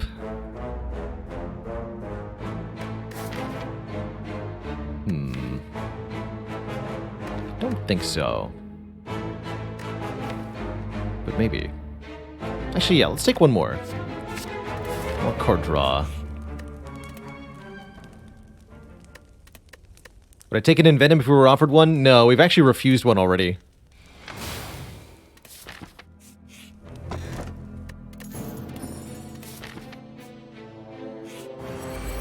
Alright, Burning Elite is a metallicized giant head. As far as superpowered elites go, this is very gentle. Genteel.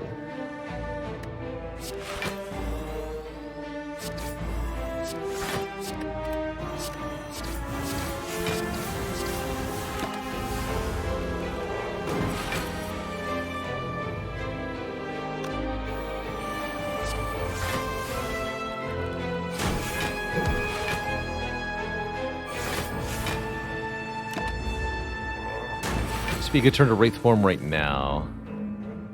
Not happening, huh? Fine by me.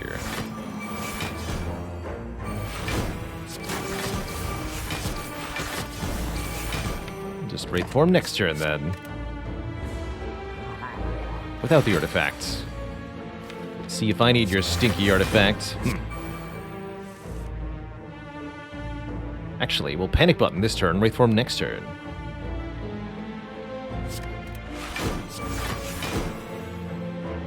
Even better.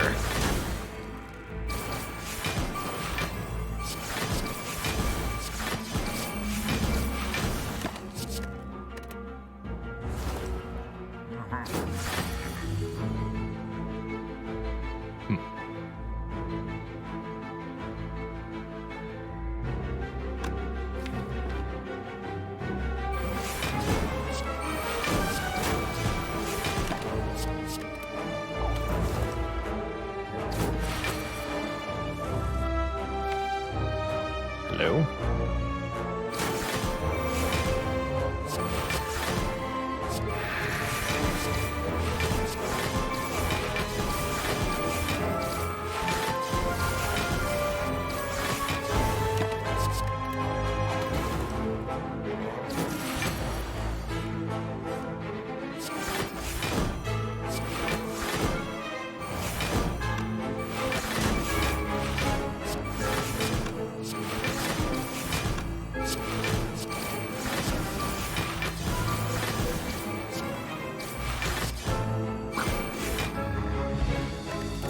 Now I would take an Envenom if I was offered one. Snecko Skull says, whenever you apply poison, apply more poison. How does Escape Plan work in this deck? Pretty well, actually. Get in here. Ooh, a Mind Bloom. Boss for a rare relic, or upgrade everything, which is actually not that good. Disable healing is very bad with Lizard Tail, too. or heal to full, which I don't think we need. Give me the rare relic, Hexaghost. I'll fight you for it. Cast a hex upon you.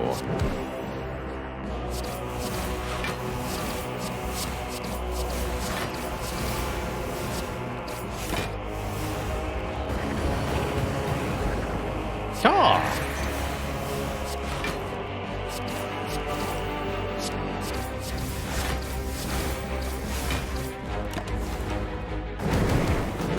I think this event is too easy? A little bit, but I think it's okay that it's too easy. It's just fun to do. Just really fun to dunk on the Act 1 bosses with your Act 3 deck. I think an Act 2 boss would be a more appropriate challenge, but like I said, I think it's okay that it's too easy.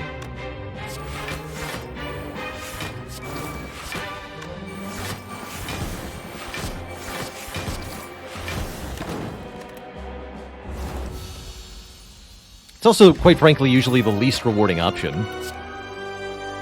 It's just that the downside is the least impactful. These are all mediocre. I don't want an accuracy. Flex Potion's probably better than a colorless potion, though. When it comes to defeating Spire Spear and Spire Shield, I think Flex Potion's probably our best bet. Might also run into issues against this opponent, the Transient. Although it looks like our turn 1 is really, really good with Deadly Poison Catalyst. Never mind, we're fine.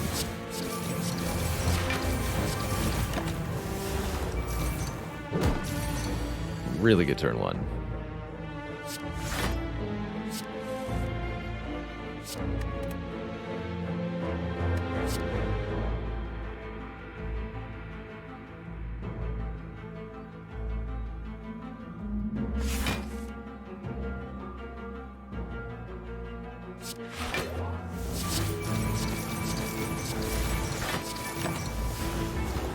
Maybe we should have just played the Wraith form, actually.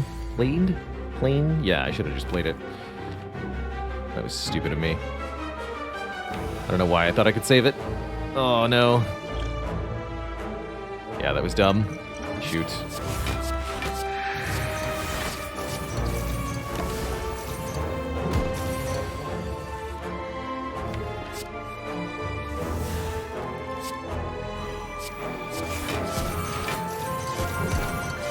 Okay, maybe not that bad, actually. All's well. Maybe.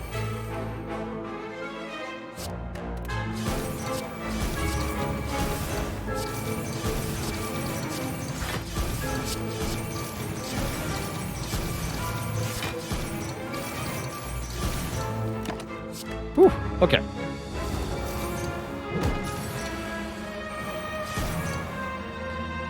Favorite relic of all time? Always gotta say Runic Pyramid to that one. My favorite for all the sorts of wacky builds that enables. And for how it transforms your way of thinking about the game. Also really like Frozen Core on Defect. That's a really fun one too.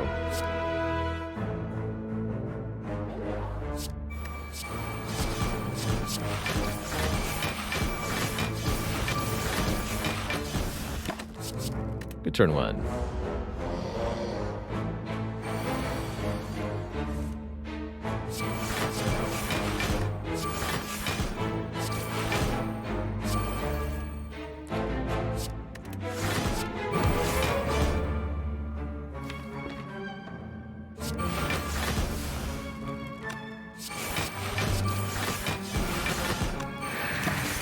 Probably should have just kept the Piercing Wail, actually. This works, though.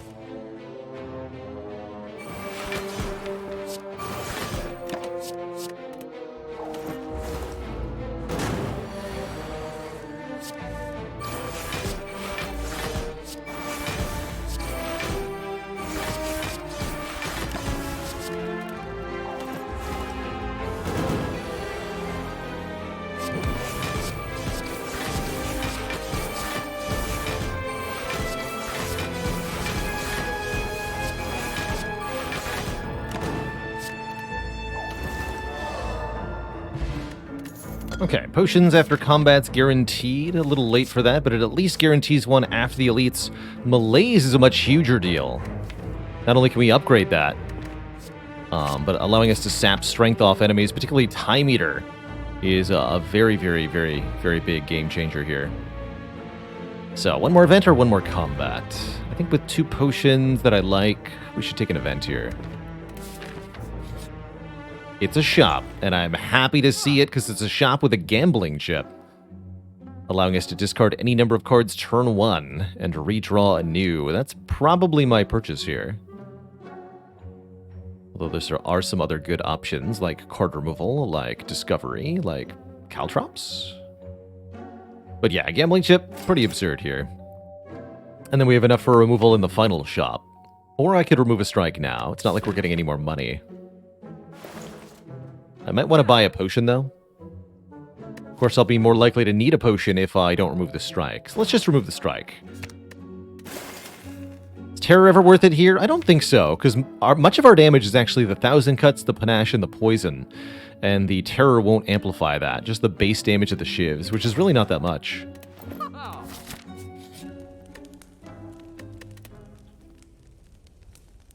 It's also tempting to rest here, but I think upgrading Malaise is going to be a game changer.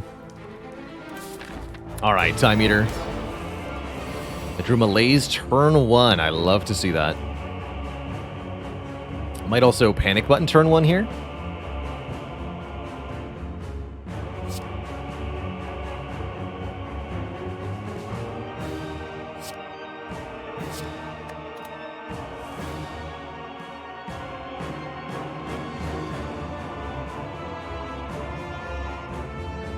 Panache, After Image, Panic Button, Malaise. Playing the Panic Button means I don't take the hit here, but I do get the drawdown. Whereas if I let the artifact block this, then I get 2 more draws. Still think this is the order I do.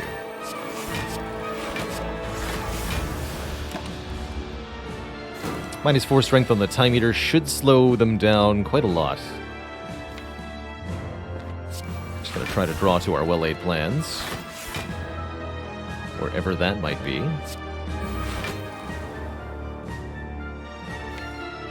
Actually, now I'm gonna play Blade Dance. End the turn here.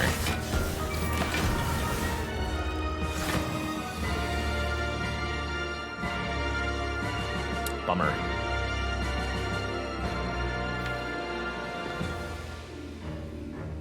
That's a bummer.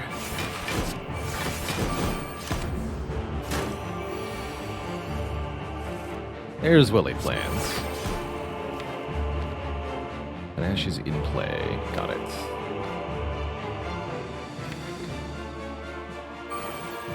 Stack the poison, please. Take 2.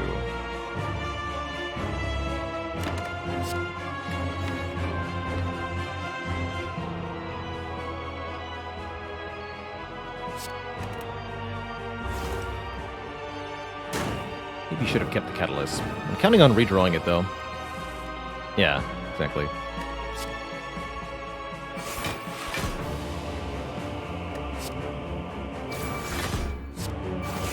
Okay, this is when Catalyst would be maximally effective. It'll put Time Eater to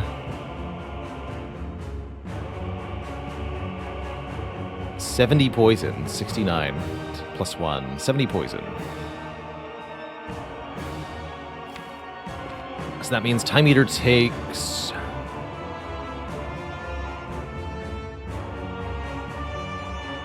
Let's do some math here.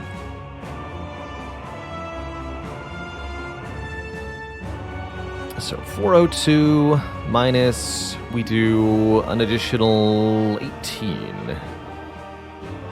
402 minus 18 minus 70 this turn, minus 69 next turn. It's 245. It's perfect. Just can't play too many cards next turn. And yeah, Calendar will come in the turn after next, which is going to help us kill. So I think I go Piercing Whale Catalyst here.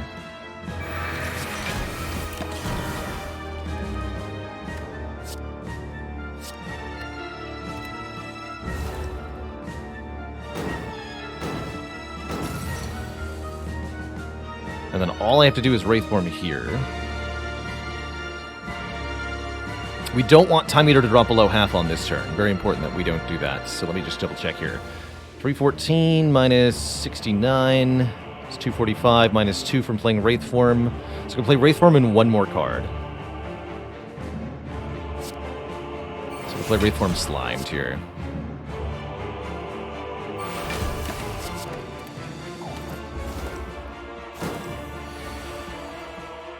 You fool.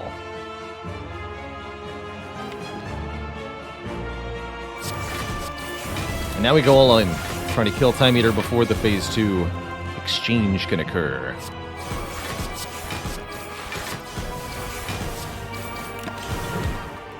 Kerblam and all that. GG. Thanks, Stone Calendar.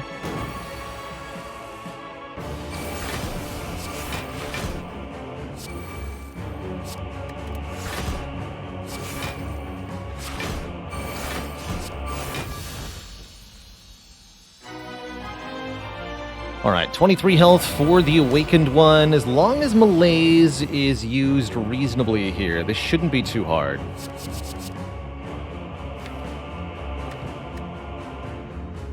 Keep the Panic button just because of that? Yeah, let's keep Panic button. There's Malaise. Yeah, so I can just go Panic button Malaise right now for turn 1. Malaise 5 strength off Awakened one. It's going to be really hard to beat that. But then, what of my future turns? Every time. Gosh dang it. All of my block cards on turn 1. Ugh.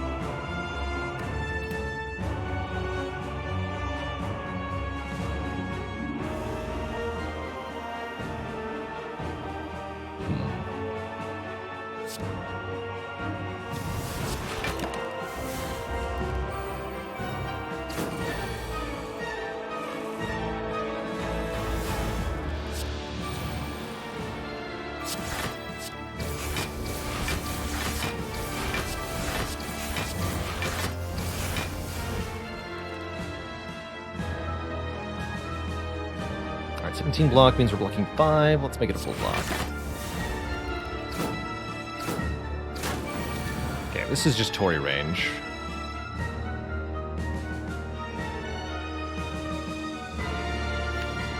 Plans needs to be played.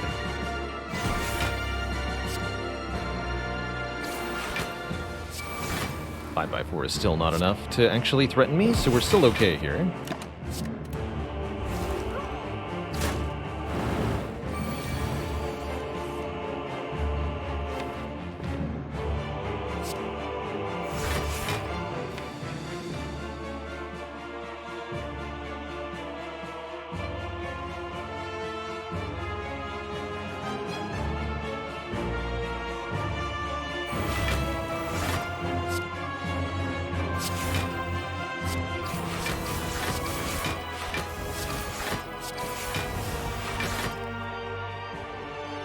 Have to play Piercing Whale.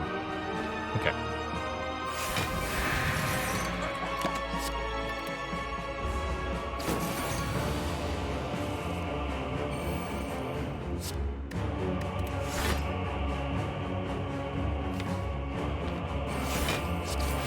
Okay, a long, slow fight against the Awakened one ensues.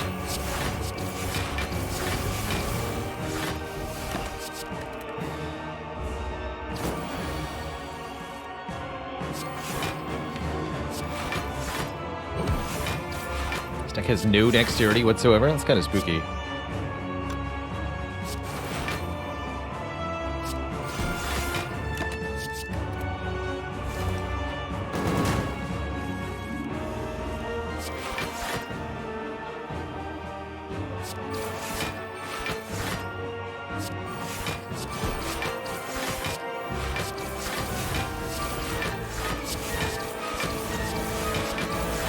Survivor Acro, sure. Beacon has worn off. We only have neutralize for weaken. It's also kind of suspect.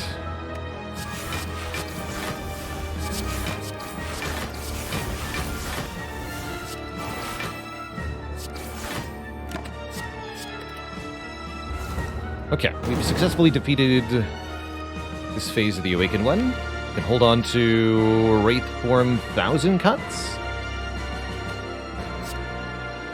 Actually, no, we just kill it and then play 1000 Cuts. Hold on to Wraith Form and Acrobatics.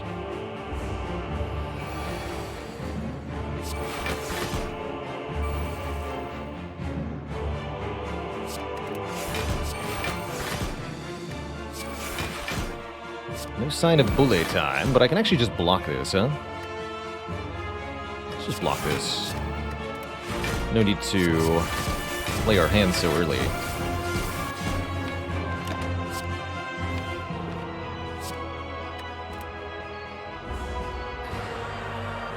Meow.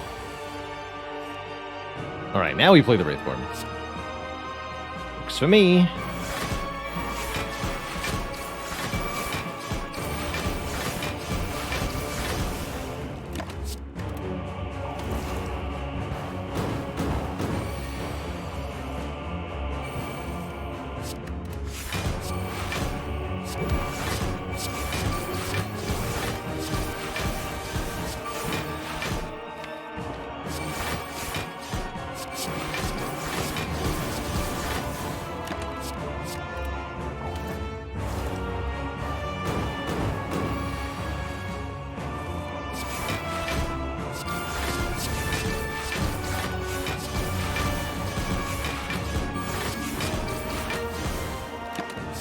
GG. Great fight. We get the kill just in time here, pretty much.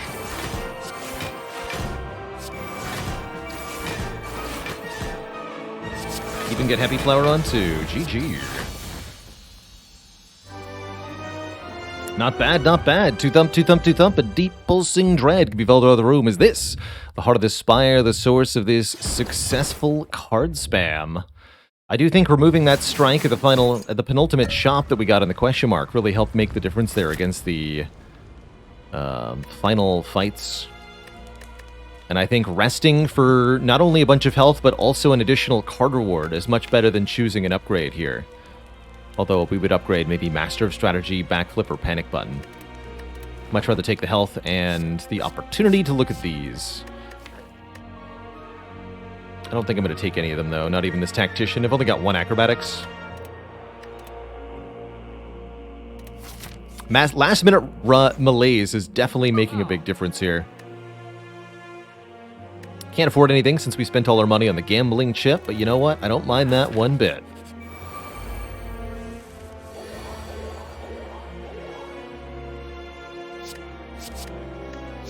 Wow. That's right, we also remove all their artifact layers. That's huge.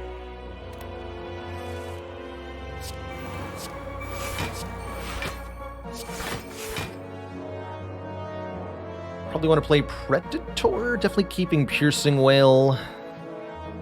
Play Predator, keep Whale, Backflip.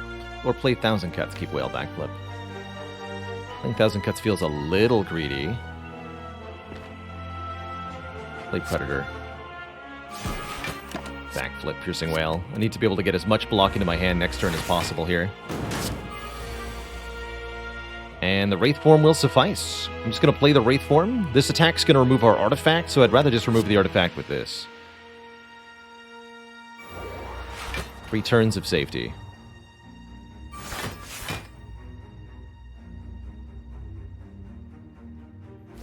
Okay, leave the Piercing Whale for now, then.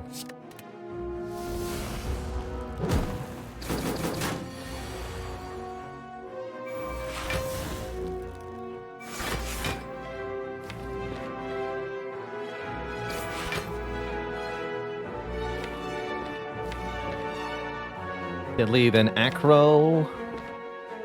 Yes. We shuffled the Deadly. Yeah, even draw it again. Good.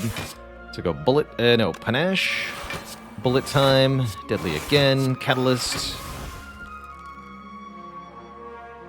We're intangible next turn. This will die before it does another big nonsense, so we can actually malaise here now.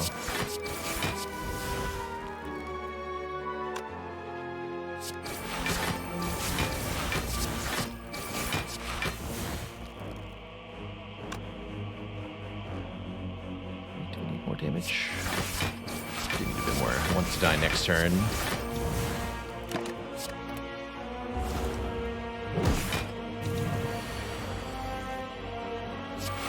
Do it.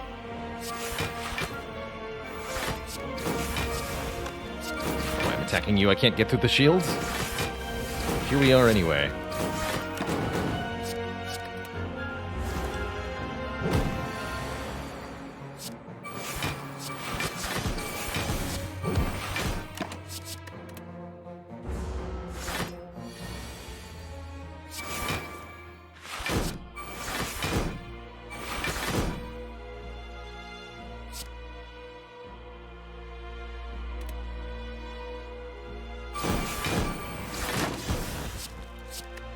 So the Predator.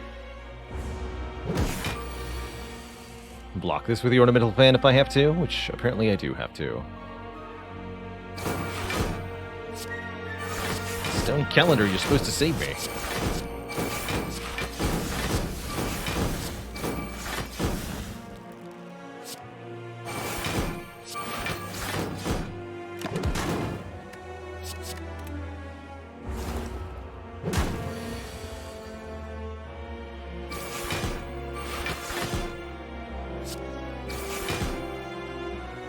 And set flower to 2? Yeah, set flower to 2.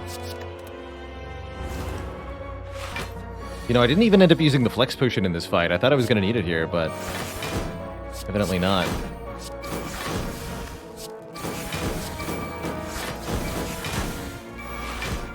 Beautiful.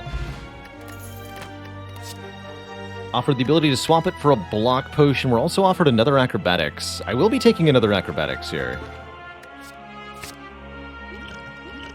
I'm hoping to use the ancient, to use the souvenir to block either Wraith form initially or maybe the vulnerable. Nunchaku is pretty big. Let's lose this flex potion. I don't think I'm going to use it. I think survivability is a bigger deal here.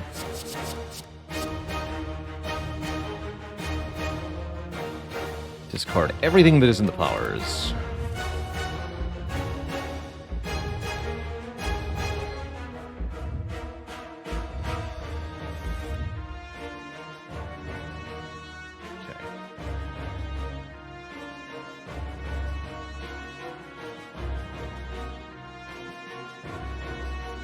So we don't use the malaise yet.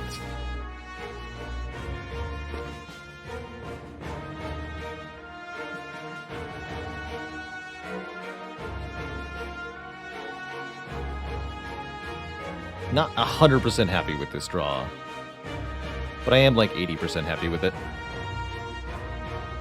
Malaise better for the first attack cycle? No, because Tori. First attack cycle is already only doing 1 times 15.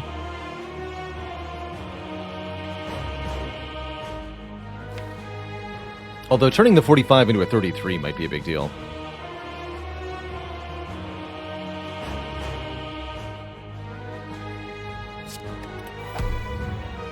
Cloak, after image. I guess we get the poison started. Predator. Not playing bullet time because I don't want to lose my artifacts. So we're kind of suffering from the downside of bullet time. Otherwise this would be bullet time and then play everything. But if I do that, I become vulnerable, and I don't want to become vulnerable.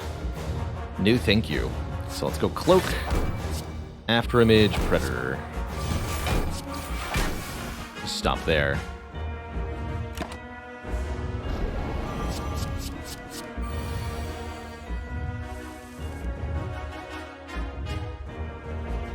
Okay. Only taking 1 damage per card I play. There's plans. Okay, so we can go Cuts. Deadly Poison plans.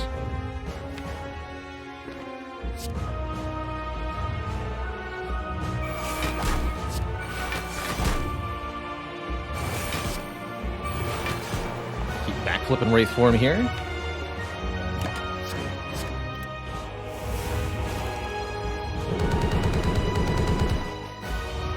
That tickles. Alright, here's Neutralize. I think that means we don't use the Wraith form now. We'll probably just use the block potion.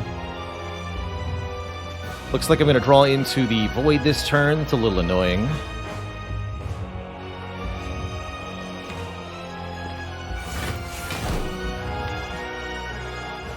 Alright, we can at least make sure I have no energy when that happens. That's good.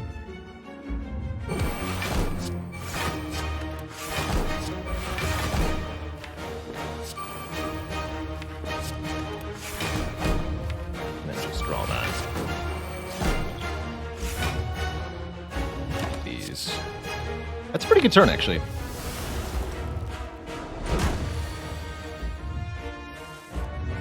We're here at 37 health with all the ethereal cards gone and Wraith form in my hand. Pretty good.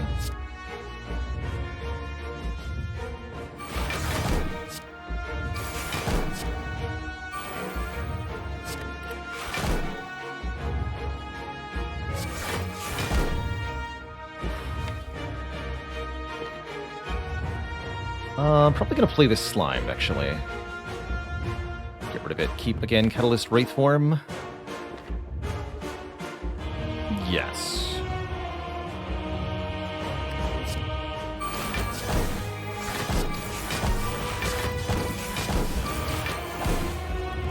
Some pretty good panache damage. Taking this fight a little bit slow, but we have the power to do so. Alright, here's the tricky part.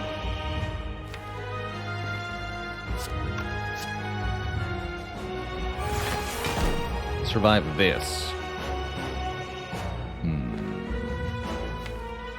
Neutralize Poison Stab.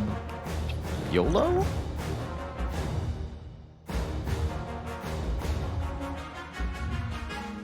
What are we looking to hit? Malaise would be good. Panic Button would be good. Backflip would be good. Okay, there's a few good hits in there. I think it's time. Get this artifact removed. Oh yeah, we have Tail. Okay, yeah, we don't use the Wraith form yet. I almost forgot I had Lizard Tail. Okay, that wasn't quite the Distilled Chaos I was hoping for, but I'll allow it. I'll allow it. These are at least block positive individually, I believe.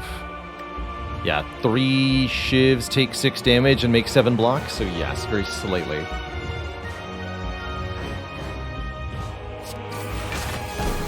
It's also good damage.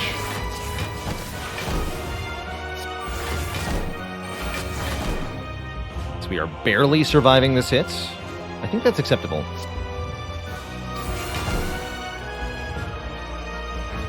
I'm willing to discard one of these 2 cards. Yeah, I'm willing to discard Catalyst, actually. I'm going to play that again later. Like I said, this fight's going to go on for a while.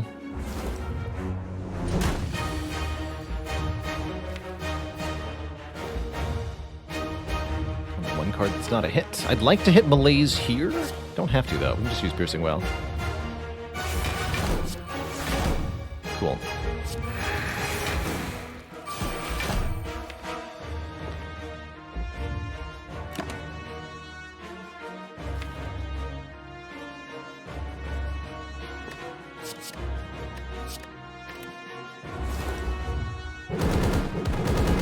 Actually, this is the best time to Malaise, now that I think about it.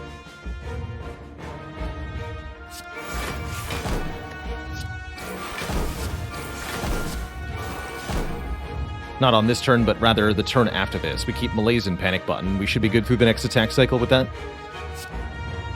So we might as well play the Bullet Time. We might as well. For an extra 2 damage to the heart.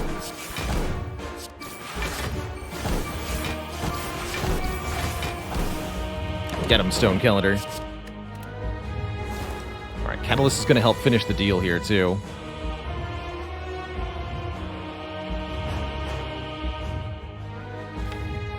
Am I just Wraith forming now? Looks like we need one of the Lizard Tail or the Wraith form, not both.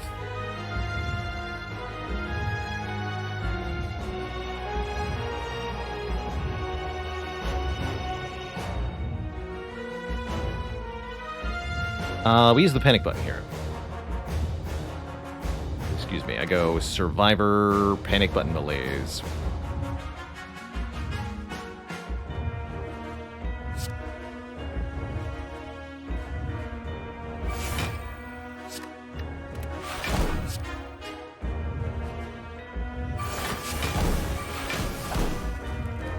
Take 1.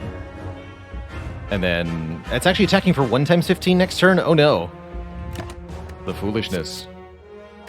Well, we got Lizard Tail. We'll be fine. It's supposed to be 0 times 15. My butt will be destroyed.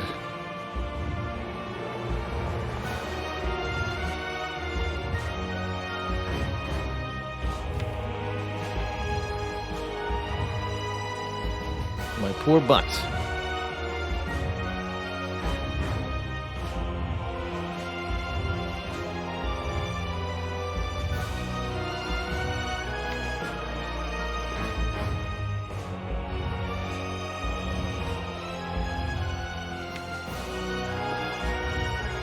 Playing Catalyst this turn. I guess I'm backflipping?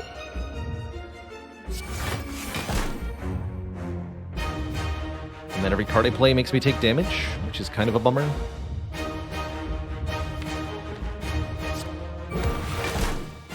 But also not a very big deal.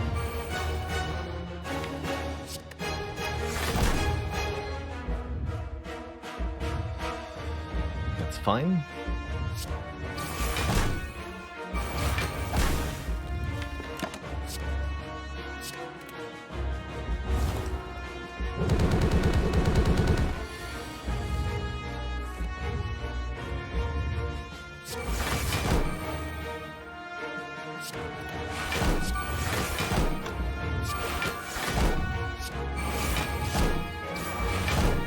This is the perfect time to play Wraithform. Don't have to faff about with it next turn then. Alright. We sure needed all the help we could get for this one, huh, Twitch chat? Yet here we are, alive and well, at the end of the hard fight. GG. GG to us.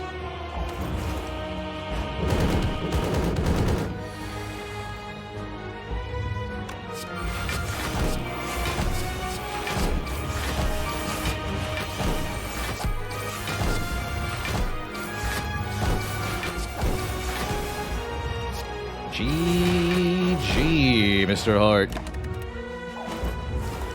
GG. Whew.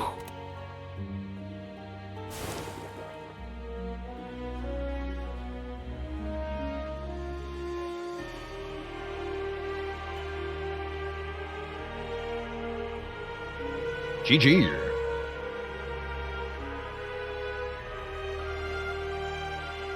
GG.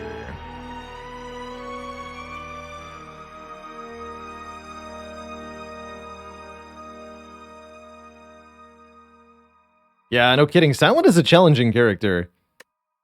This run was very on the edge pretty much the whole time. Tiny House did not feel like a very good pick going into Act 2, but in retrospect, I completely stand by it. Really what we needed from the Tiny House was to not be penalized in the form of the curse key or the ectoplasm. Having money got us the gambling chip. Not having to take curses got us a couple of other important relics and meant the deck was much smoother and more defensive. Worked out surprisingly well. Surprisingly well. Loved the stone calendar chipping in as well, helping out against Time Eater, helping out against the Hearts.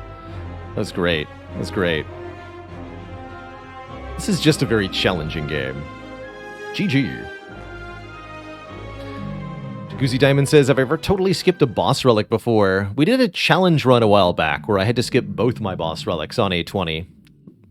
And we were able to get a win like that. Surprisingly, not even that challenging, actually. Like, 5 or 10 attempts. But yeah, we've done that. It was fun. Usually, I'll intentionally pick one of the 3 relics available. I like to expand my horizons as to what constitutes a good boss relic. And I think that it's usually the case that something is better than nothing.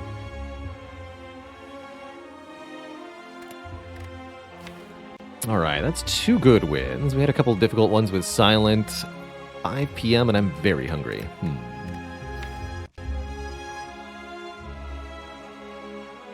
Another silent win with no footworks, too. It's interesting. Meanwhile, 3 footwork silent ended up dead to time eater. Interesting. Very interesting.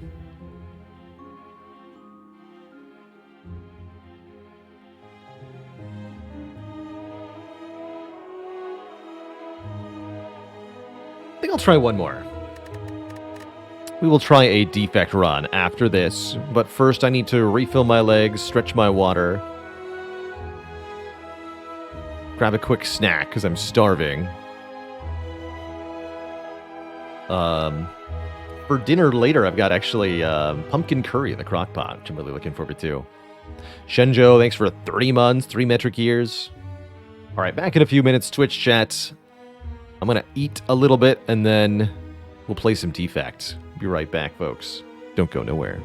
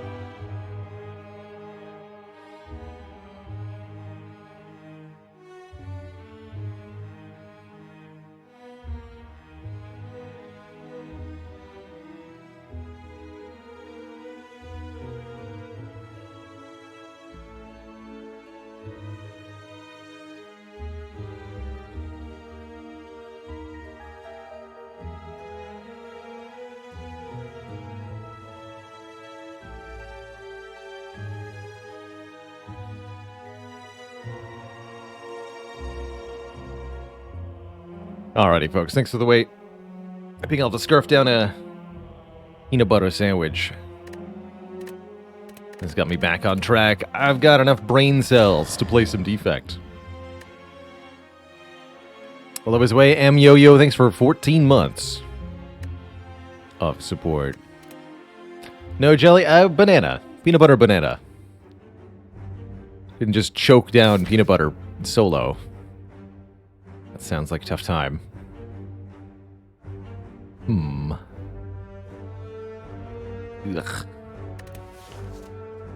Feeling like a boss swap to me. And then we could do first fire here. And then, it's kind of a weak act. We'll have a boss relic, so it'll be fine. That boss relic is Coffee Dripper. I guess I don't mind fighting only 2 elites if I get 4 energy per turn. Defect, I think, is quite good with the Coffee Dripper. Not only is there the card Self-Repair, which can heal us between each combat, but Defect in general has access to a fantastic array, look at that quad strike, of a fantastic array of block cards that we'll be able to use. Bummer.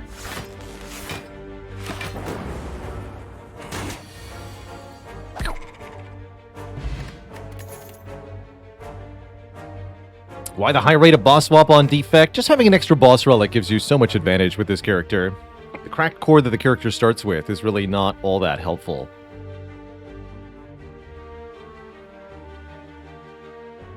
Dopster, thanks for the Prime sub and for 4 months. Also, just one quick sec here.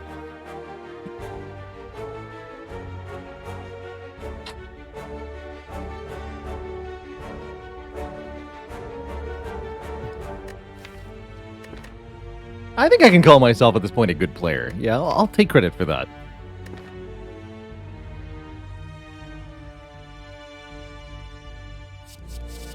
It's a weird choice. Normally, I would actually prefer Charge Battery to Cool-Headed, but I think with Coffee Dripper, I prefer Cool-Headed.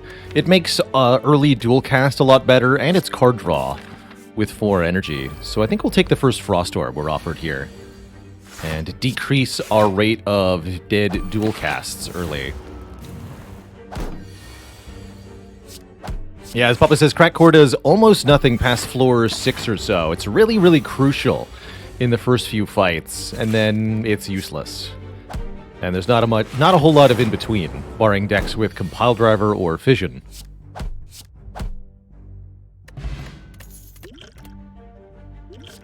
Yoink. Ball Lightning seems good. I can actually see a Rebound being pretty good too, but the Ball Lightning is more damage currently. And we do want some damage to get rid of early enemies. But man, am I a certified Rebound enjoyer. Actually, you know what? I am going to take Rebound over Ball Lightning. I think Rebound is just so heckin' good. Heavily underrated in a lot of ways. Rebound pairs really well with any upgraded or just high-powered card. And the fact that it does 9 physical damage up front is also pretty dang powerful.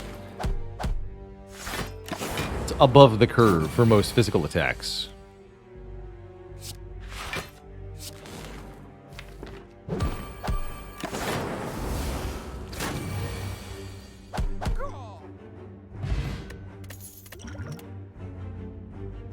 Double. Rebound. Beam Cell.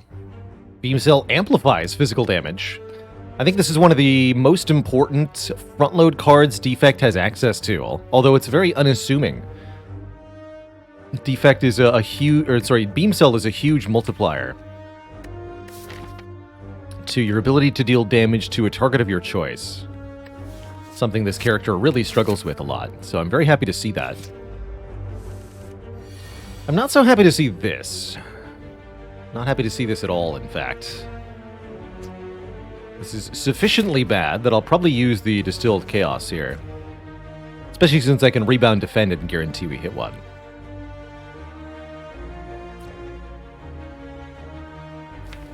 Potion chance is pretty low, but I really don't want to lose all my health here. So, Strike, Rebound, Defend, Distilled. Works for me.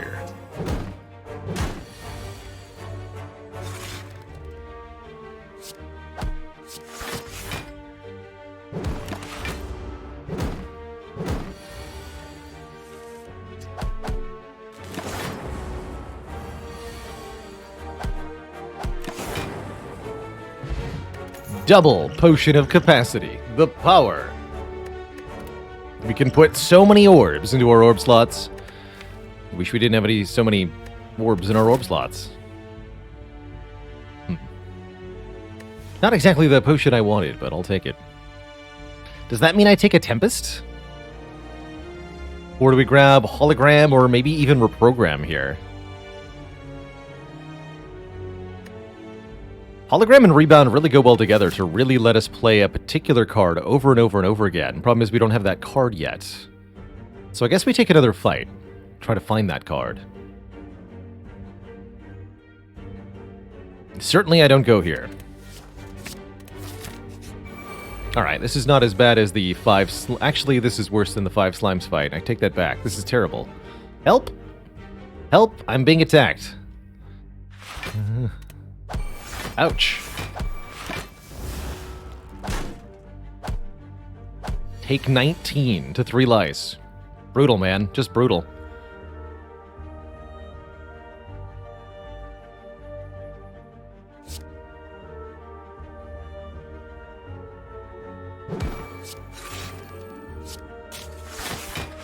Take one more.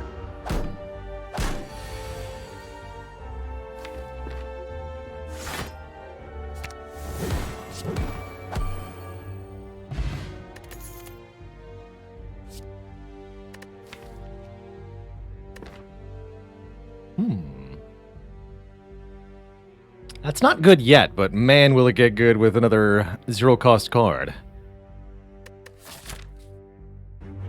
I dig it. Darkness is also kind of okay here. Actually, with an upgrade, Darkness would be extremely strong here.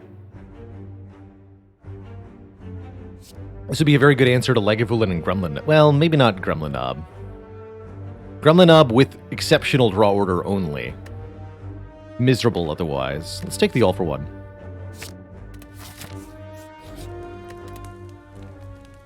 Let's take the All for One, and let's either upgrade Cool Headed or the Beam Cell, or actually Zap. Zap upgrade looking pretty important right now. Let's do Zap first. That way Zap comes back with All for One. It's a nice thing to draw into. Do I want to go directly into an Elite fight, or take another Hardpool combat? I think I want to take another Hardpool fight, actually. I regret my choice almost instantly. Almost.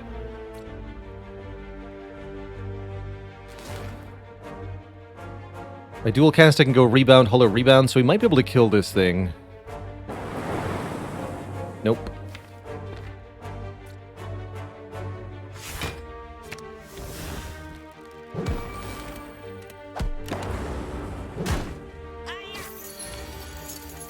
Well, there's always next run, right?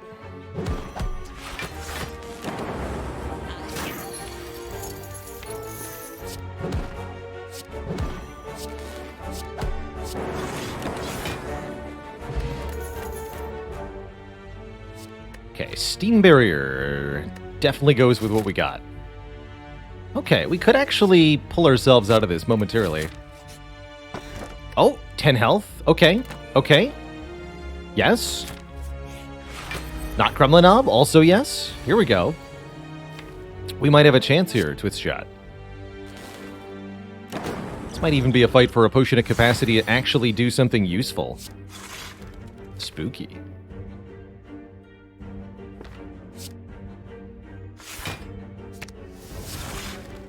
And we bricked the All for One. Ew. Man, that's a bummer.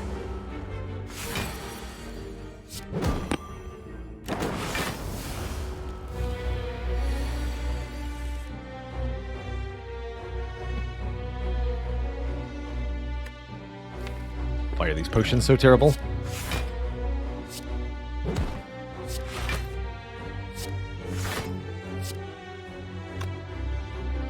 Six or dual cast. If I have any intention of using this, I should strike.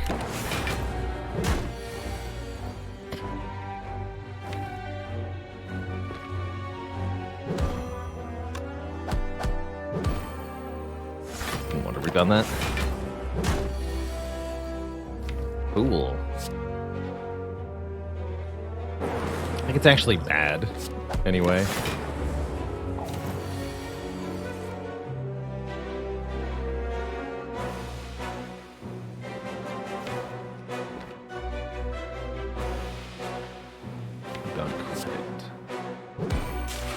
Beam cell first. Here we are.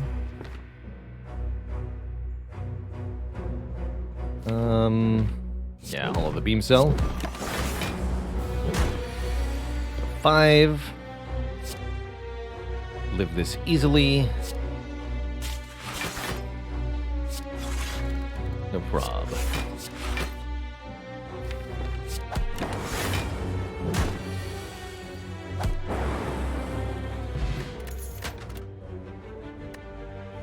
Might have had lethal on a turn or something. I'm too tired for this. Give me a heal.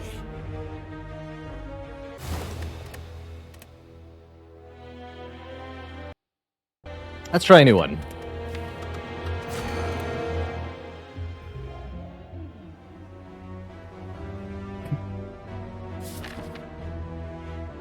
Let's just try a new one.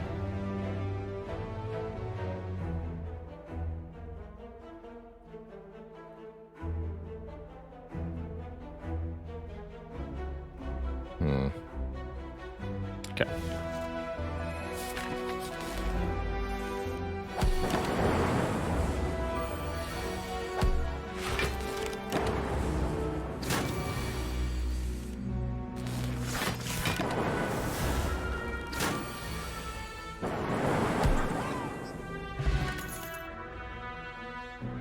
Excuse me.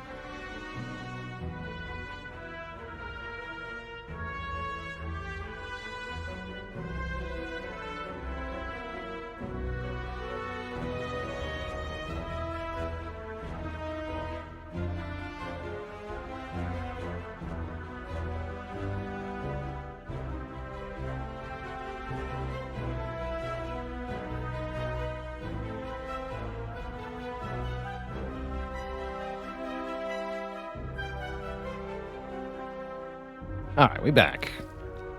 Go first card Streamline this time? Sure.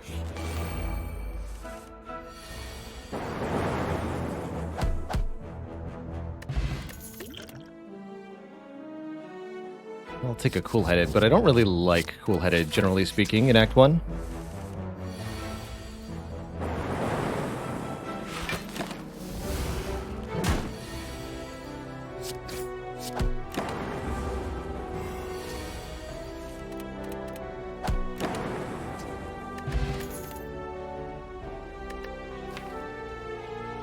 I think I would always take a Bullseye over a Sweeping Beam. Bullseye can be quite good, especially if you can get a little bit more lightning into your deck. It's got a lot of potential. Keep going this way. Got it. That said, Sweeping Beam does have its uses.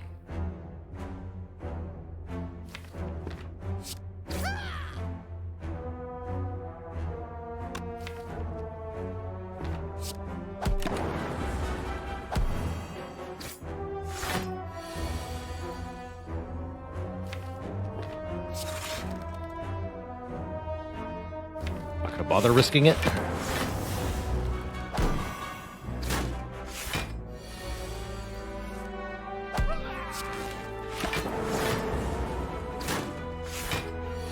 Not a bad fight. Took like 12.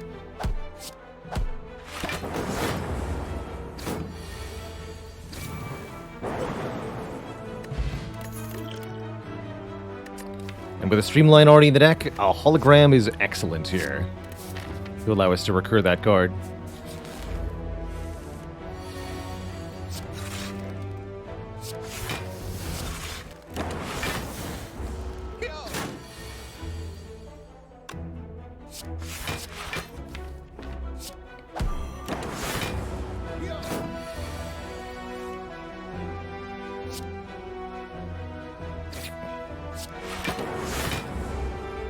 Could have also used Zap there, I guess.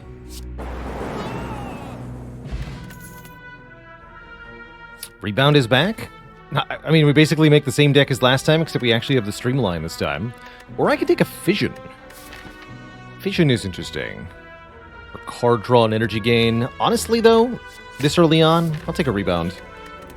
We'll upgrade the Streamline, and the Streamline becomes our main damage source.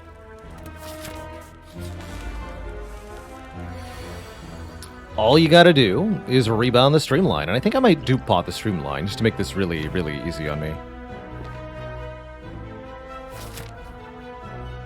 Yeah, so rebound, dupe pot, Streamline. It should then be a zero cost. Yeah, zero cost Streamline in the draw pile.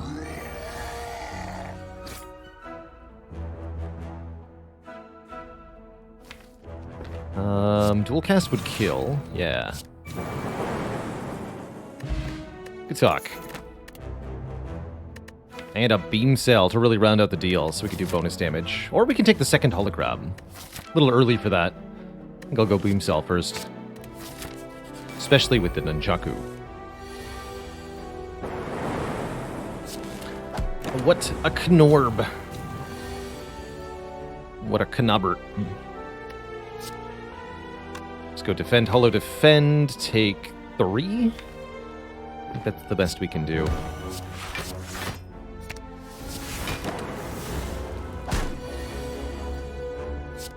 And just 3 nunchaku praku. Equilibrium's one of my favorite block cards. One turn of retain could be very, very valuable. Helps set up rebounds. It's also a good rebound target itself. I like it a lot. Compiled River is also not too bad at all with nunchaku and 2 orb types in this deck. But I much prefer the Equilibrium there, personally. Yikes.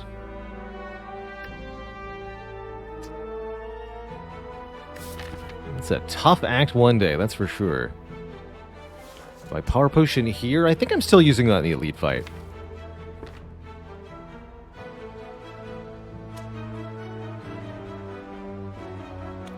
Could use the Speed Potion this turn. That's not too bad. Let's do that. Let's rebound hologram. Can't actually rebound the hologram because it exhausts. But it lets me block that turn. Let's get rid of you. Taking a little bit was inevitable here. But overall, I'm pretty okay with how that went.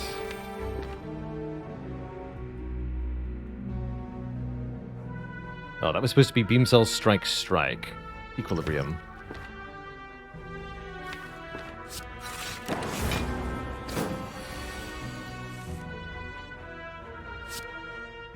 This works too.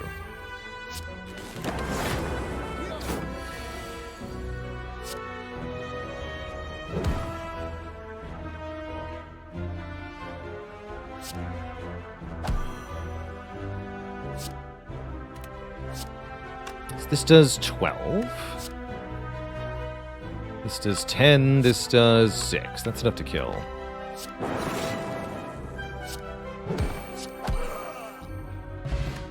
Get a fire potion. We're offered a meteor strike. Interesting. Probably ball lightning is good with the bullseye and the other stuff. But we don't need any of it, quite frankly. Bouncy Robot, thanks for 9 months of support.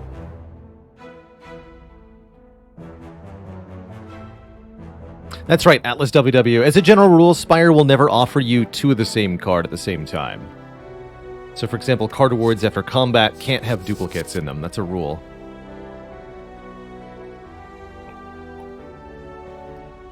And that's part of the reason Busted Crown is so bad. Is because you're not benefiting from the no duplicates rule when you only look at 1 card at a time.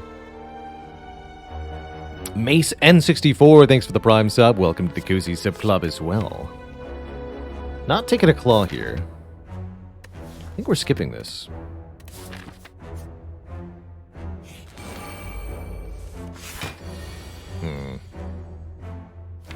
So, Power Potion here, Power Potion here. For Hello World or Machine Learning. Let's go with a Hello World. Give me a random common card every turn, please. See how that works out for us. Ball lightning, huh? It's not too bad. Hologram equilibrium here, block for most of this. Let's do that.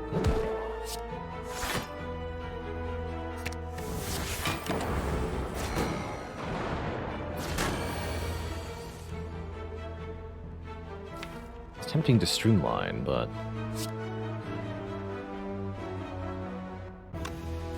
Gotta take some damage at some point, huh?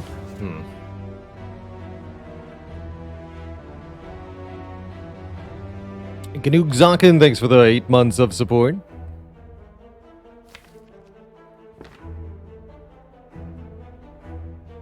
I think streamline, defend. That's what I do here. I'll save this fire potion for the next elite. Bonus streamline. Perfect. Defend, rebound the cool-headed.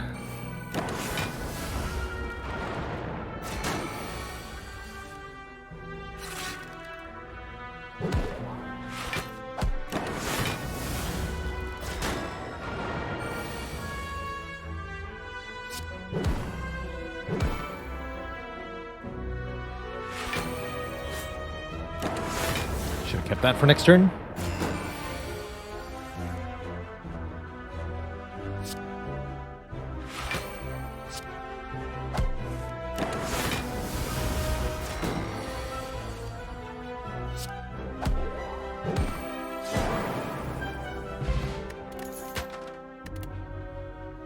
Another hologram or a chill. Free frost orbs. Really do like chill in general. One of my favorite early defect picks. But I could see another hologram being alright here. I think I'm resting at this fire, unfortunately. Yeah. Huge Rubber Duck, thanks for the 6 months in the Prime sub. Keep on cozying on.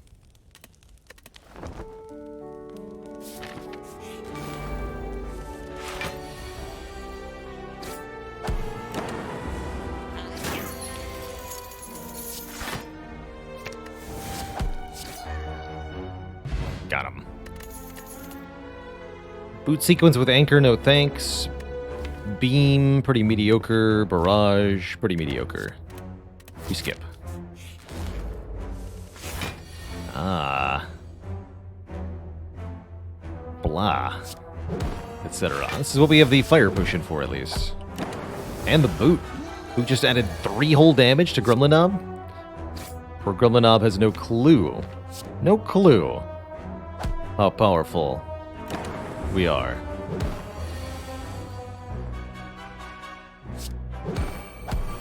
We don't have to use the fire potion, though. That's good news.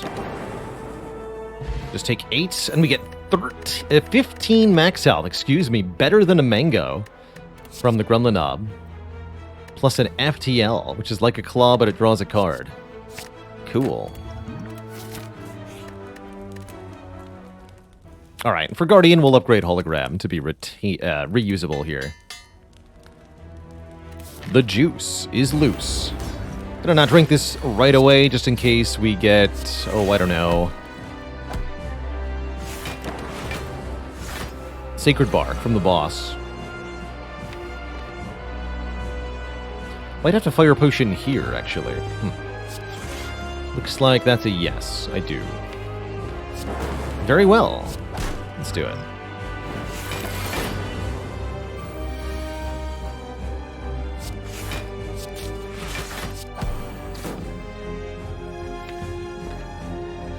Take 1.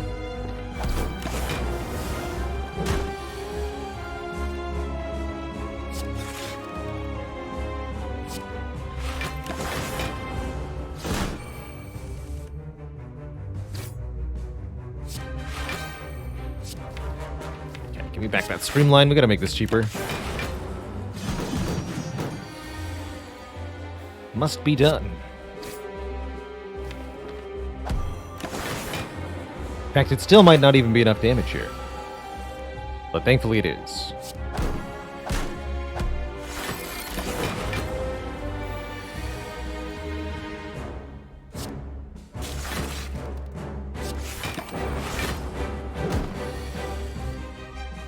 Perfect.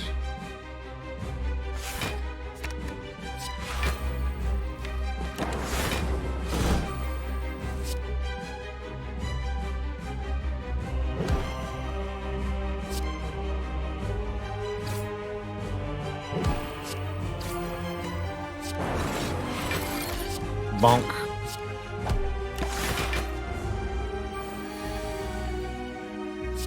Once the streamline is free, we can do all sorts of nonsense with it.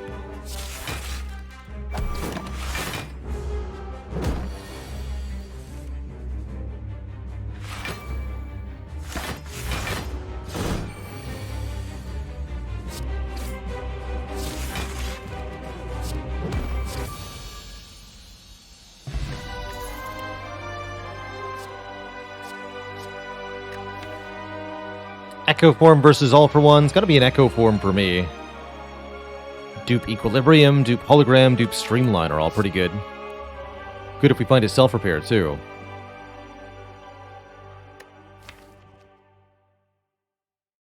All for one gets back FTL, beam cell, sometimes streamline. It's not bad. Pretty good with Nunchaku too, but I think echo form is probably better here. We do get a sacred bark. I mean, that's funny enough to be worth it, right? Nuclear battery's pretty good, giving me a plasma orb to start. Makes it easier to get Echo Form in play. But heck, let's take the Sacred Bark. Look at that, 5 goes to 10. You can see the thingy update in real time. I'll drink it right away now, because I want to. Not because I should, just because I want to. Huzzah!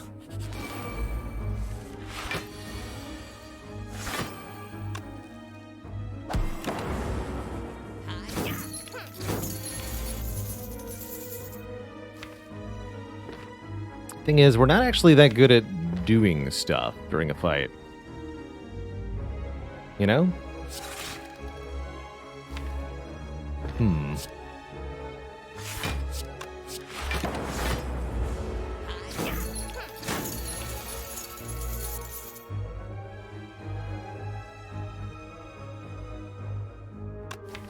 This guy's gonna get away.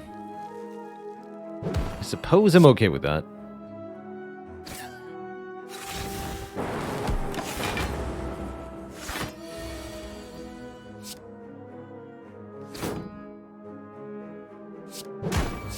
Or not. Got him. What a pog redraw that was. Good job. See a glacier, take a glacier? That's what I say. Glacier versus Blizzard is a fun dilemma. Toolbox is here, a favorite of mine.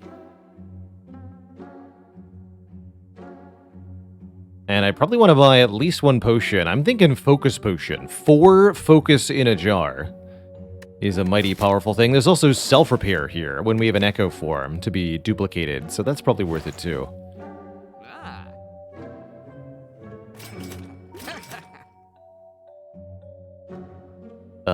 Get rid of Zap? Seems bad with Bullseye.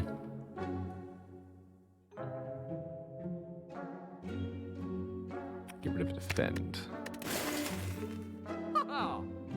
Yeah, Fire Potion almost kills a red slaver, it's true. Am I going straight for an elite fight? There's 2 more combats in the way. What's our potion chance? 50%. Now, we're going to get a new potion dropped. When do you not pick Toolbox? Well, when there's better relics available, of course. Or Blind. Blind is pretty decent. I don't really have the energy for duplicating self-repair, yet it's going to be totally worth it if I pull it off. So, let's see. Apotheosis.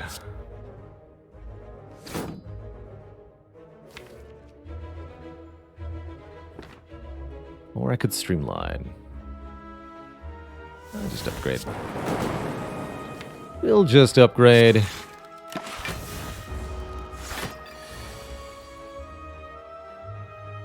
And then just play the Echo Form. We take some damage, but I'll be able to dupe this for teal 20, so it'll be worth it.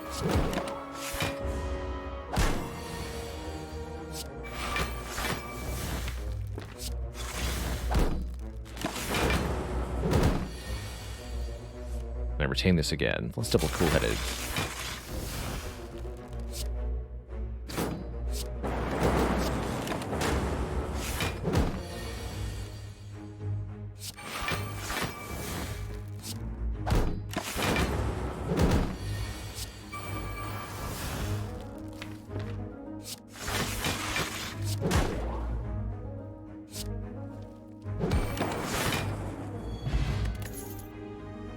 And there's our potion, Entropic Brew, which is secretly 2 more potions.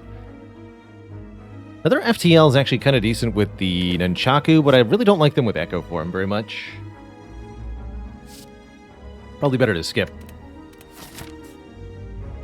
Okay, so now we should just head directly to an elite fight. Thinking we do this.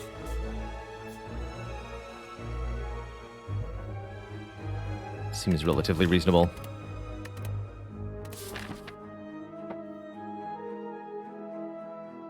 There's definitely a peak retain. If you've got 2 or more copies of Equilibrium, a Runic Pyramid can certainly end up being redundant. Panacea? Don't mind if I do.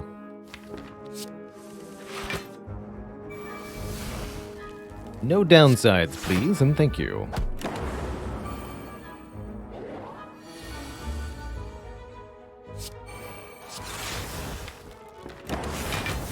Okay, we fall a little bit behind by not playing this Streamline, but I think having Echo Form in play is going to be worth it. So I hope it is.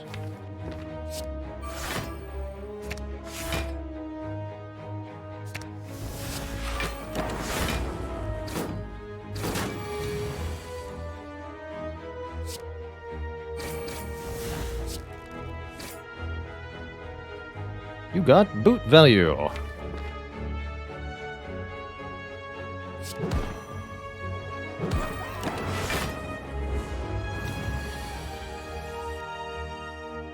Oof.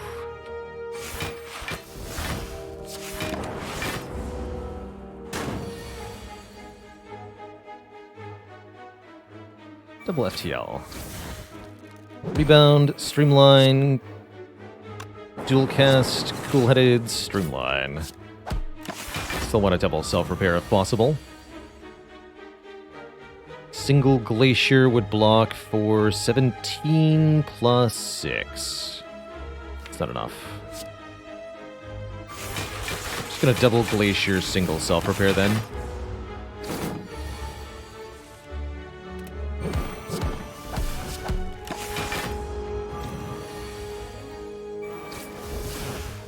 Okay, that wasn't too bad, actually. Chill plus, Algorithm plus, or Reprogram. With an Echo Form, it's pretty hard to turn down an Algorithm plus. I'll do it.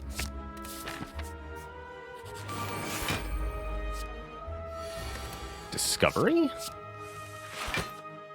I'll just play this single time. What do you got, Discovery? Easy free Echo Form every time. Actually, in that case, I'm not going to play the self-repair yet.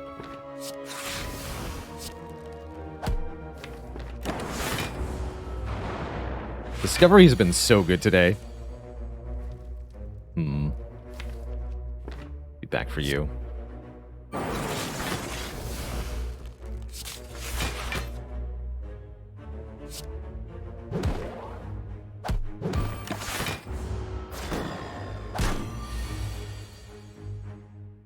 Just let that one go.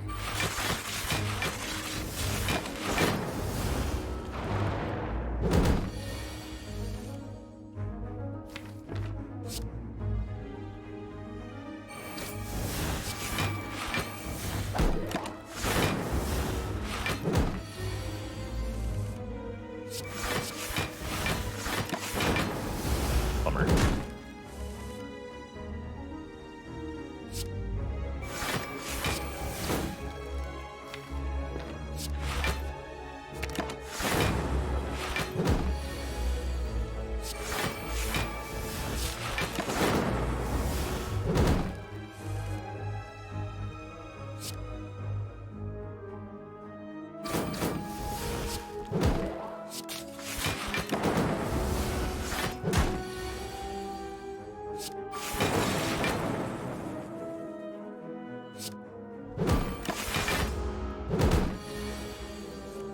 Okay, here we go. Double algorithm.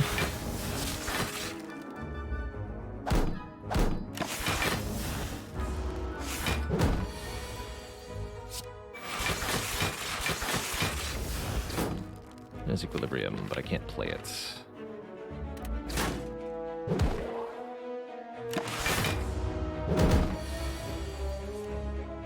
And we're no longer frail, too.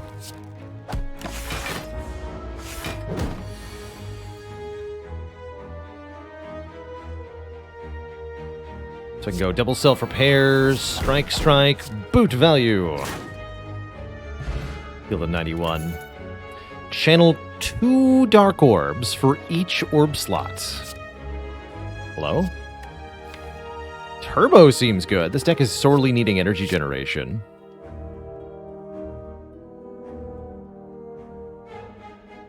Fan of live comedy. It's been a long time since I've interacted with live comedy in any medium. I enjoy it, though, definitely. Improv, especially. It's a fun potion, but I don't think it's as good as Focus Pod and Tropic Brew here, going into our first elite.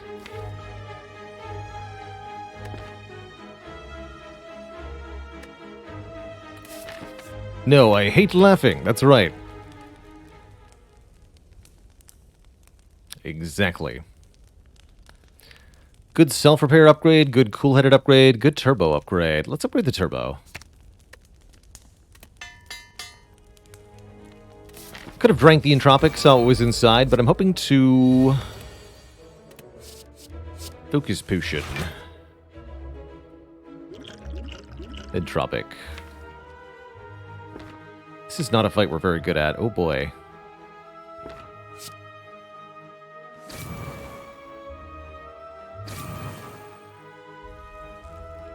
This is not a fight we're good at. Alright, what's inside the entropic brew? 20 damage potion. Perfect. Get this out of there. And I think I should just play these too. We want to leave this fight ASAP. Doubling these is not going to happen.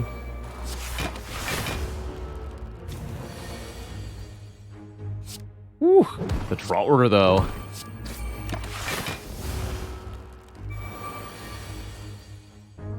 The draw order, though.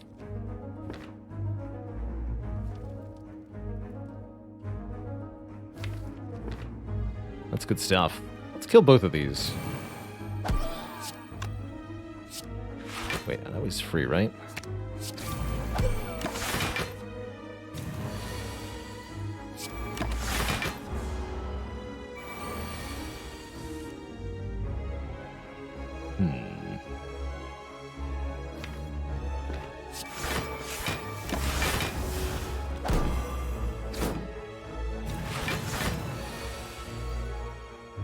Of course I wouldn't draw any frost. Ugh.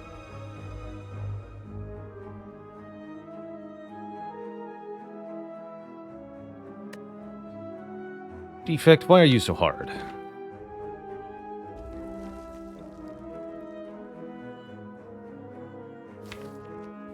Bummer.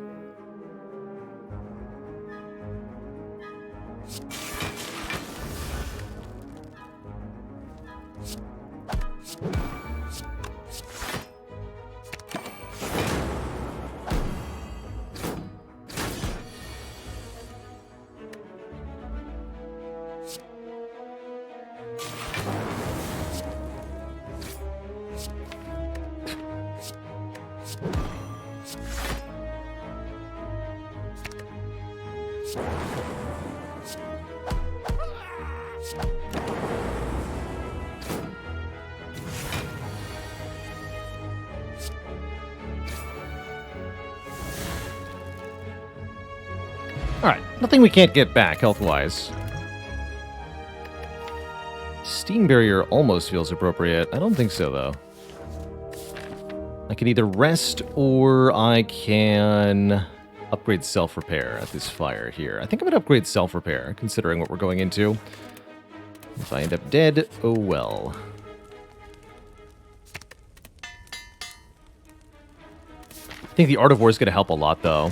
And so is the Letter Opener, giving us 5 area damage if we play 3 skills in 1 turn.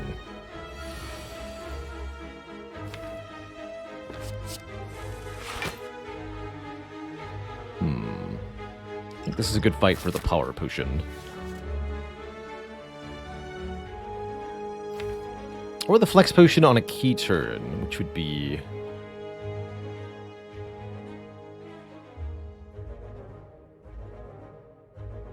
doubt this one. No, I think I'll use the power potion here. That ought to help.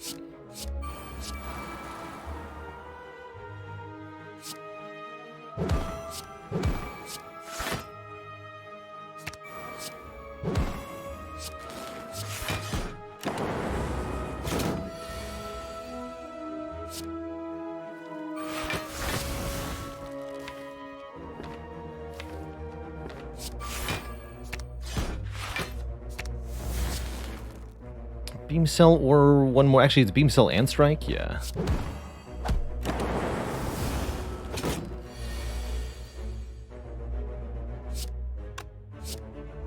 Double Bullseye, double Cool-Headed. And I can... even Glacier. 23.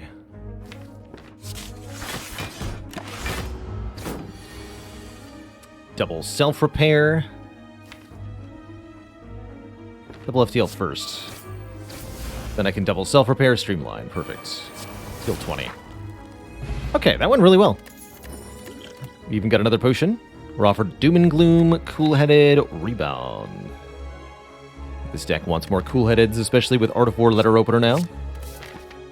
Especially if we can get our hands on some Focus.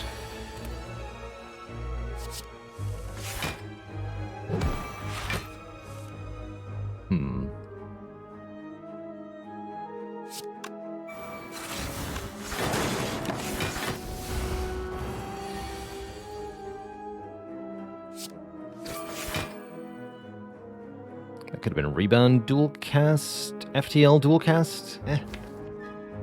That's fine. I can still Rebound dual cast, Cool-Headed dual cast because of Nunchaku.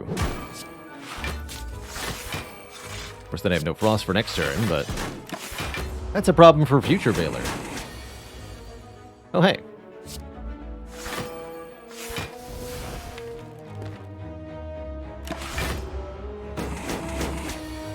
Looking good.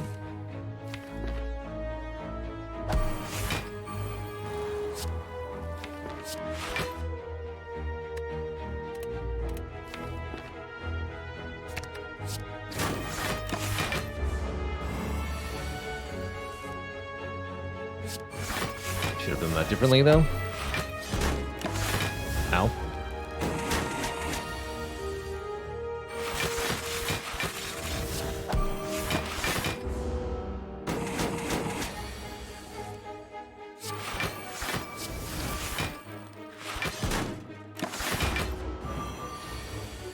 Casual 8-turn Snake Plant fight.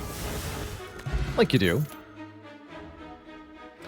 I think we're heading in a direction for White Noise to be really, really good. I want it. How about from here? Events or combats? Combats are healing, ostensibly. Combats are genetic algorithm scaling. Combats are card rewards that could contain useful powers. Combats are apparently 40 gold from Hand of Greed. I think 40 gold from Hand of Greed. And I'll definitely take a creative AI. What if I get hit? Oh yeah. Suppose that's an option, huh? Getting hit. Pretty lame option.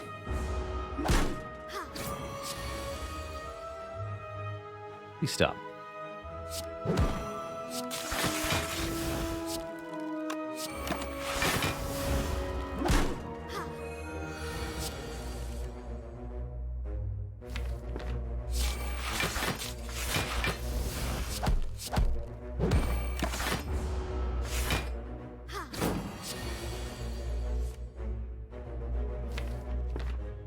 Ugh.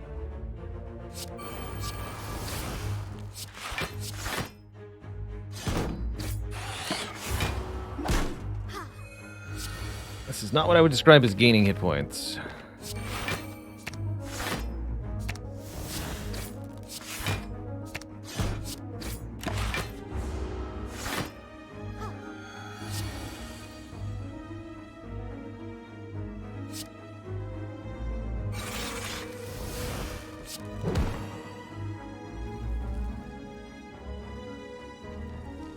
Ah.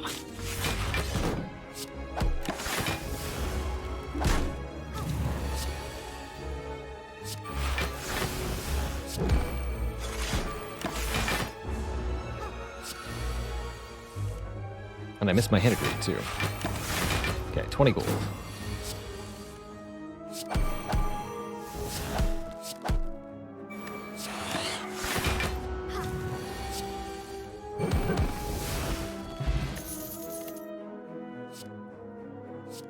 Okay, Hologram Plus is pretty good. These three are a little tricky.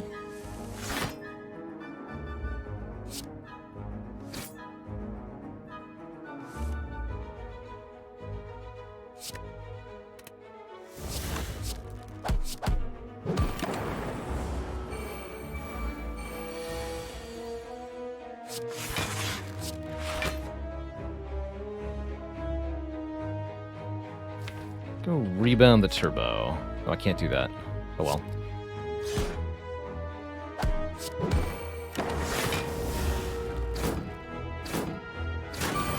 That's not the right way to do that turn. That's what I learned.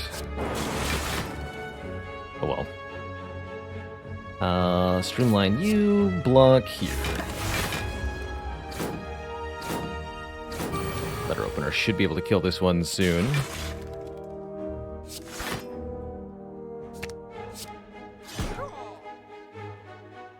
Call indeed. Fortunately, Bullseye Strike is 1 damage short of killing this nerd. Of course it is.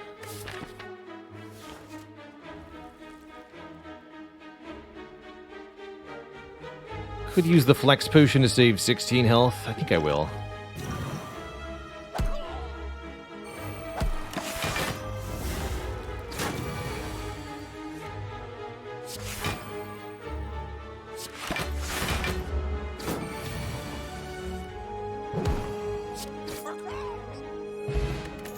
.24 block potion. And another cool-headed or a capacitor, but I think I take one more cool-headed here.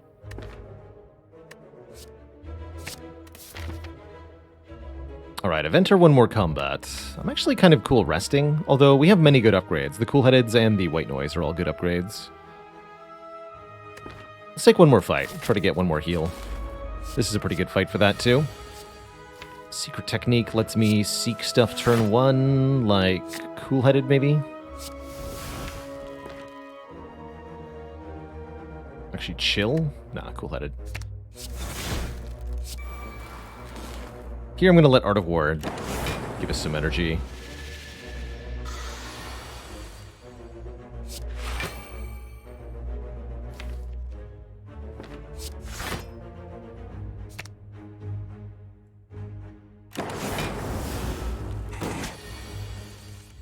There's Echo Form. Echo Form, Equilibrium, Defend. Still don't play this yet. Okay, now. Hit him.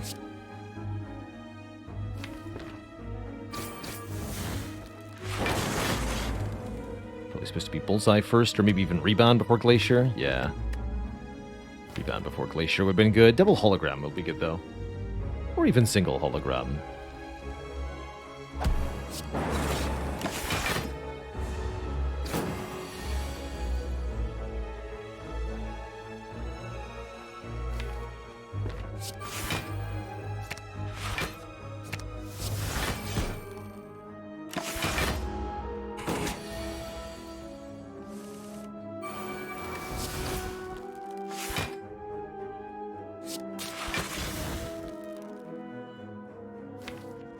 Oh, I got an algorithm too? Okay. I was about to kill.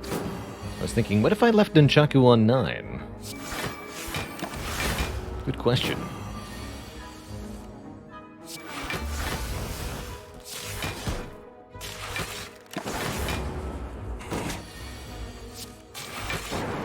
Alright, Snecko healed us for 20 and advanced algorithm and showed us a defragment, which is now a defragment plus. So I'm going to go ahead and say taking a combat over an event was a very, very good choice there. I like it. As always, praise Snecko. Also, praise the bomb. because the bomb is perfect for wiping out the collector's minions. I'm also going to rebound it here, hilariously. Rebound the bomb. Bomb again next turn. The abominable defect. That's a pretty good hollow algorithm. Let's see what Cool-Headed does. Best of both worlds, then.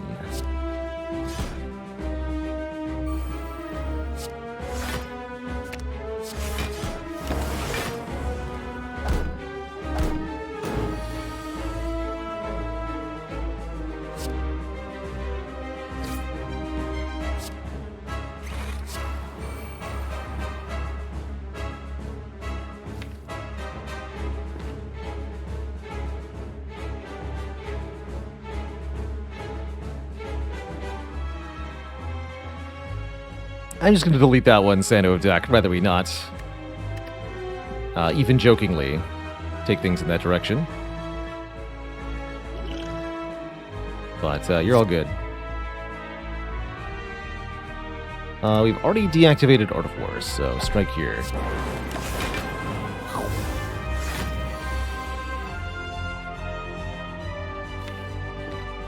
And I don't want to draw into the Echo Form with a Cool-Headed, so let's just keep those in my hand. Looking like we're going to pretty convincingly beat Collector here, even if it costs me a lot of health on this turn to do it. I guess we could use the Block Potion to pretty much negate this hit. I don't have a compelling reason to do so, though. I don't think our potion chance is that high, is it? Yeah, it's not. Not good enough.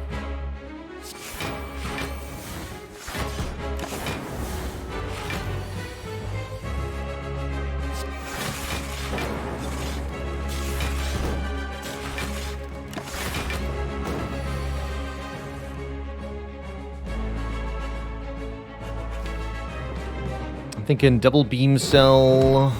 Rebound the Streamline, and then White Noise. Could have also doubled the Streamline, or doubled the White Noise. What I'm going to do is double Hologram here. Get back Glacier, and I've got Turbo in hand. Be Cool-Headed too. I need to block.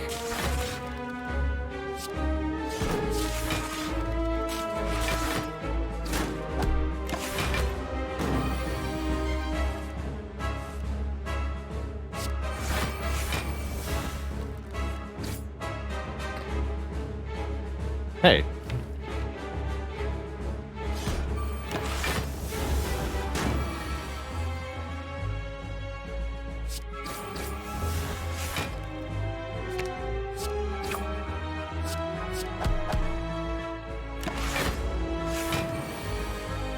Get him, Bomb. GG. GG. We're for a Core Surge, a Thunder Strike, or a Reboot. Core Surge seems pretty good. It's another attack. The artifact can block various debuffs, including Vulnerable from Heart or the Focus Down of Bias Cognition. Collector never went for the resummon there, presumably understanding that they were doomed because of our bomb.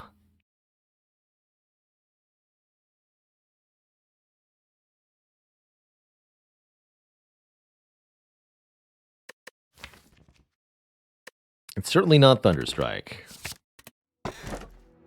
But is it Pandora's Box? No, surely with Echo Form Self-Repair, we take a Coffee Dripper here. Gain energy at the start of rest site. At the beginning of each turn, but unable to rest at rest sites. Excuse me. Could also Pandora's Box transform 7 cards. It's a pretty good transform. But I think more energy is pretty crucial here. Especially with so many Cool-Headeds. Yeah, if we just remove attacks, we've already got an energy relic, essentially, right? In the Art of War. And I will be removing attacks. One here. Actually, we could do it here. I want one event first. Let's do one event first. Don't know if that makes a big difference. Oh, maybe it does. Look at this Hand of Greed. All right, here we're actually going to successfully triple Hand of Greed. I swear it.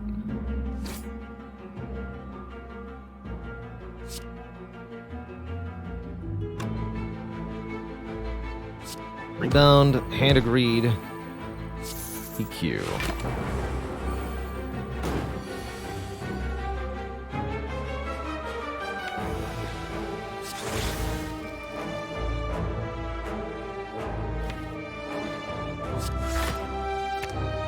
FTL, Bullseye, Hand of Greed.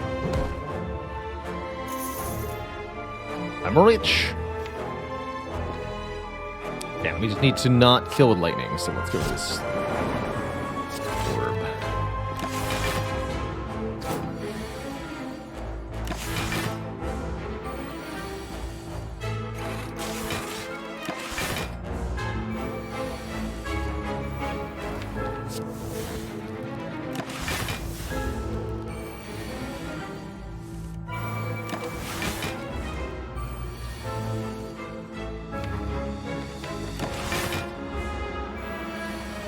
There's a cap to how many thorns this thing is allowed to have, which you're looking at right now.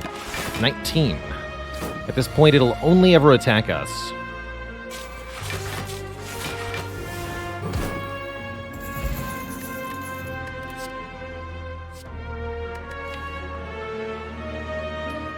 So far behind in upgrades, but man, that's a good recycle.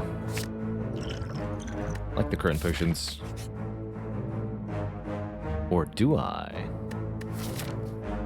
No, I want as much money going into this store as possible. Strange Spoon. Cards will exhaust when played instead of discarding half the time. Works on Algorithm, works on White Noise, works on Core Surge. Interesting. Bottled Core Surge can be a thing. Focus Pot Potion of Capacity could be, like, huge for heart if I were to take both of those with Sacred Bark, but I don't really want to just not have potions between now and then. Strange Spoon will not work on ethereal cards, such as Echo Form, if unplayed. I think I'm just going to remove a card here. One strike, and we'll keep the rest of the cash. There's some stuff we could spend money on here, but I think we could do better in a future shop. It also does not work on Recycle. No, it only works on cards that are simultaneously played and exhausted, which does not include Recycle.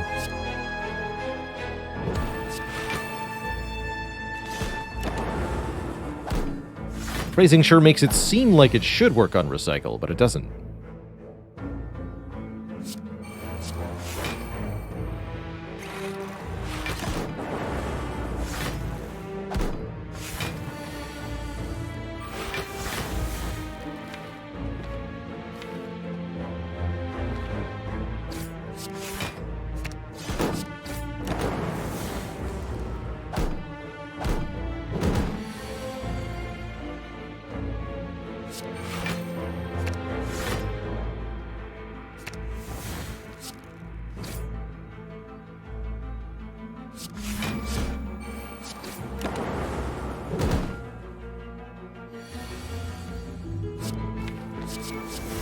Double Discharge, the power.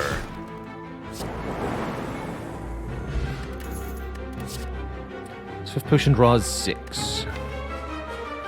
Reinforced Body's quite good with energy generation. So yet another card at it, though. I don't think we want it. Keep this deck as thin as possible now.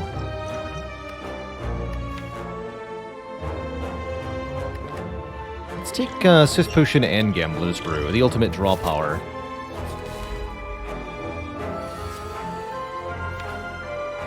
Think I want Mayhem. Core Surge here is excellent. Just ignore this initial debuff, no problem. Put Hologram on top.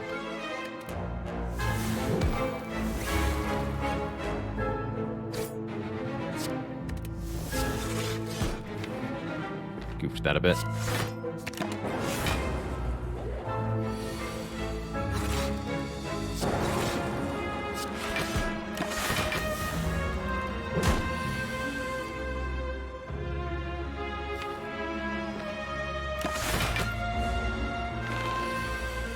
It's a lame turn. Ew.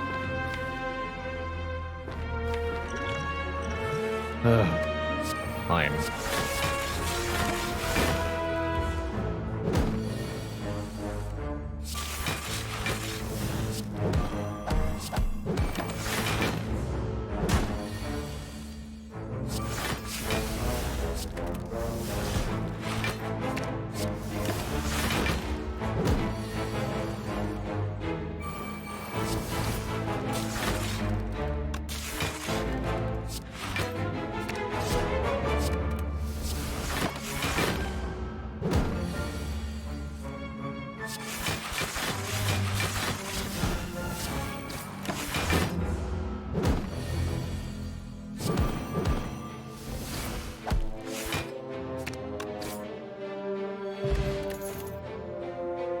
Beam Cell Plus.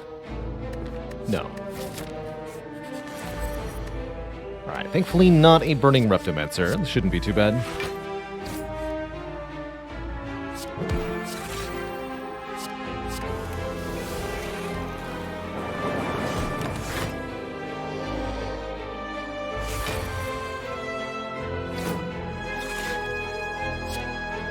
Streamline Core Surge. Core Surge doesn't matter here.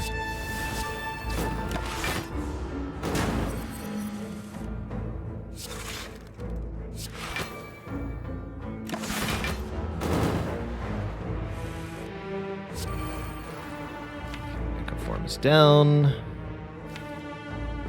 Getting a lot of burns at it, huh?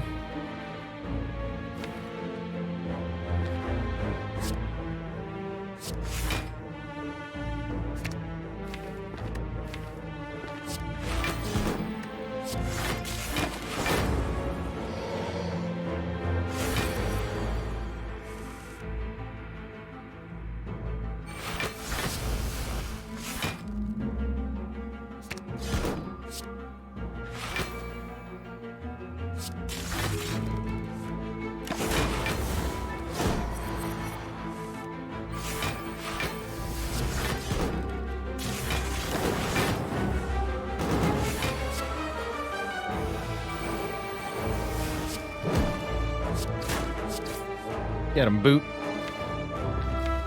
Bootacular. Take that twice next turn. So yeah, we can just build our own Runic Pyramid with the Echo Form and 1 Equilibrium, really. Pretty powerful.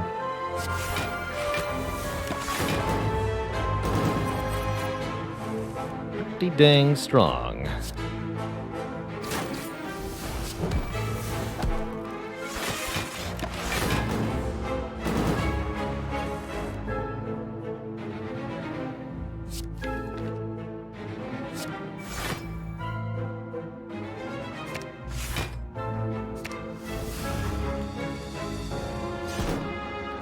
Found Equilibrium, play Glacier, and guess what? We're still full blocking.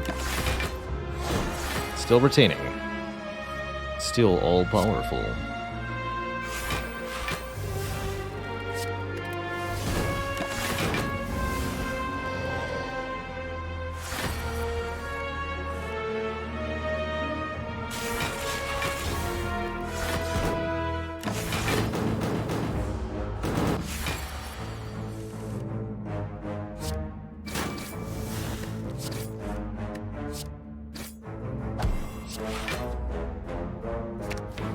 Burns everywhere.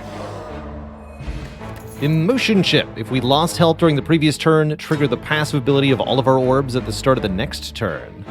Essentially double orbs as long as we're taking damage. Another 10 max health fruit juice. Thanks, Sacred Bark. And Cool-Headed or Recursion. Let's take one more Cool-Headed. That's right, third pair.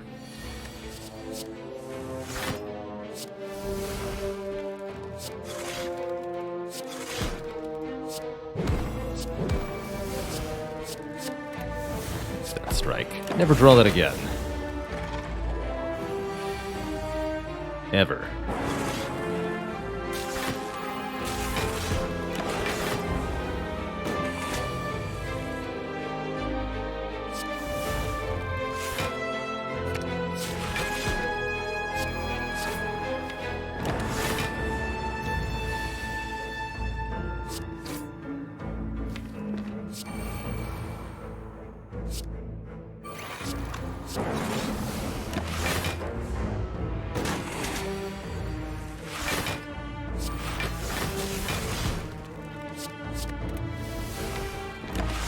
Does the deck actually win, though?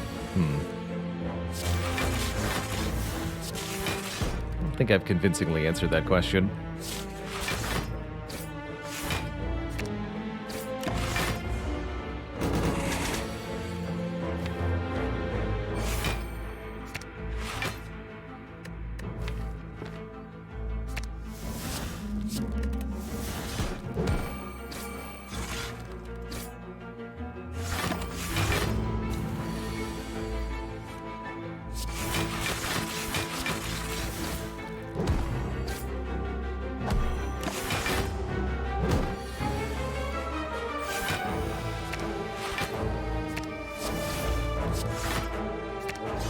Fortunately, Streamline is here to do all the work.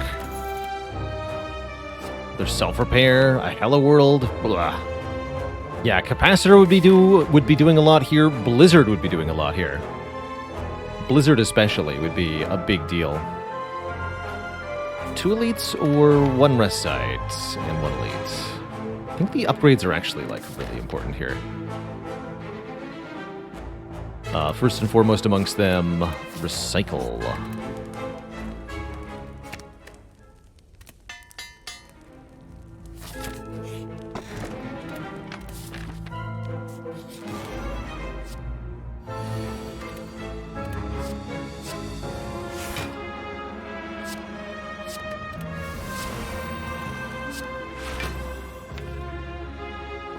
Don't think I get rid of Turbo.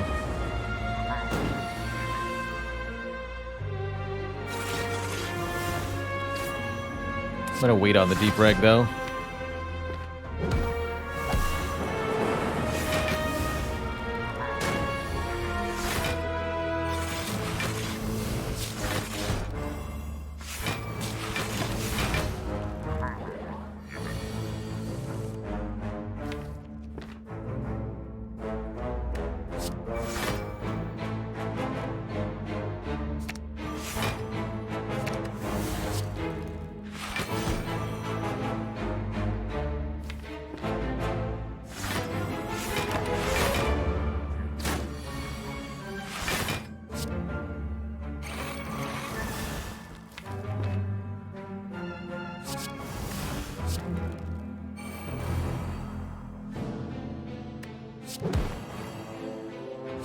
This. Algorithm's already big enough. We don't really need to double it every fight anymore.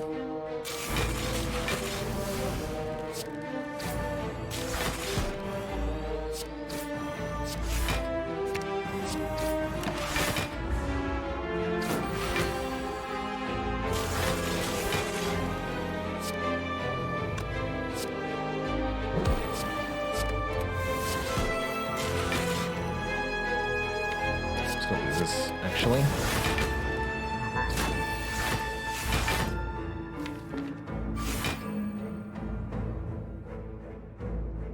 Actually, let's keep recycling cards.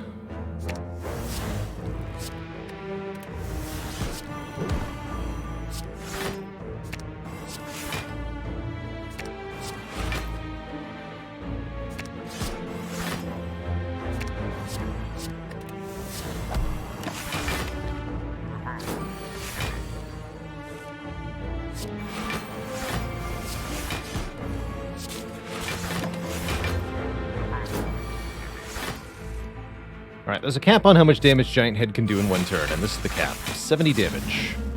Beyond this, Giant Head will no longer really threaten us, thankfully.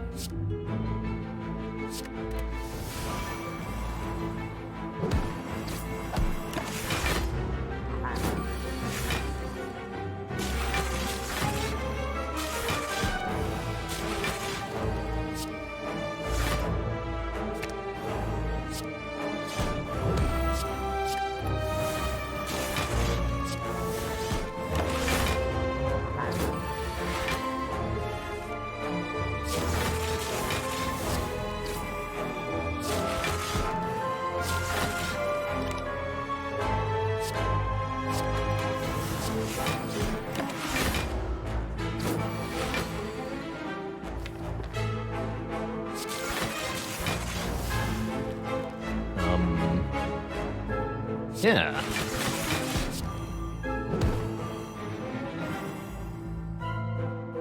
So, streamline, rebound, hologram, streamline. Hologram, streamline. That wasn't too bad. Take my 10 max self now. Double Gamba Brew.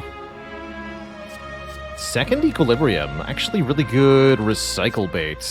What about Meteor Strike? I can play Meteor Strike. Or I can recycle Meteor Strike.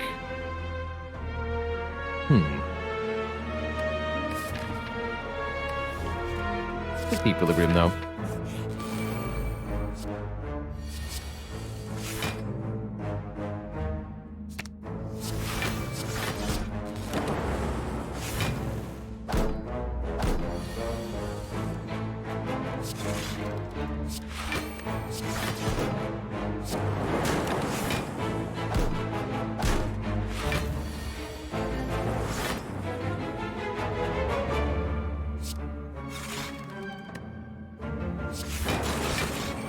This, get rid of this.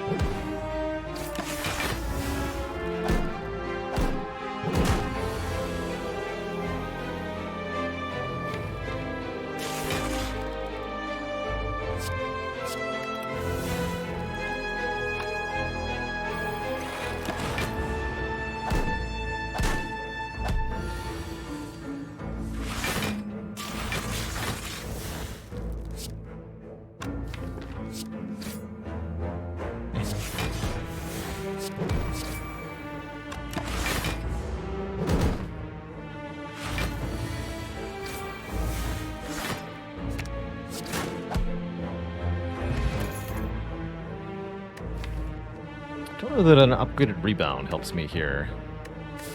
Looking for more power-based damage. Yeah, static discharge, the card we're looking for. Perfect. I can also look at 5 card rewards with an orrery here. 6 damage liquid bronze, also pretty powerful for the late game. But we're definitely buying static discharge, for sure. No questions asked. Anytime you have a defect deck that's got too much frost and not enough damage, static discharge is the ultimate card for you. Let's see what's in here, though. Blizzard Plus. Let's go, Twitch chat. Vision. Seek. Oh my goodness. And or Recursion Plus. And another unupgraded Blizzard. 5 Blizzards. How about 2 Blizzards?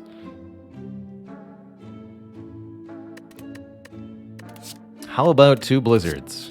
I think Seek over Recursion here, but Recursion's actually pretty good.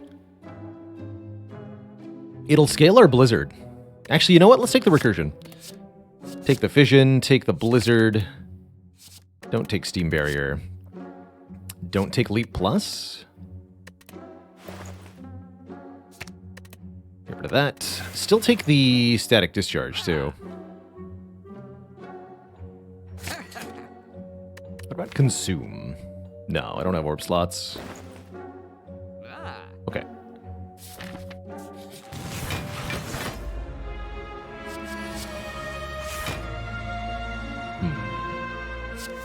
Ooh. Well, hello there.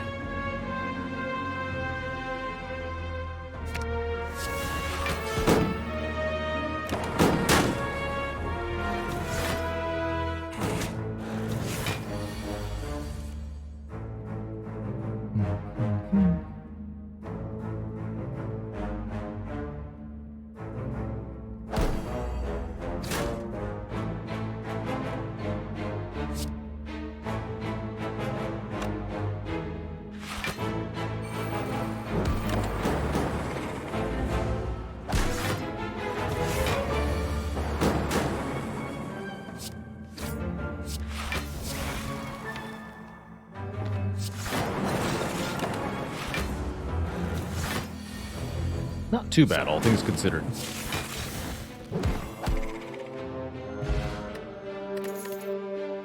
Steam plus. This deck almost wants a stack plus. Almost. Almost wants a stack plus. One last fight or one last event? I'm thinking one last event. What do we got? Travel immediately to the boss. No thanks. That said, I think we're in pretty good shape here as we go into the Awakened one. We have, you know, more powers than we would like, but we did draw Echo Form turn 1. So that's nice. I could recycle the White Noise, play the Streamline. Streamline feels like it needs to get played in this fight, huh? Actually, no, we've got Blizzard. Don't need it, per se. Okay, we've got Blizzard for this fight. Let's get rid of this. What are you? Ah, that'll work. That will do too. Okay, I'll play that, even though it is more power to the boss.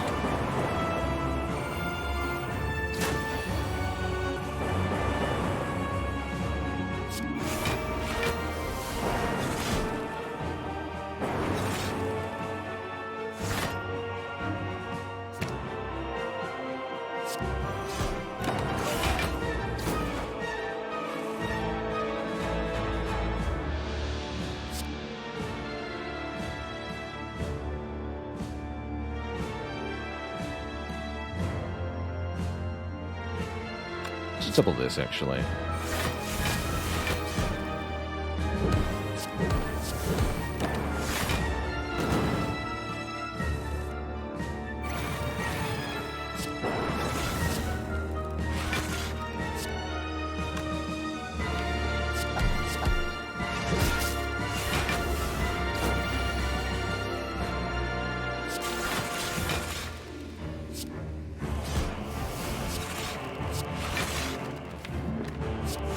Need recycle.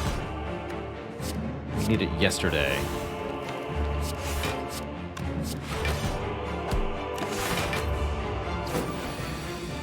$16 times 4. Yikes.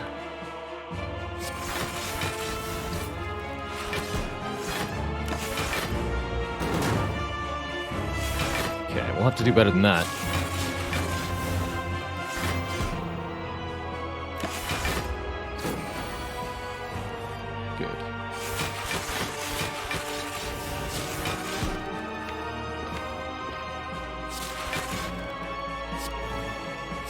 There's so much junk in this deck.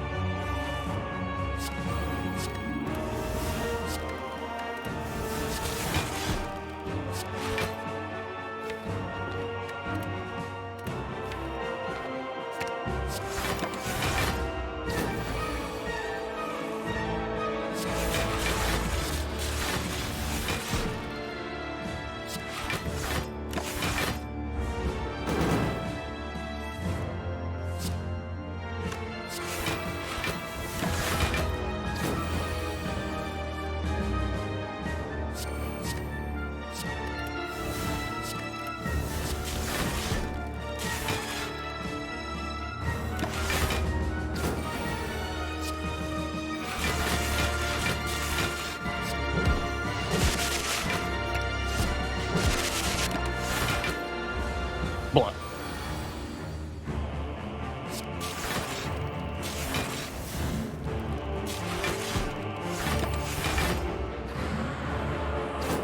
Now that's a blizzard. Rebound, blizzard. Cool-headed, blizzard. Hologram, blizzard. GG. That's how we're going to beat the heart, too, is something very similar to that, but maybe more lightning orbs with the static discharge. Time Eater should be a lot easier for us. Get a... Whoops, that must be Panacea. That's fine. Let's get an Echo Form.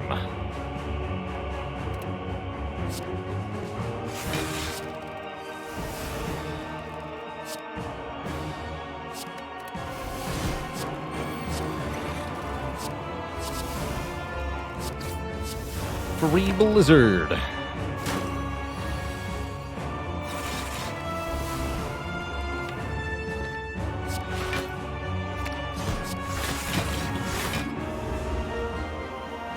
Although only 2 focus is a bit annoying here.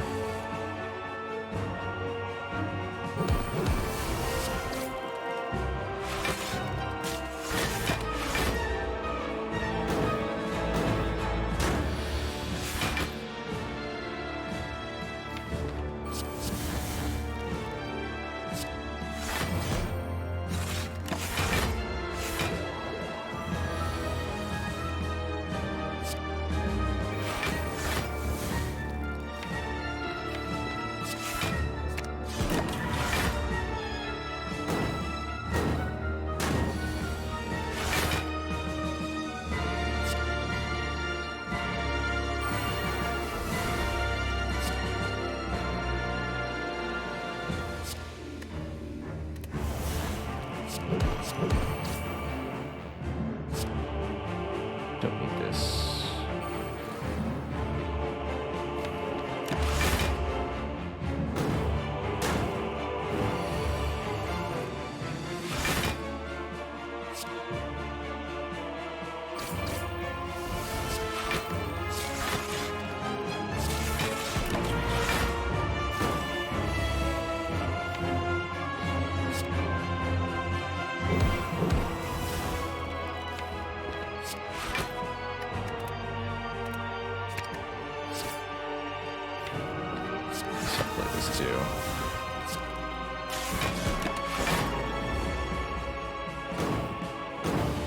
Two more cards every turn is going to help quite a bit, though.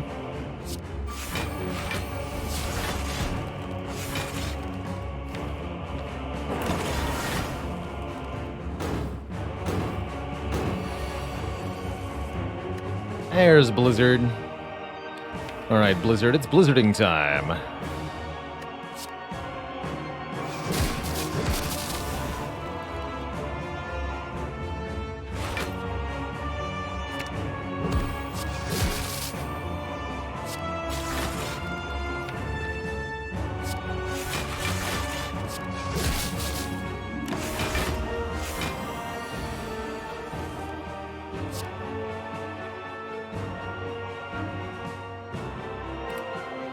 Is that going to be enough?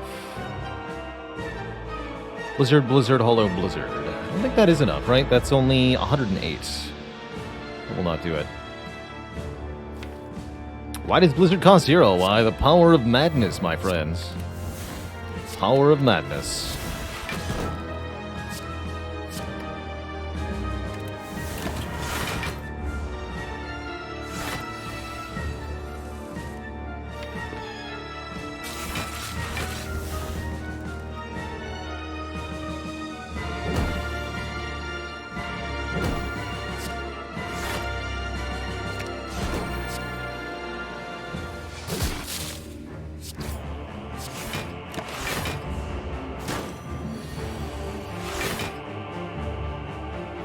Oh, that's right.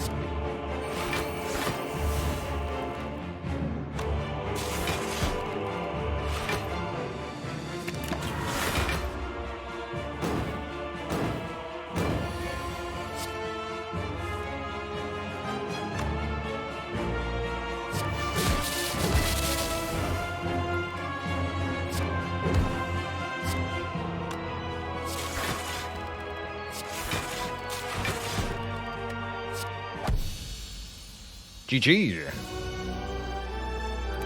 Alright, we're lacking a little bit of long-term scaling power for the end game here, but I'm hoping that, 1, we can find a potion that will help, and 2...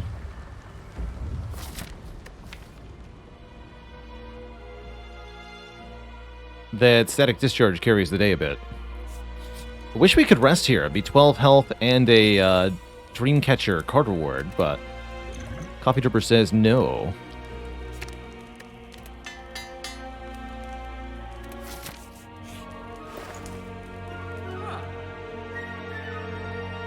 That would be a winner. Potion of Capacity says gain 4 orb slots, and that's what I want.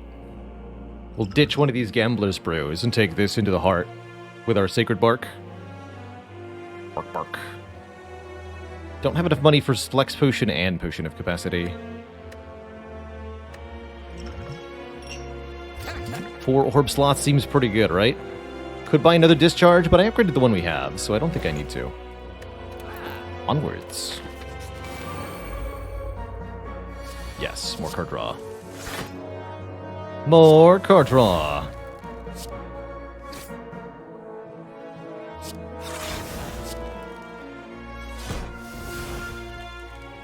Alright, do we Gambler's Brew? If we do, I think we're at minimum keeping Equilibrium Genetic Algorithm so that we can retain Algorithm for next turn. But I would like to find our Echo Form sooner rather than later. Let's play a couple cool edits first.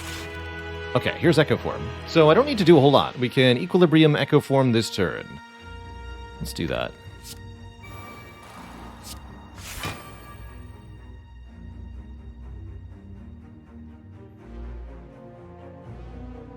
Next turn, I could even Echo Form the Self-Repair. Just play the Genetic Algorithm.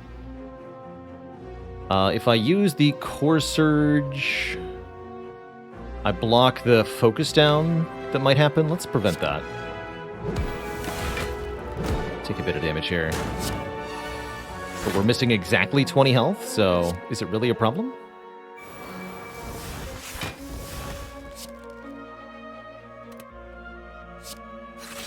Might be recycling Streamline. In fact, I'm going to recycle Streamline here.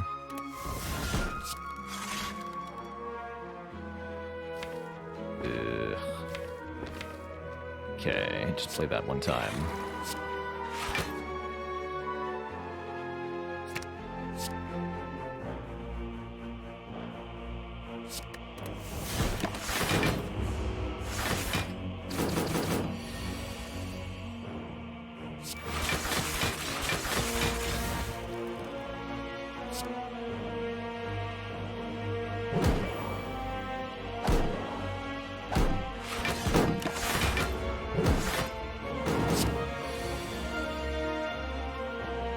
Seven damage twice.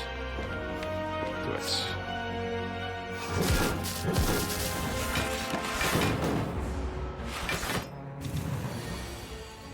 Oh, shoot. Alright, well that looks like the Gambler's Brew then. Because this hand is bad. We gamble for 5, we draw exactly all of these cards, then I can duplicate any of them. Duping Hologram seems particularly good.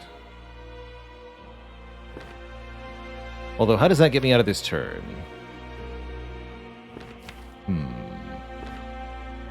Maybe I dupe the Static Discharge, actually.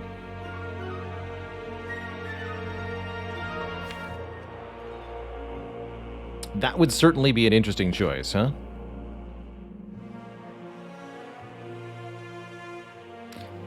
Blue Man, where is your block?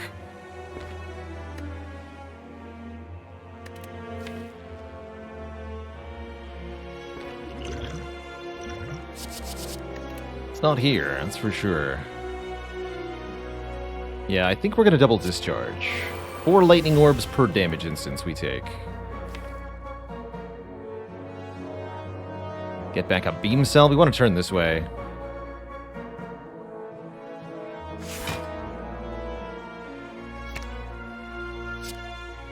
Like this. You're blocking exactly 24. Let's see how this goes. We still take a bunch. But we do a ton of damage in return. Problem is, it's not the right ton of damage. Bummer. Oh, son of a... Ah, man. It was going so well. Actually, it is still going well.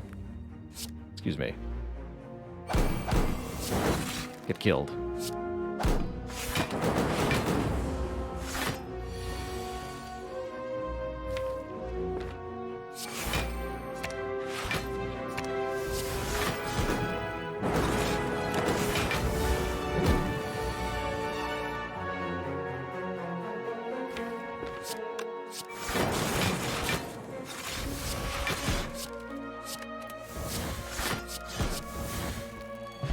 Okay, 70 health and bronze scales. This might be enough.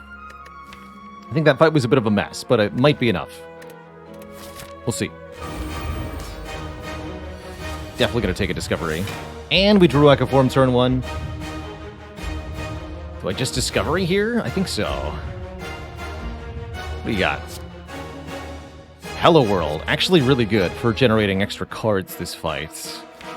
The Electro's okay for a bit of zappage, but I'm taking Hello World here. Here we go. Echo Form, Hello World, turn 1.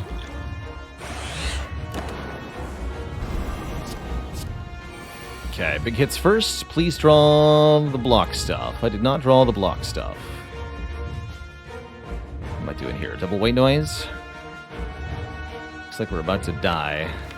Please generate a buffer. It's always buffer, they say. Sure would be nice to have a Frost Orb. Unfortunately, we go to 1. And then die.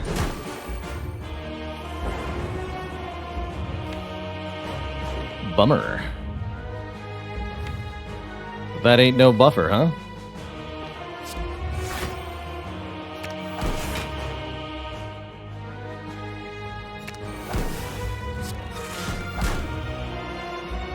Yeah, GG. GG. Was a promising run, but I think we just lost a little bit too much health to Spear and Shield there, and then bricked our draw against the most important turn against Hearts. No turn 1 Core Surge, no turn 1... Well, I mean, we drew 1 Cool-Headed, but no real block that we could set up, and then no Algorithm on turn 2. Bummer. Fell flat right at the end.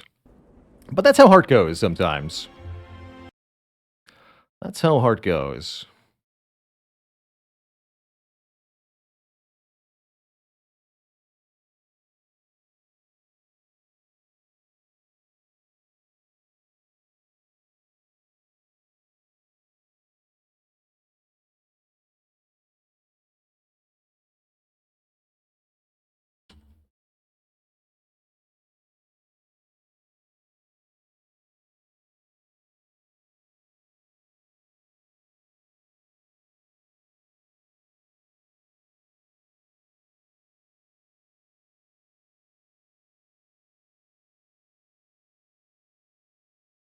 So, new to today is the 1.0 release of Vampire Survivors, which we're going to be checking out here on stream. Officially out of early access.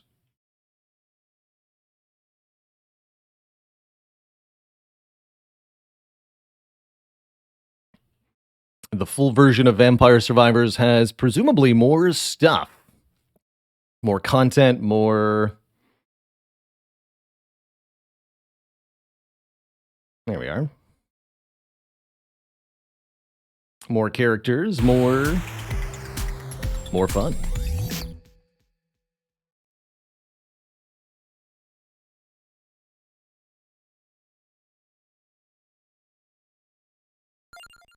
%50 more vampire. So, Vampire Survivors is sometimes described as a bullet heaven game. Let's see if there's new unlocks in the unlock screen. 140. Sounds like there is. And the completed ones.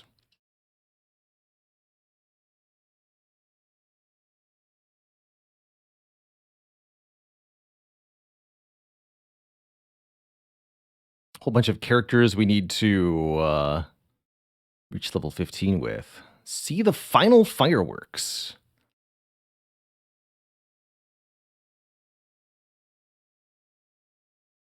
I've got some unlocks for evolutions here. Evolve the bracelet and then the buy bracelet. What if there's new evolutions here?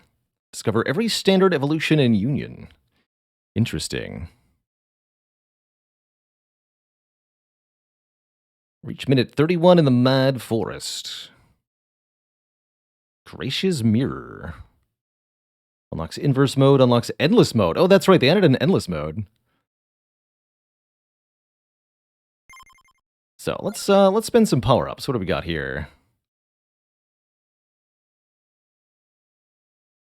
Twice per rank allows you to skip level up choices and gain experience instead.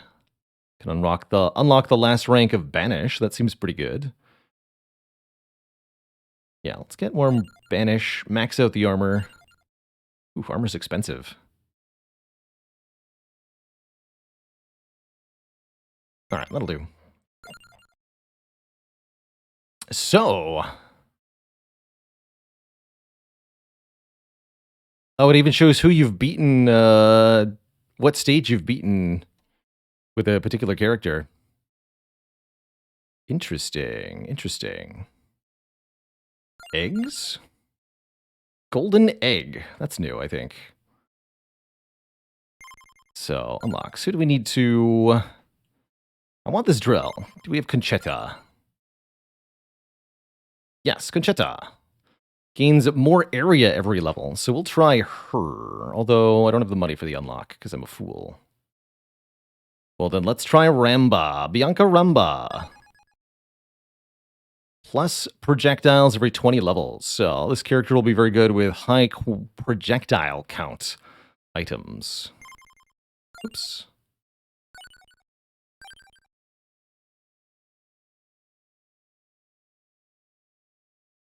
And then we want to pick a stage. Interesting, there's an exclamation point here. I like in stage. Interesting.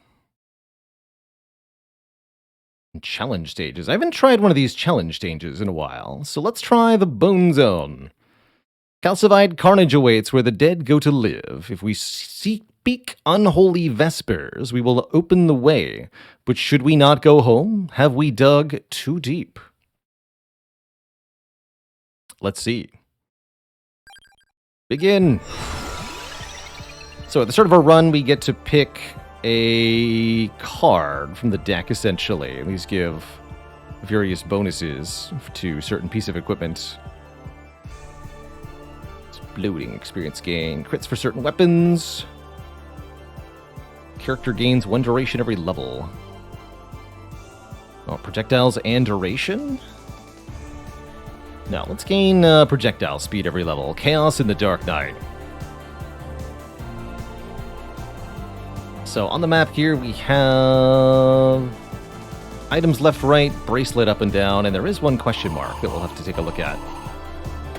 Our starting weapon is this cart, so we kind of have to guide the enemies into getting bonked by it. That should be fun. Lightning ring would be pretty good. Actually, let's grab an early fire wand. This is going to be really good with bonus projectiles. And let's grab the knife, too. Projectile speed will happily help this character, I think. Bonked. It's kind of like in Brotato, there's going to be continually spawning waves of enemies, and the goal is to kill as many enemies as you can, pick up the experience gems they drop to get more items and level ups, and survive for as long as possible. Oh, we could do 8 the Sparrow, huh? We have 8 banishes.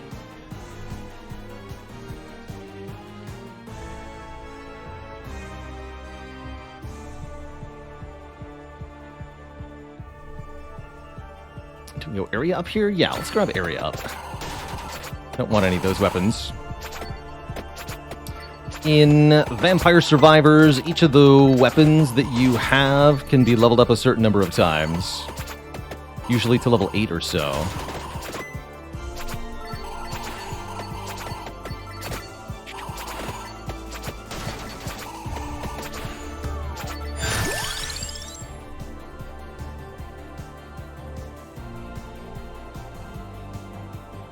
And I've got bonus area. Santa Water is going to be absurd here.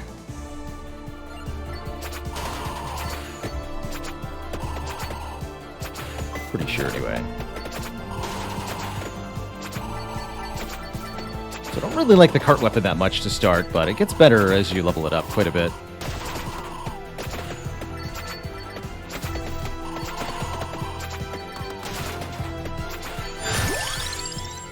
Level up the knife. More knives.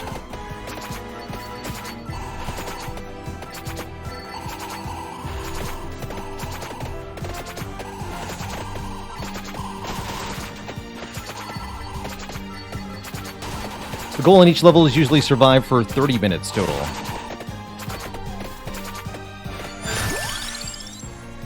Careo. Make it bigger.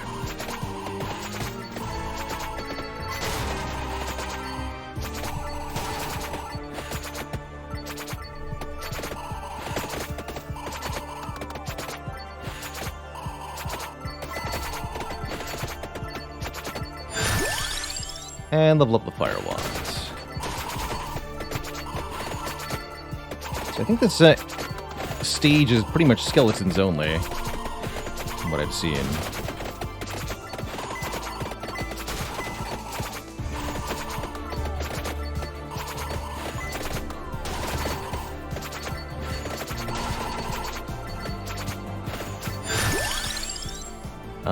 These we don't want. I'm gonna reroll.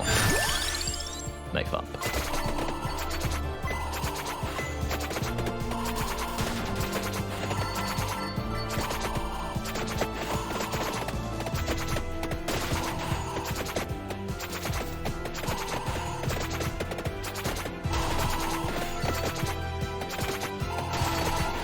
Experience that drops on the ground can never be destroyed or expired. You can always come back for it. And experience that's off-screen will usually combine with more copies of itself. Alright, keep leveling up the Careo for now. We need our weapons to be as strong as possible so we can get more kills. Apparently we're kind of struggling to kill things quickly enough.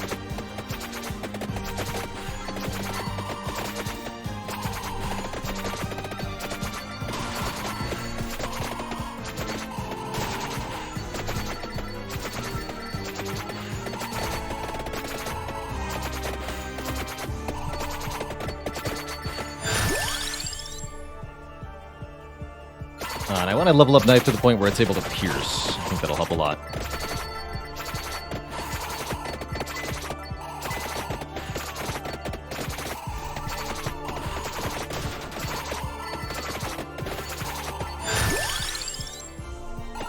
Careo. I think that flaming skeleton is a special enemy of some kind.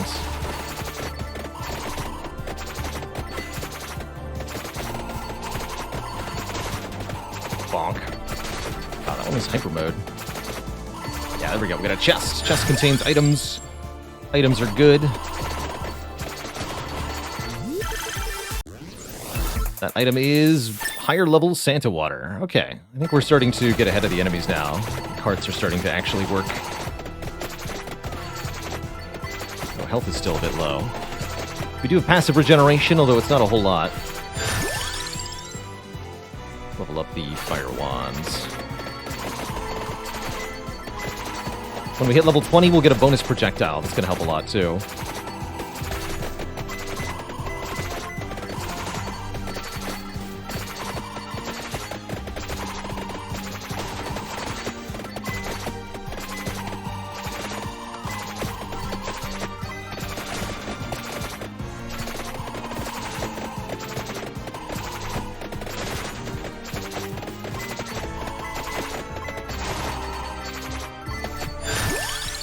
The Duplicator. Weapons fire more projectiles. Yes, let's double down on this character's special advantage and get even more projectiles. I think that'll mean more carts, too.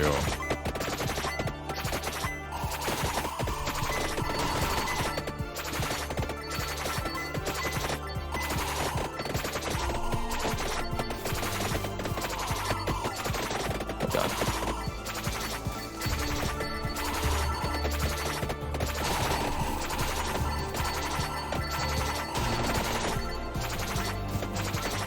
Haven't seen any health drops so far. It's getting spooky in here.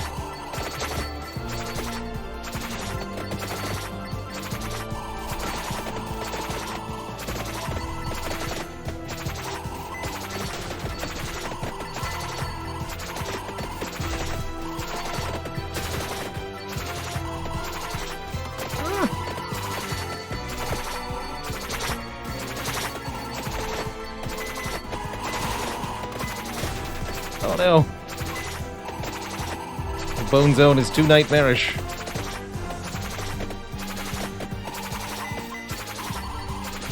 Really need more healing.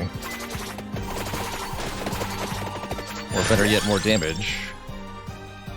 Just save the water. Help!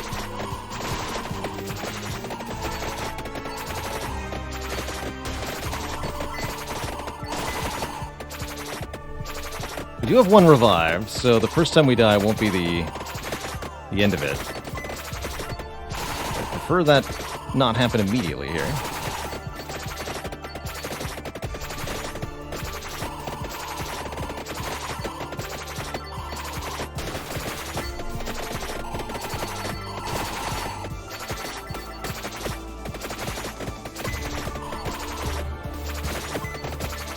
Stay on top of it. It's the only way.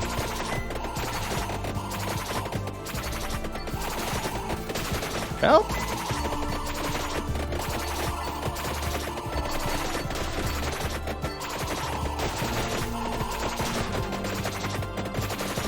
Too powerful.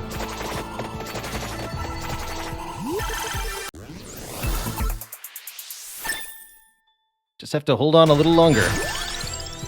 Speech. Yes, give me more speech. 10% global damage up is quite helpful.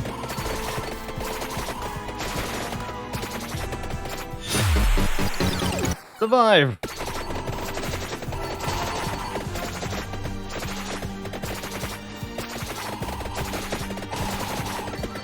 We're like way behind the power curve here, but I'm hoping we can maybe figure out a way to recover. A few more levels could really help.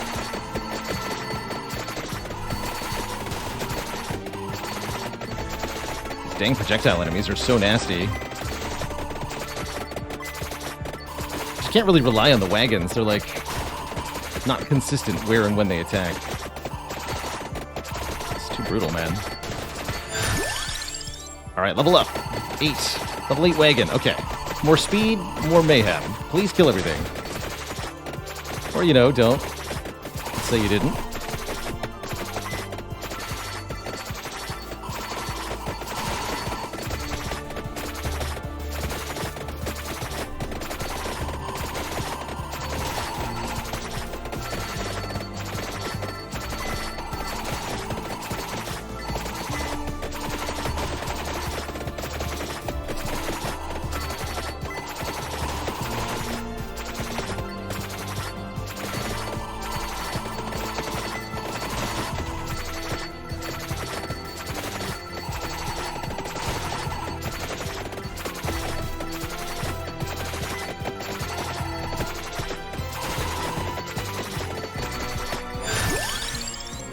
Okay, knife will pass through multiple enemies now. That can help a bit.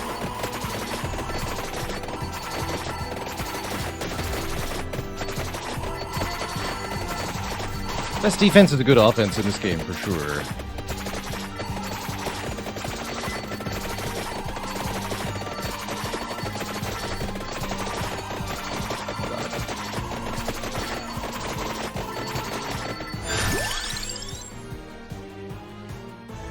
Grab a lightning ring to go with the Duke thing, but I think we're just dead momentarily here. Yeah, squish. I think this character is very bad for the Bone Zone. Let's try a different character. Do not like the wagon Correo for that area whatsoever. So let's try Conchetta. Gains bonus area every level. Same area. Bone Zone. Let's try Twilight Requiem. Weapon projectiles generate explosions when they expire. Which includes our weird drill thing, whatever this is. Looks like a piercing drill attack. Gatiamari summons capricious projectiles. Might interact with pickups. Let's try it. Give me kitties.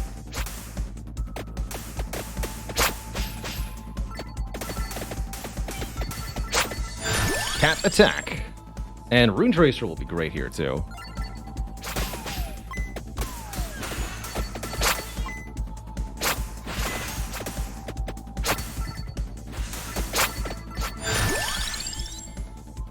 Early armor.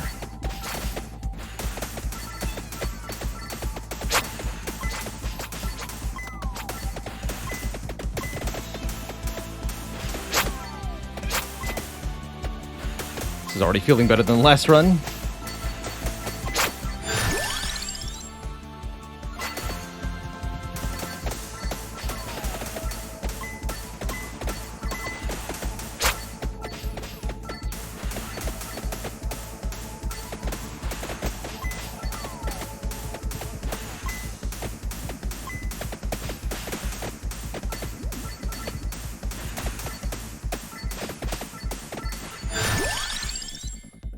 Shadow Pinion is what this weapon's called.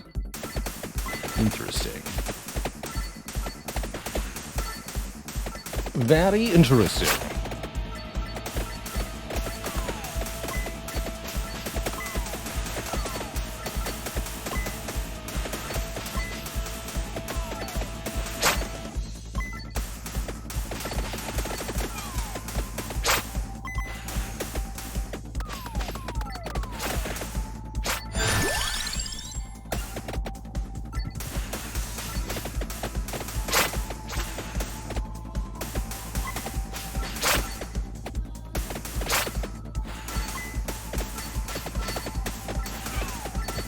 Wait, the cats do damage me, huh?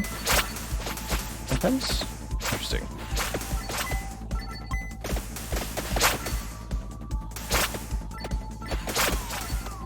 Yeah.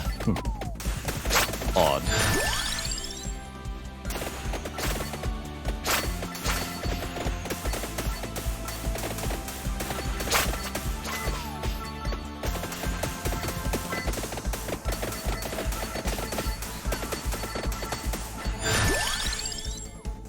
Kitty. If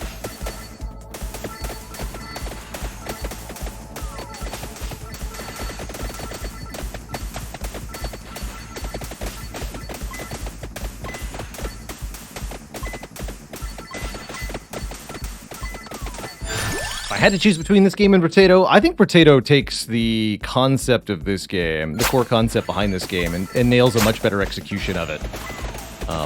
Fitting the roguelite formula more correctly, creating a more interesting and difficult experience, and having more build variety in general. That said, Vampire Survivors definitely has a unique feel to it, and when you get a wacky run going, it's certainly a fun time. Oh, and we also get Song of Mana. You know what? Let's take that too. This one has a vertical attack. It's called a weird weapon. Love this one. Is it going to be good? I don't know. It's not me for me to know or necessarily even find out. It's just for me to try.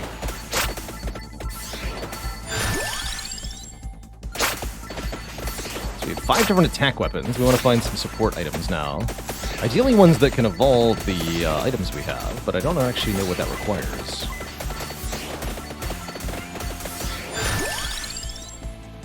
Giddy.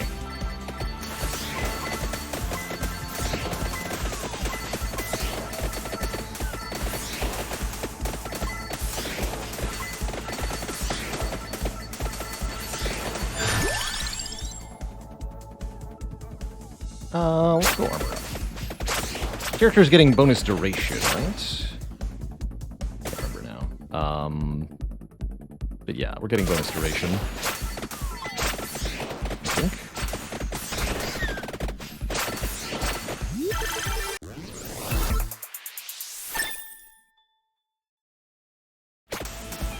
Yeah, exactly, Skiptus. Once you have most of the unlocks, you can make the same build every run, because you have so much control with the rerolls and the banishes and such.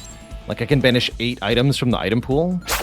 Means I'm allowed to pick whatever items I want, essentially, and add them to this character. So it feels less like I'm playing a game where I have to work with the choices I'm offered each time, and more like I'm just kind of allowed to pick what I want.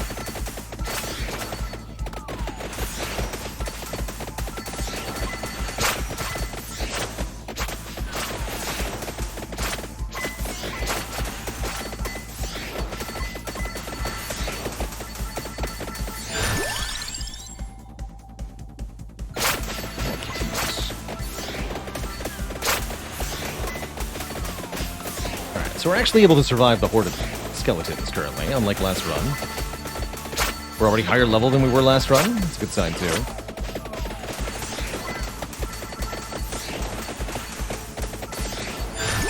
Definitely the Rune Tracer's putting in real work here.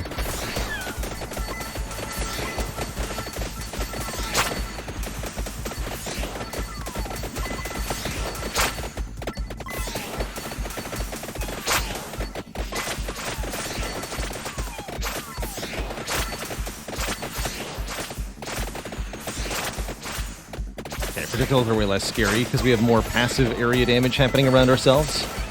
Your attacks will delete enemy projectiles.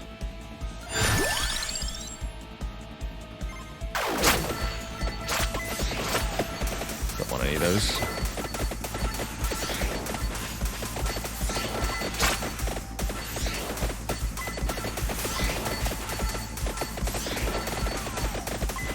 Oh dear.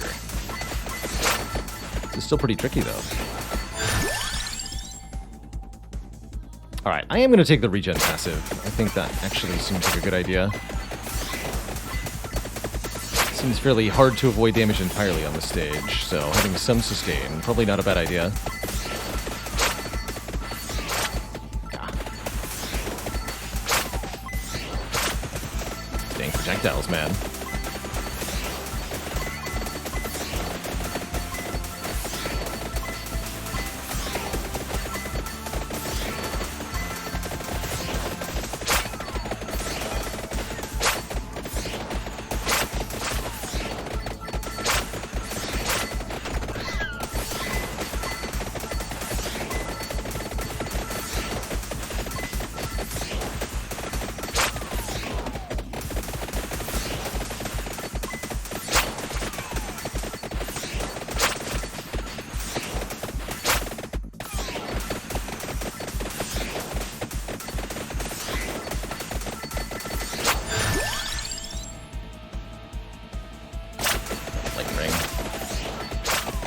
Last weapon. That way we won't be offered new weapons anymore, only level up to the ones that we already have.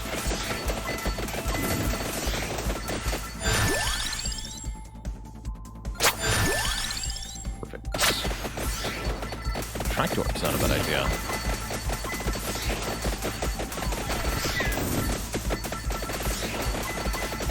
Oh god.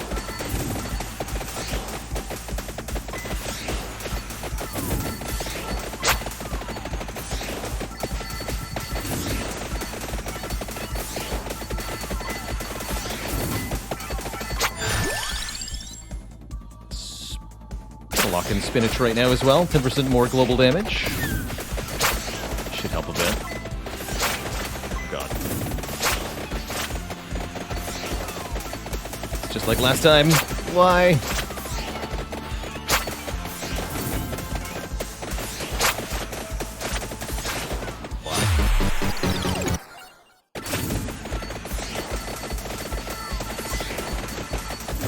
Feels like Bone Zone is extra hard.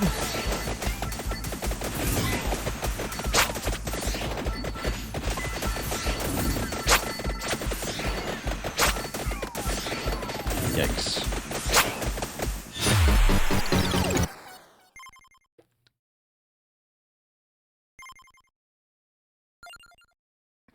Bone Zone is labeled very difficult, indeed. As it should be. I think we're using the wrong characters for this. But we'll try with Conchetta one more time.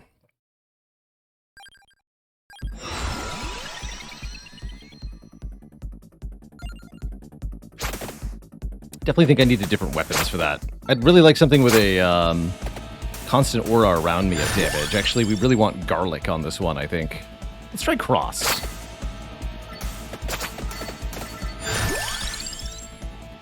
Cross and Fire Wand. An early Spinach.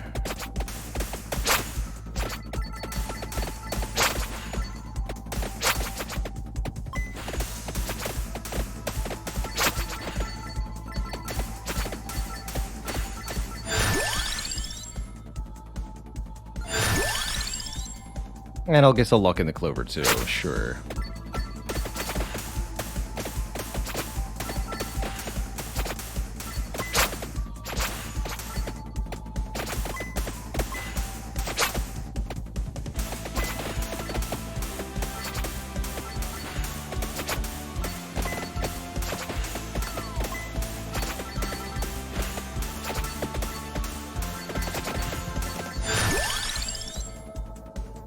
think a Tractor Orb's a trap, though. Although the item that goes with a Tractor Orb is really good here. We should be speaking weapon upgrades.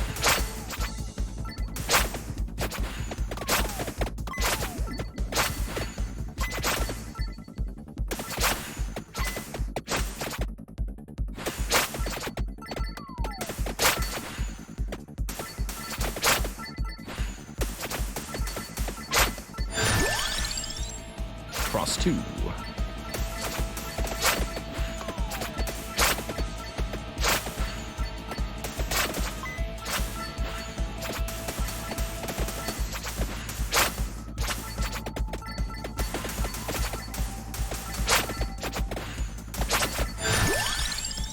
There's Empty Tome. Let's just grab it this time. 8% faster weapon fire rate.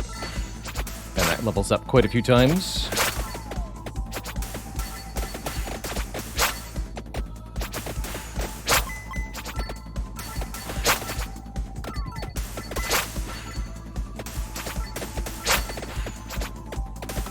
Tractor Orb goes with the Holy Water,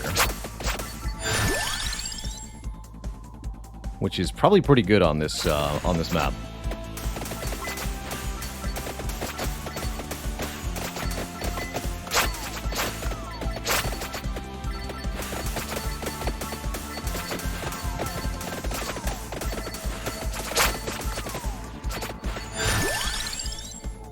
There's Garlic, okay. Garlic gives us an aura that makes nearby enemies easier to knock back, and it should also protect us from the range attacks on this stage.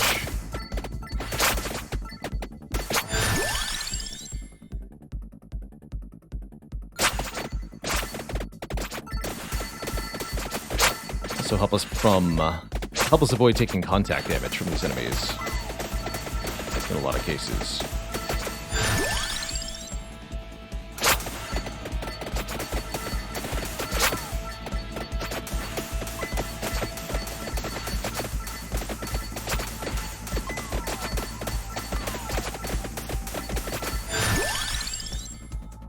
Ooh, the King Bible. Bible sounds good. Let's grab Bible for this run.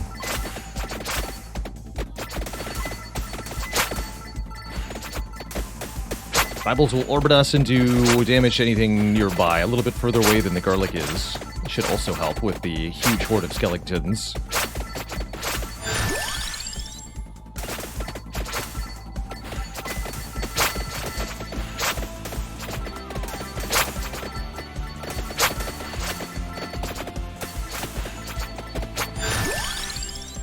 Alright, Pomerola will evolve the Garlic.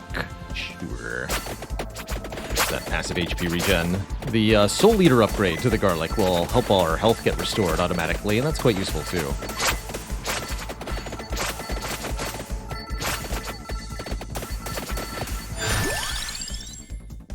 Magic Wand could get evolved. I don't think that's what I want, though. I don't like the wand very much.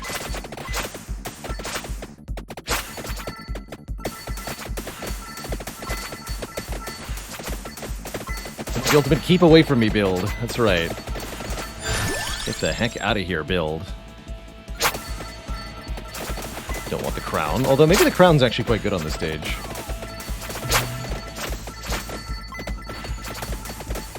Or pentagram, rather. Here's Santa Water. Don't have a Tractor Orb, though. But I think Santa Water would be pretty good.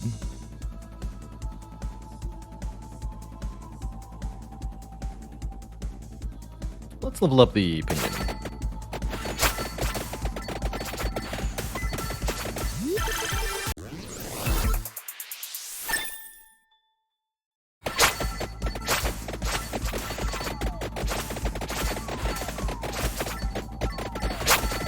God.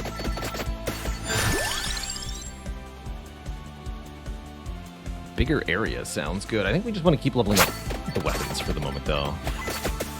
Support items will work well later.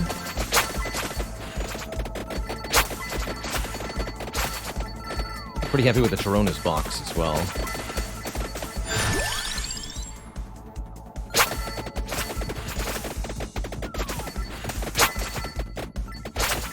think an evolved Bible would do us especially good on the stage, though.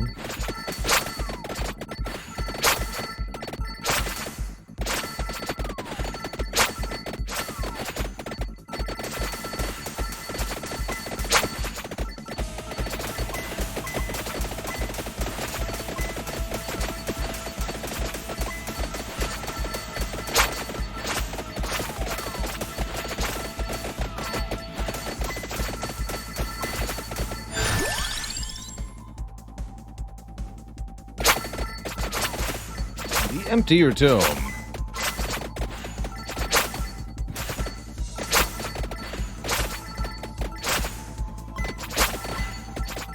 you can see the enemy projectiles just kind of blink out of existence when they get close to me. Gonna make this part a lot easier. Having the garlic.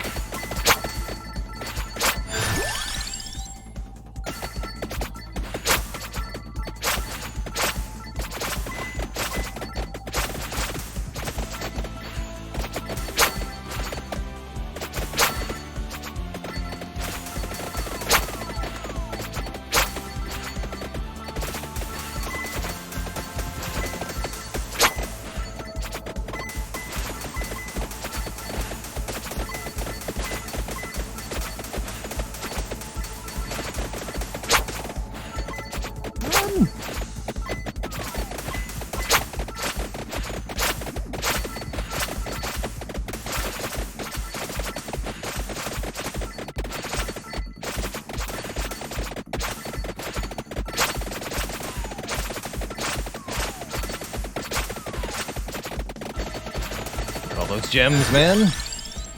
More health. Make the regen stronger, please.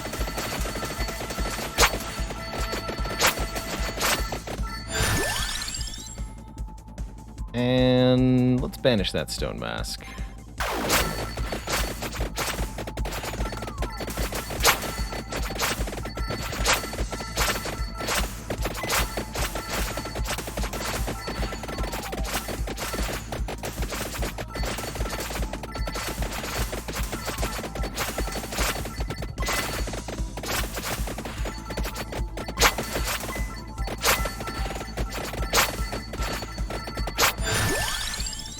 More Bible power.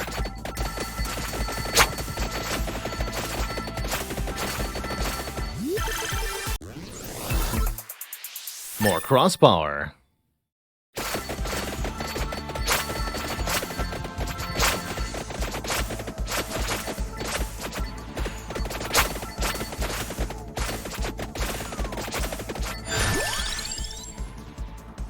More shadow opinion power.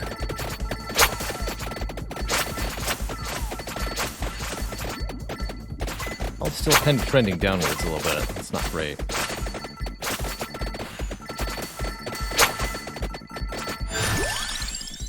Make the garlic even better? Make the garlic even better.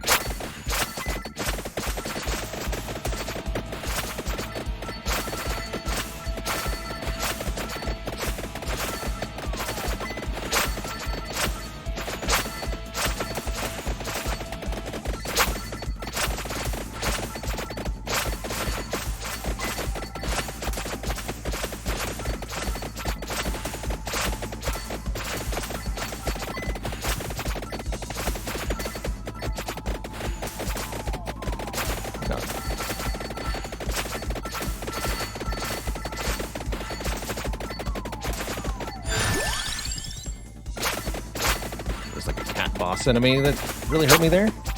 Terrifying. Okay,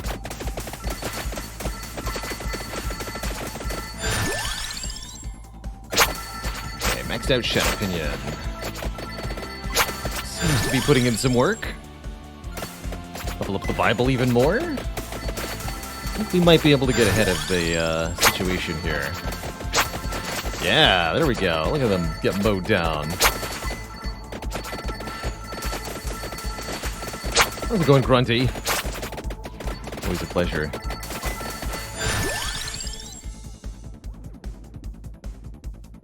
Alright, still one weapon slot open. I'm still not sure what I want to use it on, though. I feel like I've seen the right candidate yet.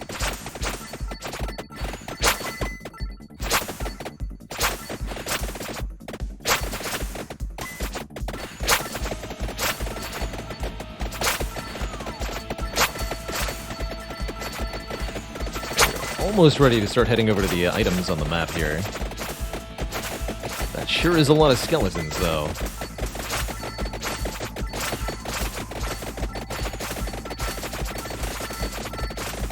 Get him, Garlic.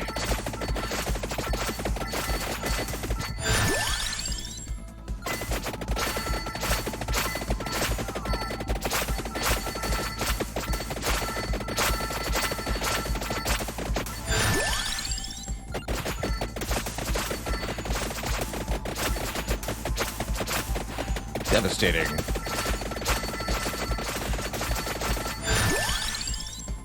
Ooh, Duplicator makes us fire more projectiles, but I don't think that's what I want. I want bonus duration or bonus area.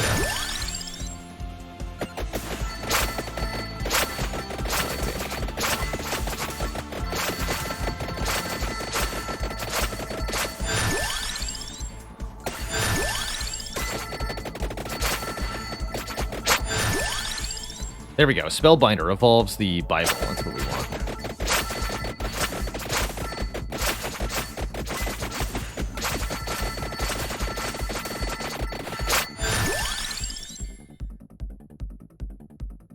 Am I sure I don't want Santa Water Attract Orb?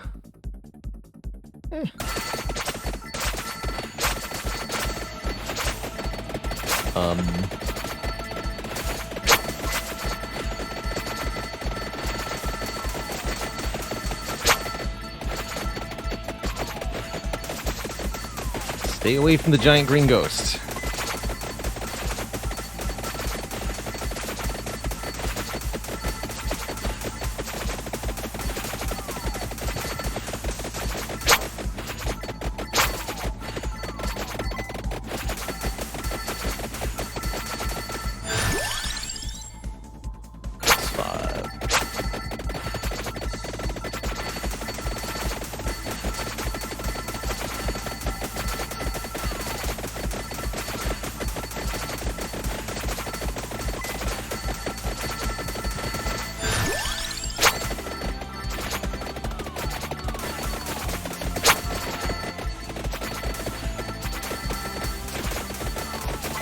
Help.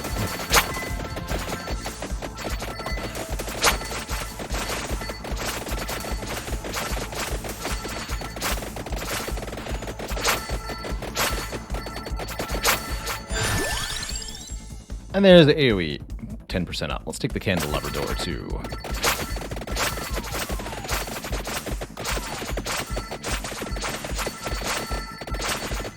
don't know if I have anything ready to evolve. Let's find out. Don't.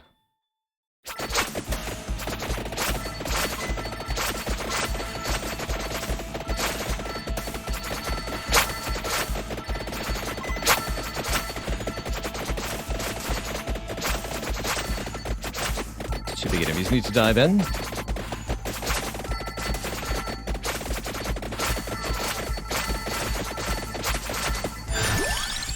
Okay, Cross 8 should be ready to evolve then.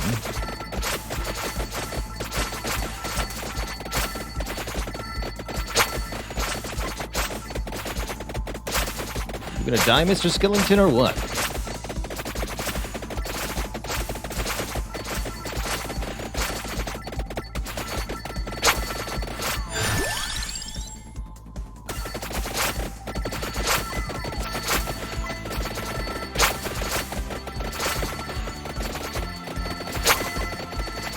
There you are. Alright, we get the... what's it called? Heaven Sword. Heaven Sword can deal critical damage.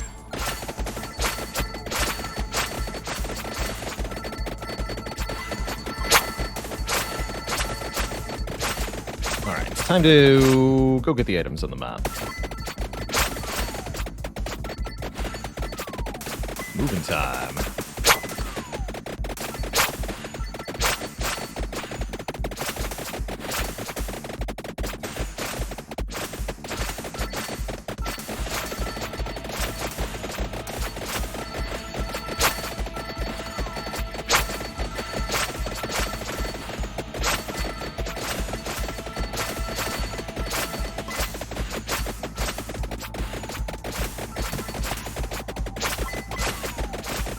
we're not ready to evolve another weapon yet, are we? Yes, we are. Bible can evolve. Oh, we get a new card. Fair enough. Healing is doubled. Yes, please. Alternately, more duration? Give me more duration. Alright, we'll go Santa Water. I believe.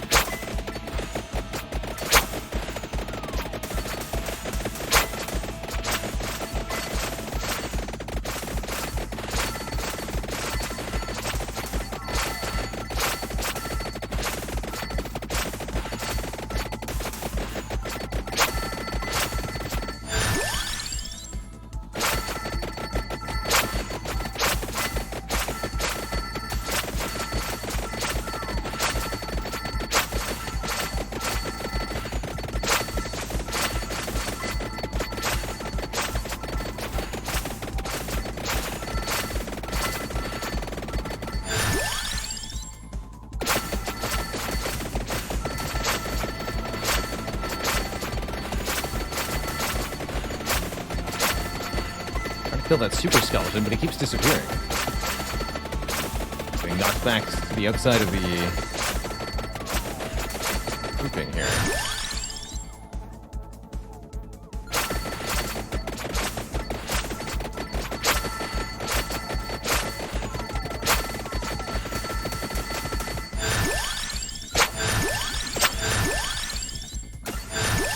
Hey, we picked up a whole bunch of accumulated levels at the same time there. That's good. Alright, keep moving.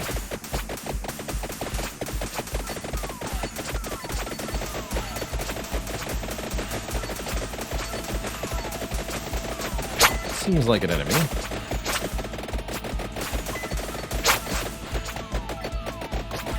Oh dear.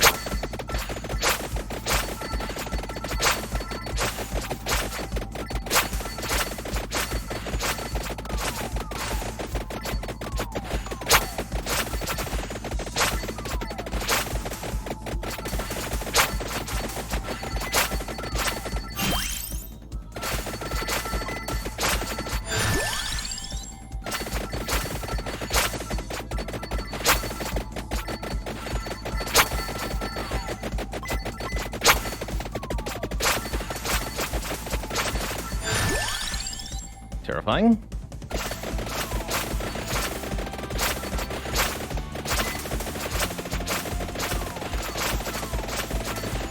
But why though? Blah. It's just impossible not to get damaged at all times on this stage, it seems.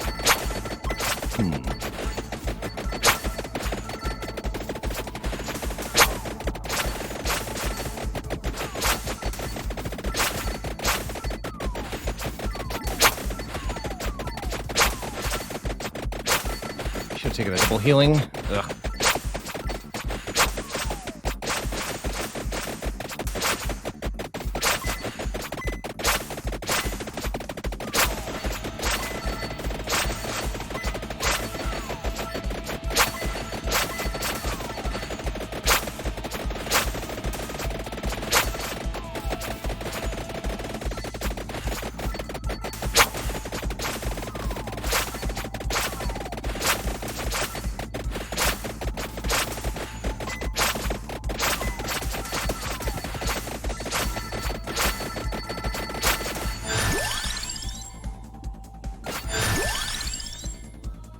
Wake up. I don't understand why these enemies are still alive, too. What kids, man?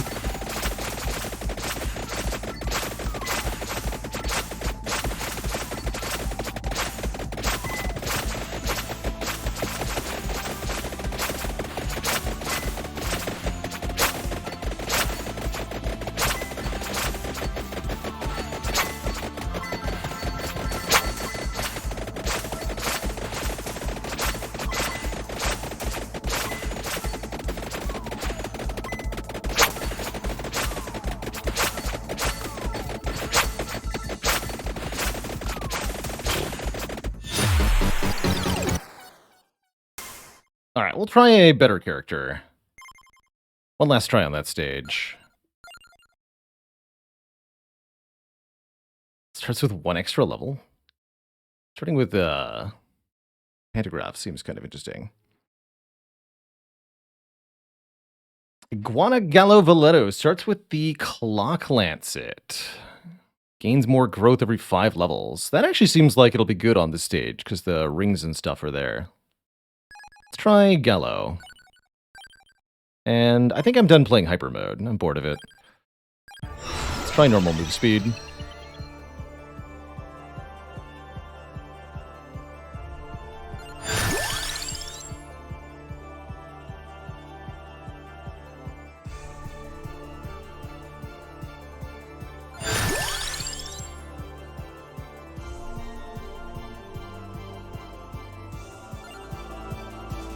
He's so slow? Why is he so slow? Move speed 10%? Oh yeah, because I'm not playing Hyper Move, right? Of course. That makes sense. So this is how fast you normally move. Seems a bit more tolerable. Grab a whip too? Sure. Seems like a good whip area.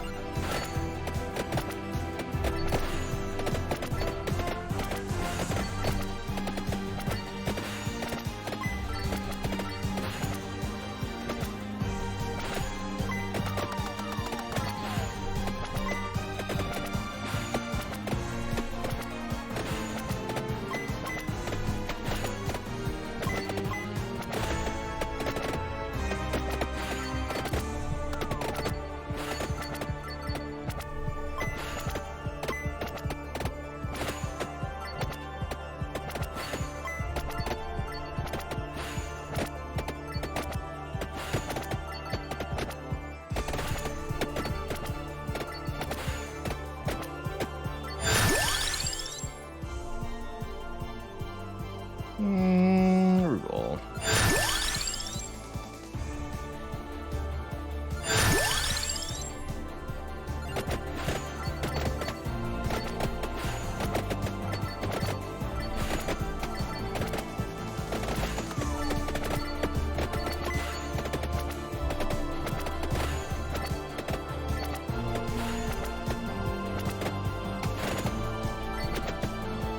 Question mark is in this direction again.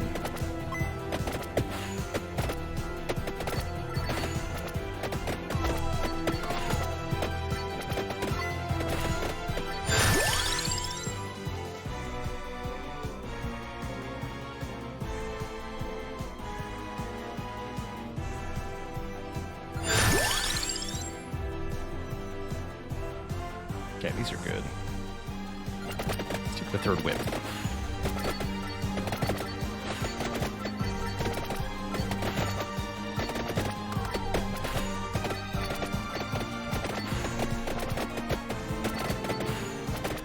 Let's go on fireworks. Yes, indeed. 1.0 release of Vampire Survivors is finally here. Pretty hype.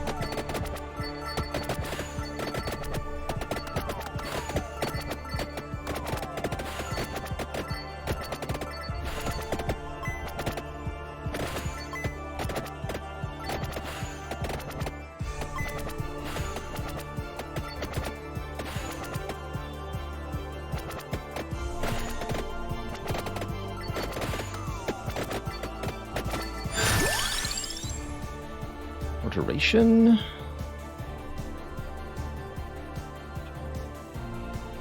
Yeah. And I want the butt water anyway.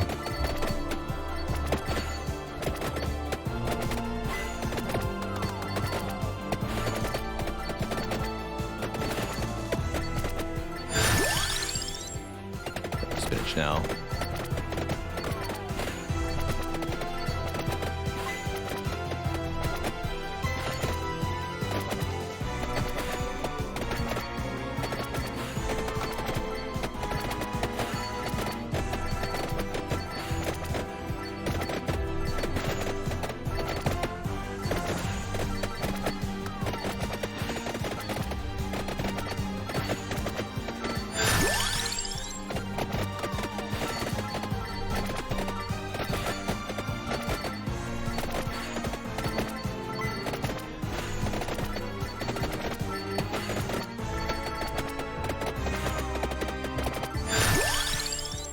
Okay, we've already got the Evo for the Bible, so let's grab the Bible.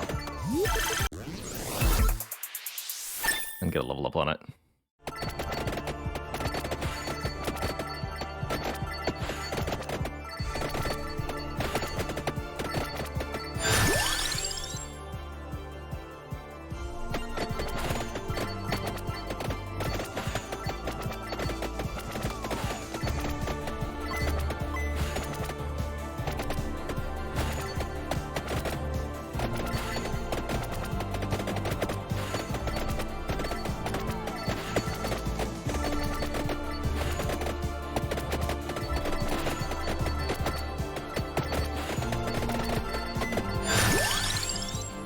More speech.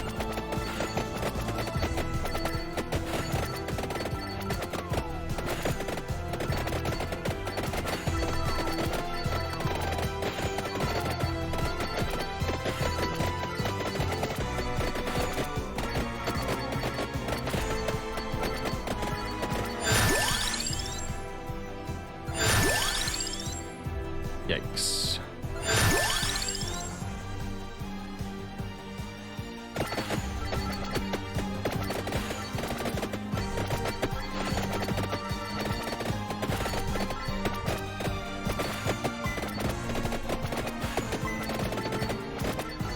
I really want just more levels on the whip and the Bible at the moment. Or to find holy water. We're not doing very much damage at the moment. Ugh.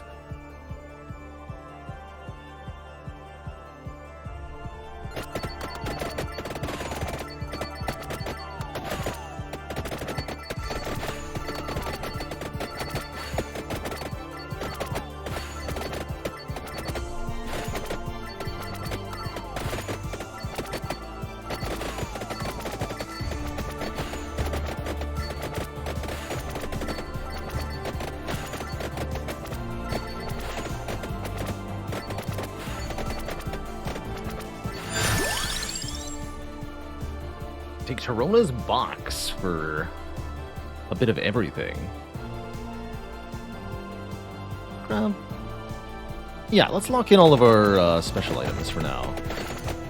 Stop getting offered new ones of those.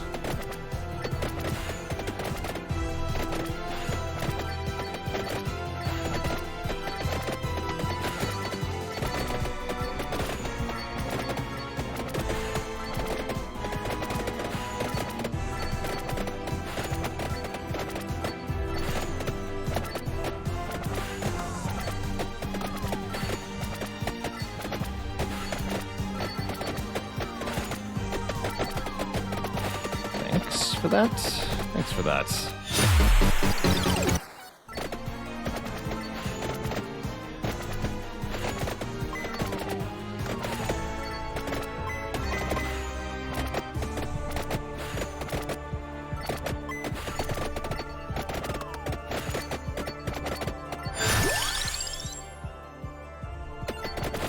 Death by not getting offered weapon level ups. It's kind of a bummer.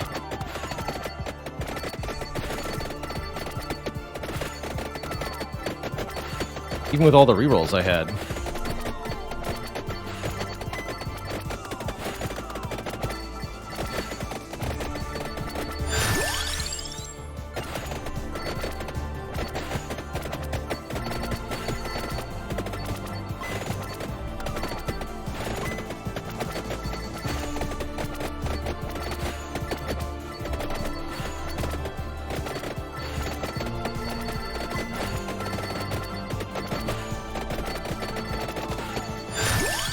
There's Santa Water, but I think it's too little too late.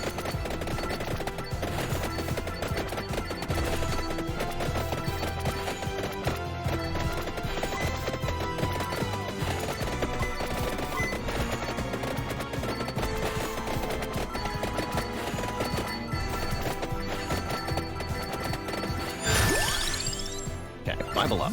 And a triple. Okay, wand up, Bible up, whip up. That's all we needed. I think that might change things for us here. Good. Damage at long last.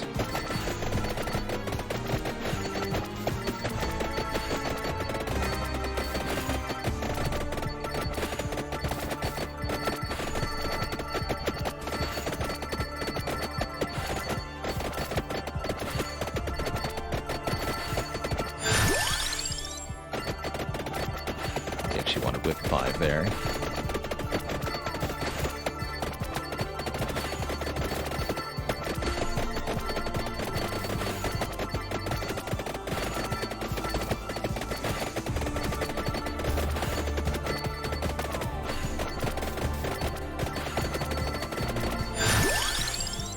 Empty silver.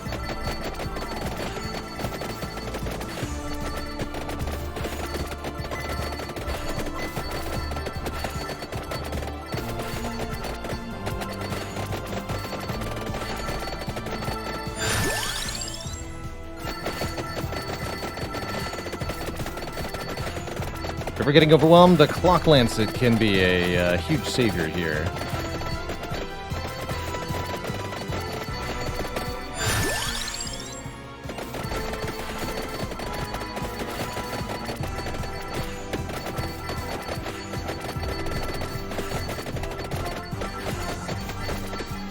Any enemy that's frozen blue won't do damage to us if we touch them.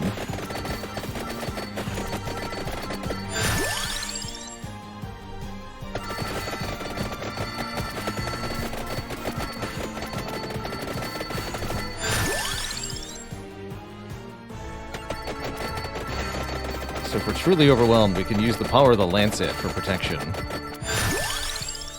Like so.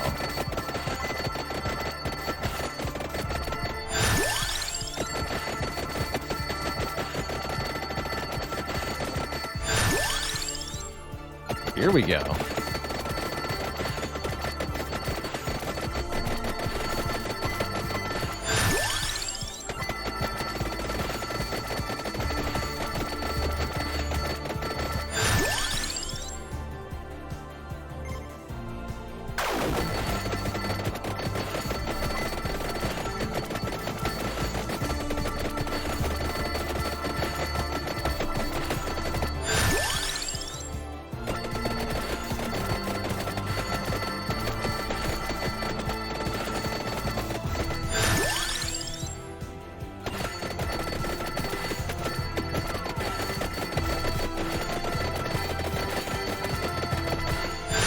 Yeah, this giant horde of skeletons is just so much experience points.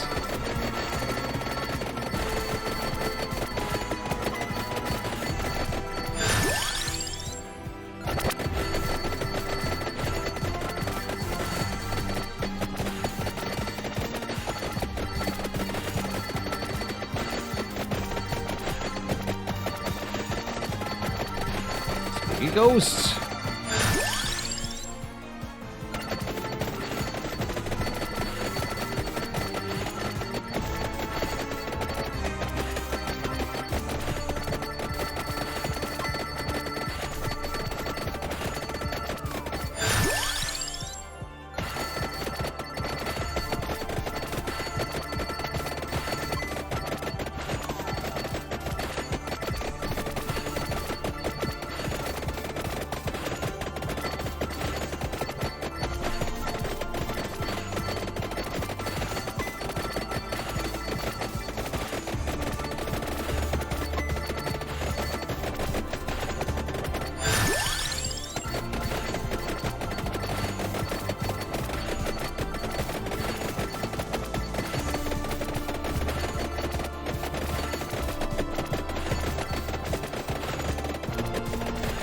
Perish.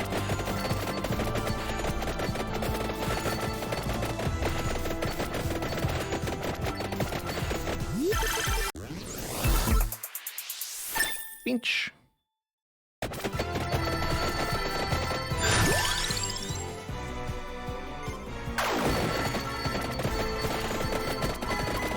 Please never offer me that again. Thanks.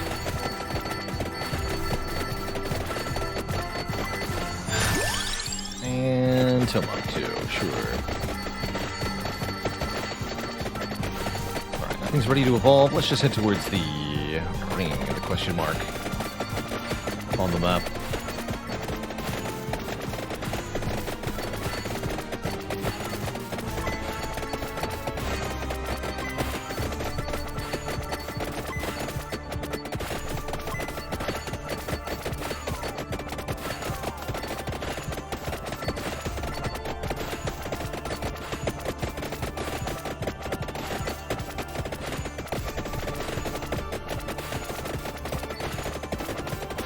Do we have permanent uptime on the Lancet? Sure looks like it.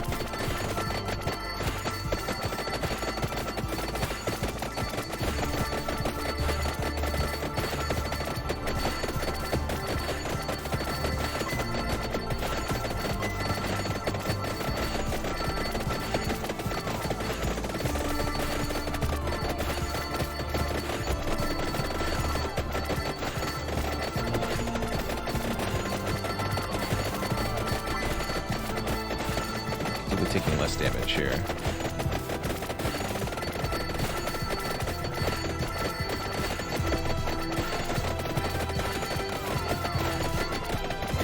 Die.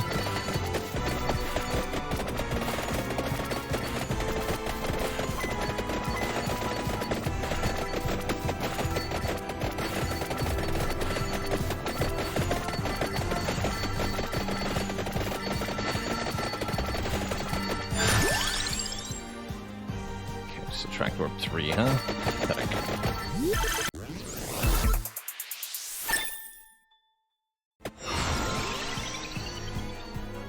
Projectile speed changes, area changes. Give me area up.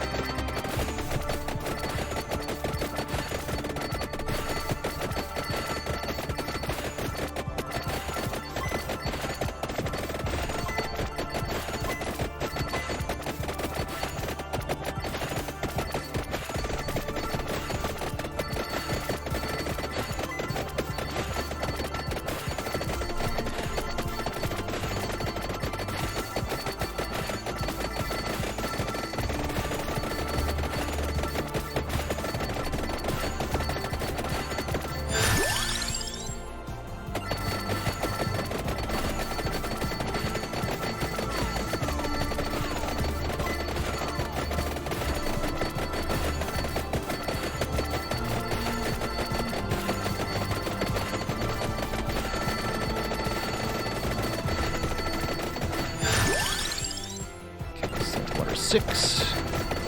Need to get our first evolution soon, or we're gonna have problems.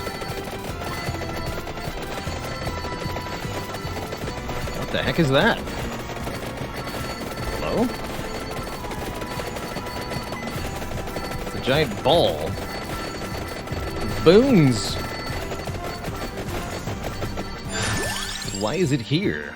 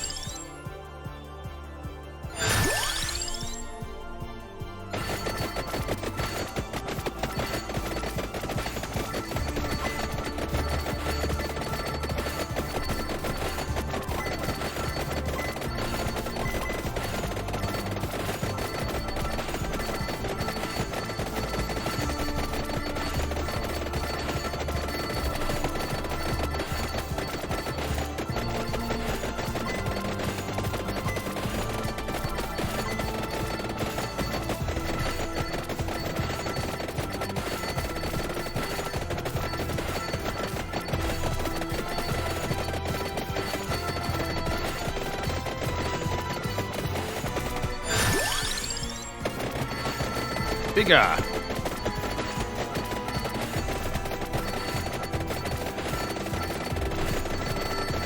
Alright, here's what we did last time, was to the green skeleton horde. I think we might be able to just kind of camp here. Be okay. Thanks to Clock Lancet.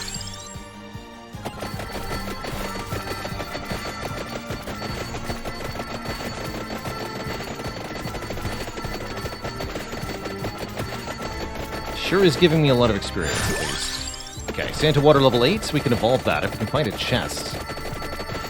Here's one.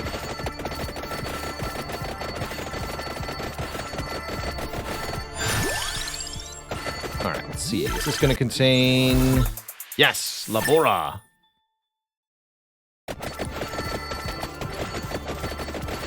Alright, Labora should be huge. Labora causes the damage zones of our holy water to move towards us, creating a sort of big glowing moon in the center of the screen that is going to destroy everything. Alright, we should be able to push further down now.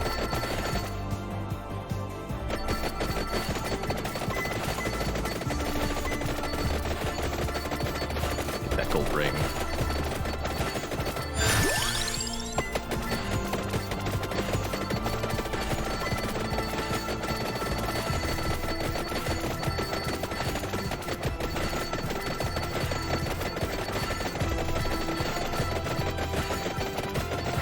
Easy.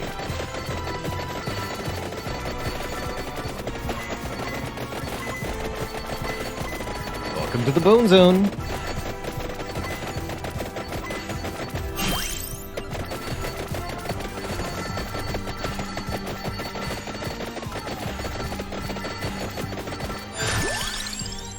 I'll banish the cross.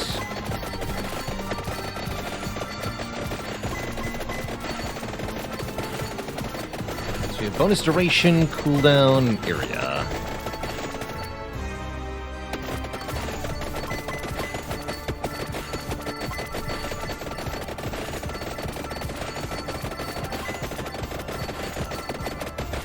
Golden Mass Fellow is immune to the Clock Lancet. That's interesting.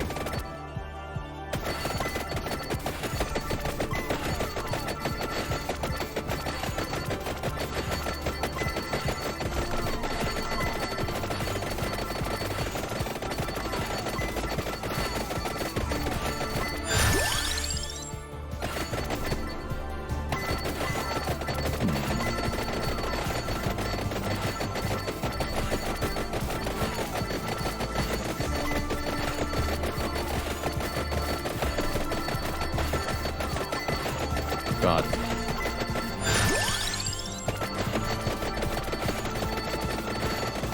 Give me the laurel.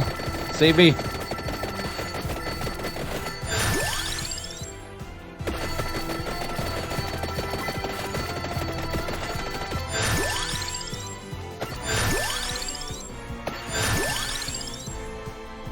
Gold ring increases enemy speed, health, and stuff. I don't want that.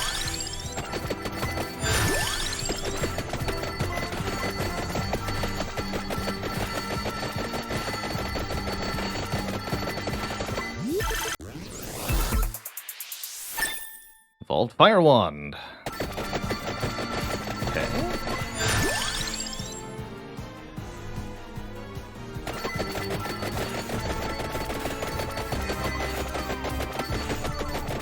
Dead.